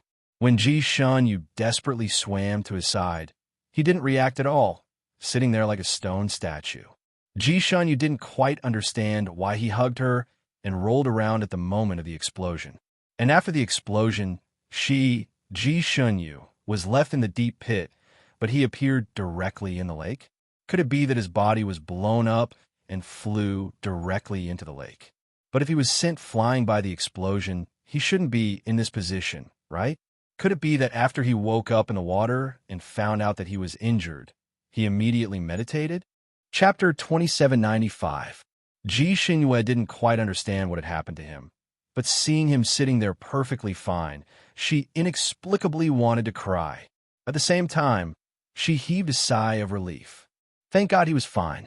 Otherwise, she really didn't know how guilty she would be. It was impossible to breathe while meditating underwater. Ji Shunyue was afraid that he would drown, so she half supported and half carried him to the surface. Fortunately, the water was not deep at this time. She carried him and popped her head out quickly, and with great effort, she carried him to the shore. Originally, she could have done it with a light leap, but now she was sweating profusely from exhaustion. When she placed Rongyu Etanlan on the shore, she was almost paralyzed from exhaustion, and her vision turned black. She gasped for breath for a while before she recovered. She wiped the sweat on her forehead and said, Rongyu Etanlan, how did you fall into the water? You actually flew so far and made me flip over the turf over there. Rongyu Etanlan sat there quietly beside her with his eyes slightly closed, like a Buddha. To be able to sit there so peacefully, he should be fine, right? And although she was the one who fished him out of the water, his whole body was dry, without a trace of water. Obviously, he had set up a protective enchantment when he was meditating in the water. If he could set up an enchantment, then how serious could his injuries be? Ji Xingyue looked at him worriedly again. There were no wounds on his body, and his ink-black hair draped over his shoulders, not a single strand out of place. His blue robe was like water ripples, and his whole body was dry. He was neat, as if he had just returned from a banquet, and there was not a trace of embarrassment on him. On the other hand, she was originally covered in blood and mud, but after being tossed around in the water, the blood and mud were gone, but her whole body was dripping wet, and her clothes and hair were all sticking to her body. She was like a drowned rat, and couldn't be more embarrassed. In comparison, she looked more like someone had fished her out of the water. Ji Shunyue sighed in her heart that the exalted immortal was indeed an exalted immortal. She moved to his side and looked at his expression and posture. Her expression suddenly changed. His posture had not changed, and even when she dragged him out of the water, he was still in the same position. She paused for a moment, then reached out with her finger and tested it under his nose. Her fingertips trembled slightly. She raised her hand to hold his wrist and felt his pulse. A moment later, her face was even paler than his. He had no breath, no heartbeat, no pulse, and even his arms were cold. He was dead. What was sitting there was actually a corpse. Ji Shunyu's heart felt as if it had been struck by someone. The pain spread to her limbs and bones, and her head was buzzing. He was dead. How could someone like him die? How could an ascendant immortal die so easily? Her face was pale as she busied herself around him. She used all the first aid methods she knew on him, but there was no improvement at all. Ji Xingyue became more and more panicked. Although this person had caused her a lot of harm, he had saved her several times over the past few days. In the misty mountains, he had always protected her. This was the first time she had tasted the feeling of being protected like a little girl. But now this person was dead. His death was so strange. He actually loved you very much. Ji Xinyue's mind suddenly recalled the words Rong Shiho had said before he died. At that time, the situation was too dangerous, so she didn't pay attention to those words. But now, they suddenly appeared in her mind. Chapter 2796. Her heart felt like it was being squeezed by someone. She stared at him, who was sitting there in a daze. He loved her? Was that possible? Didn't he like her little sister? How would he like her? If he really liked her, why would he come a Misty Mountain with her and take such a huge risk to break off the engagement? She believed that if he really loved her, he would definitely not break off the engagement. If he didn't want to break off the engagement, her father, the South Heaven Emperor, would naturally not want to break off the engagement. Even if she wanted to break off the engagement, he wouldn't have cooperated. There wouldn't be such a scene here. But if he didn't love her, why would he risk his life to save her? In that situation, he was completely acting instinctively. He instinctively used his life to protect her. Could it be that he was still feeling guilty? But according to legend, this person liked to owe people favors. He wasn't someone who would feel guilty after owing someone a favor, but it was hard to say. After all, this person had been wandering outside for so many years. His personality might have suddenly changed.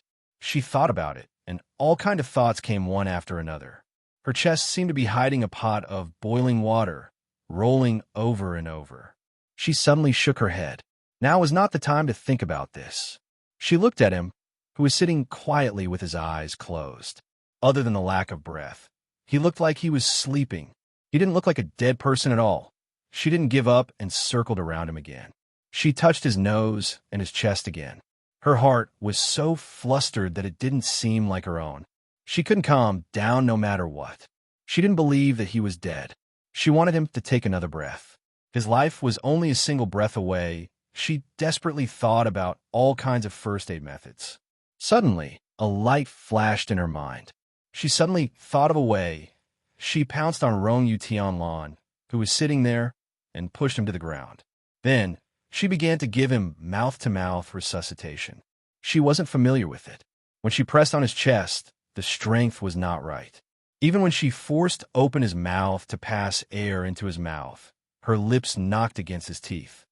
When Rong Yu Tianlan woke up, he saw this scene when he opened his eyes.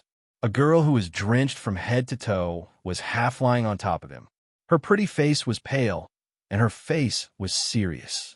Her eyes were wide open, and her slightly cold lips were pressed against his, blowing air into his mouth with all her might. Her breath was like an orchid, blowing into his mouth, causing his heart to skip a few beats the moment he woke up. He widened his eyes and looked at her without any reaction. On the other hand, she was a little dizzy from continuously blowing air into him. When she started to give him air, her lips touched his for the first time. She was still a little nervous, and her lips were still trembling. But later on, she had been busy saving people and had completely forgotten that the person under her body was a man. She only had the thought of helping him regain his breath. Although she wanted him to wake up, she didn't expect him to wake up at this time. At that time, her lips were still pressed against his, and the two of them just stared at each other for a while, neither of them reacting.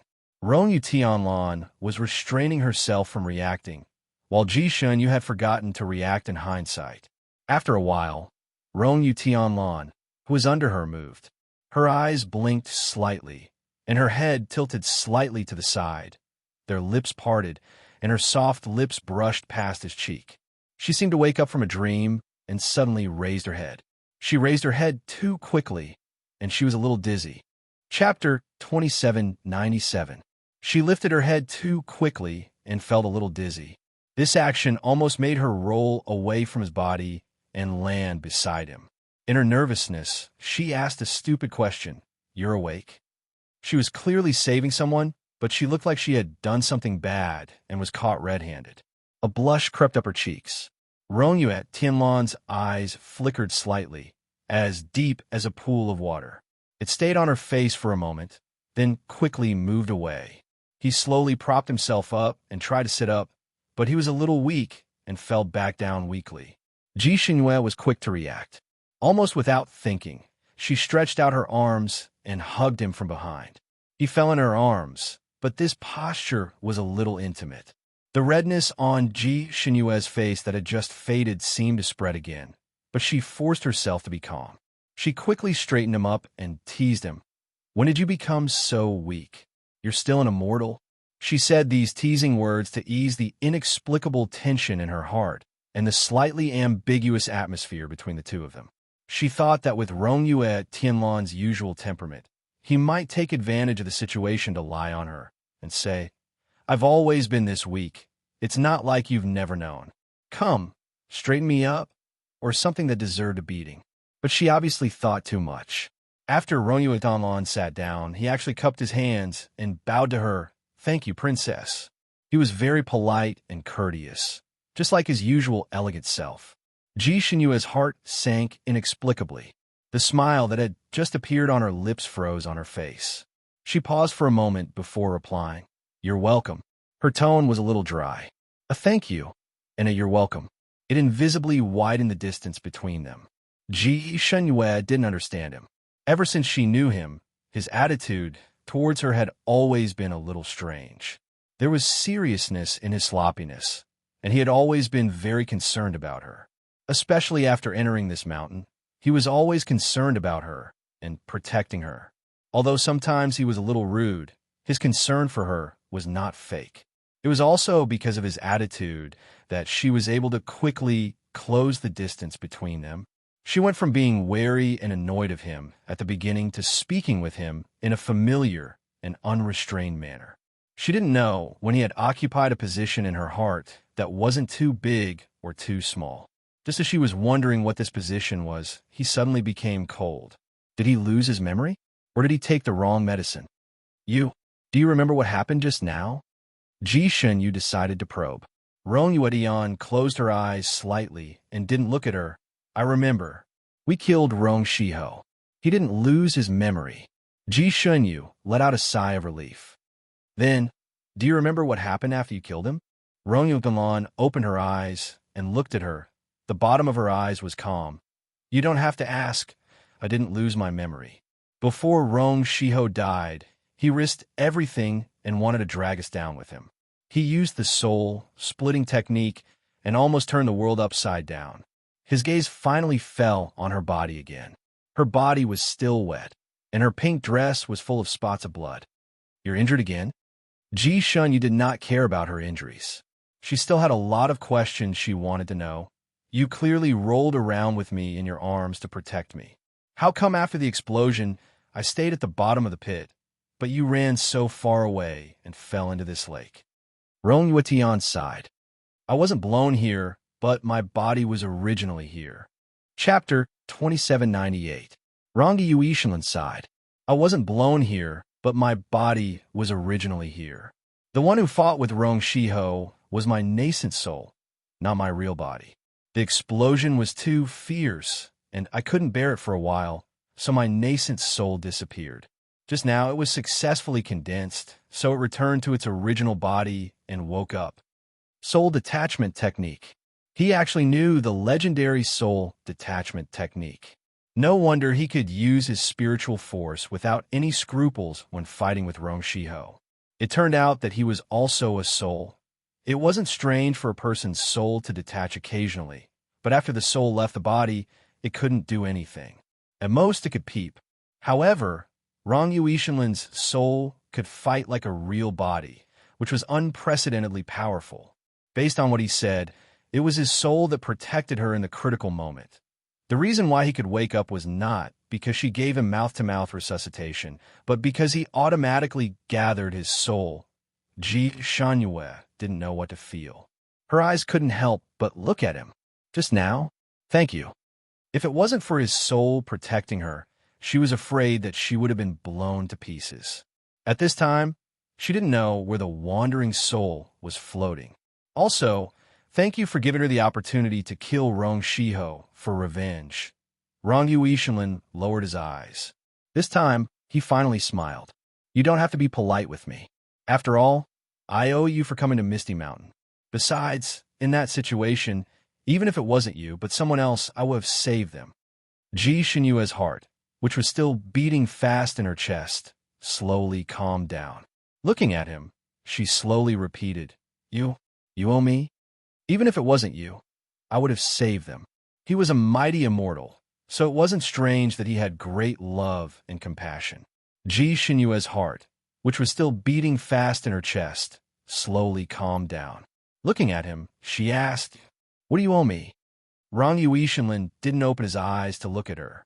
"After all, I delayed you for more than 3,000 years and caused you to suffer so much. So you've always wanted to compensate me, right?" Ji Xinyue interrupted him and answered on his behalf. Yes, Ji Xinyue's face paled slightly, but she smiled. As expected of someone who cultivated to become a heavenly immortal, you don't want to owe anyone anything. Actually, I've already said that this marriage can't be entirely blamed on you. I don't have any other good points, but I'm magnanimous, so I don't care about this anymore. Therefore, you can keep your guilt to yourself in the future. I don't care either. Rong Yuetian was speechless. He paused and spoke again in a faint voice. "I will try my best not to feel guilty." "All right, you don't have to take Rong Shiho's last words to heart. He didn't know anything at all. What did he say in the end? Didn't he explode with a bang in the end?" Ji Xinyu interrupted him and stood up. "You rest first. I'll go over there and take a look." She turned around and was about to leave. "Your injury?" Rong Yuishinlin couldn't help but open her mouth. Her gaze was fixed on her dress that was gradually stained with blood. The dark clouds were still rolling overhead, and the world was dark, but he could clearly see the bloodstains on her dress. It was so glaring. Ji Xinyue didn't answer. Her voice was faint. "It's just a small injury. I won't die." She turned around and strode away.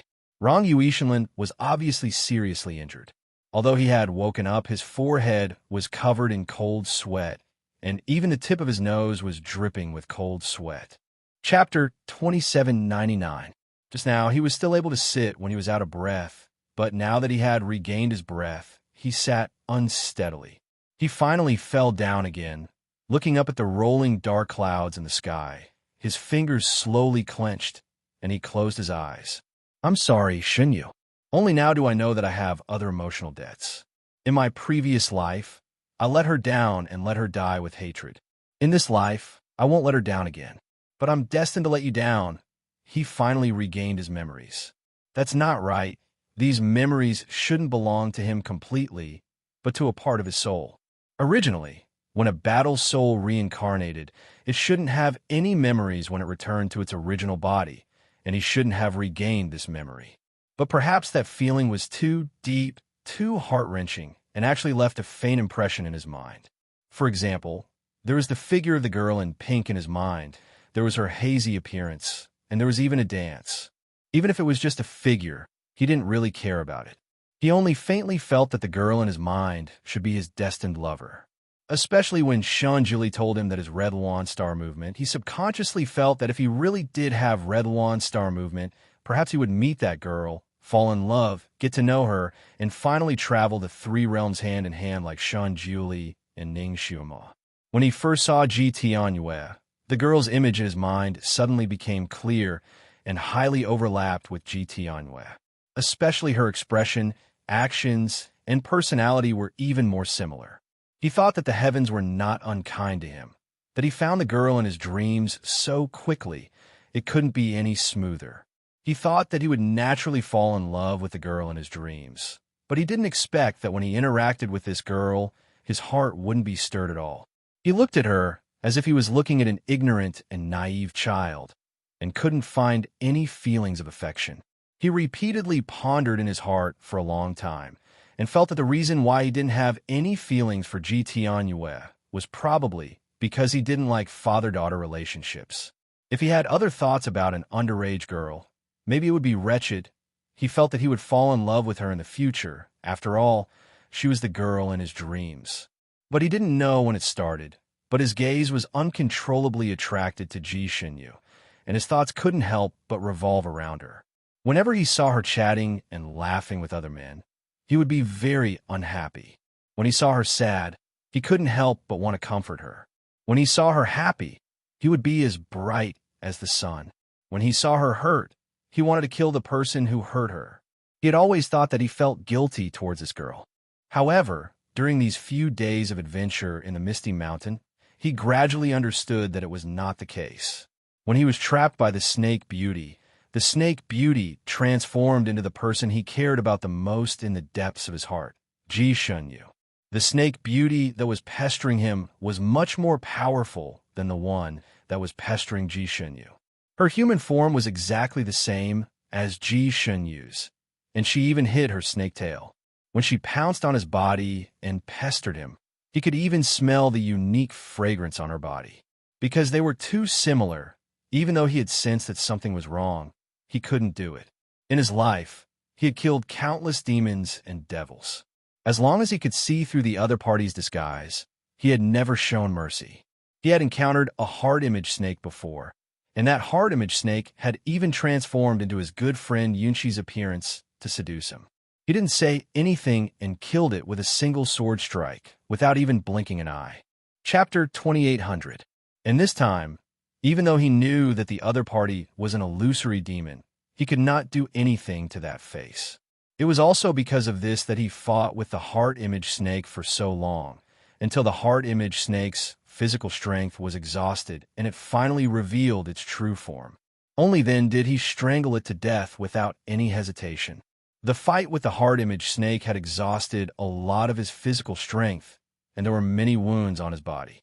However, he could not care less and immediately rushed to find Ji Shunyu, because he knew that the heart image snake would not appear. Once it appeared, it would easily form a pair and attack two people separately. His guess was right. Ji Shunyu was indeed entangled by the heart image snake. If he wanted to save her from the heart image snake, he could not act rashly, because the heart image snake entangled not only the human body, but also the soul. If he acted blindly, not only would he not be able to save her, he would also hurt her soul, and it might even cause her soul to scatter. If he wanted to save her unharmed, he could only use the flute to melt the ice around her body and stimulate the snake to return to its original form. And this flute sound was not an ordinary flute sound. It had to be played with a special blowing method. And this special blowing method required psychokinesis. Left with no choice, he could only use the soul shell shedding technique. Using his soul to blow this special flute sound, as expected, he had succeeded. The ice on her body melted. She no longer allowed the snake to do whatever it wanted. She sliced the snake open while it was still alive. The snake even looked like him. She did not hesitate at all when she made her move at that time. He did not know what to feel when he saw it. Although he was very gratified that she was not mesmerized by the heart image snake's illusion, that clean cut of her blade made him shiver. Using the soul detachment technique in Misty Mountain required more than half of his strength, and he was also injured. The soul detachment technique and the flute sound made his injuries worse, and he could not even use his light body technique. Of course, it was not that he could not use it. If he worked hard, he could still walk normally. However, when he saw Ji Shunyu cleanly cut him in half, he felt a little uncomfortable and could not help but want to find some trouble for her so that she could take him away. This girl was amenable to coaxing, but not coercion. When he was a little weak, her maternal instincts immediately flared up, and she took good care of him. He felt that his wounded soul was slightly comforted. For a moment, he couldn't figure out what kind of feelings he had for her, but subconsciously, he didn't want to go their separate ways after breaking off the engagement. So, he wanted to take her in as a disciple, but he didn't expect her to be so loyal to her master. He even felt that she liked her master. This feeling made him very unhappy. Before he could think of a way to deal with it, she had already discovered the Yuan bead. This led to a series of unforeseen events later on. Ji Shunyu, Rongyu et Tianlan, Rongyu et Tianlan. This person was known as the #1 person in the Fanine continent 13,000 years ago. Although his appearance was not very good, his evil techniques were top-notch. In the past, he was a person who could do whatever he wanted in the Fanine continent. His excellent bone structure and mind made him extremely proud, but his dwarf body and ordinary appearance made him feel extremely inferior. His extreme arrogance and inferiority complex made him violent and cold, and the way he did things was a little confusing. It was unknown how many people had died at his hands back then. Perhaps it was a sin, but Rong Shiho took a fancy to a famous, beautiful fairy in Shunyu Tianhen.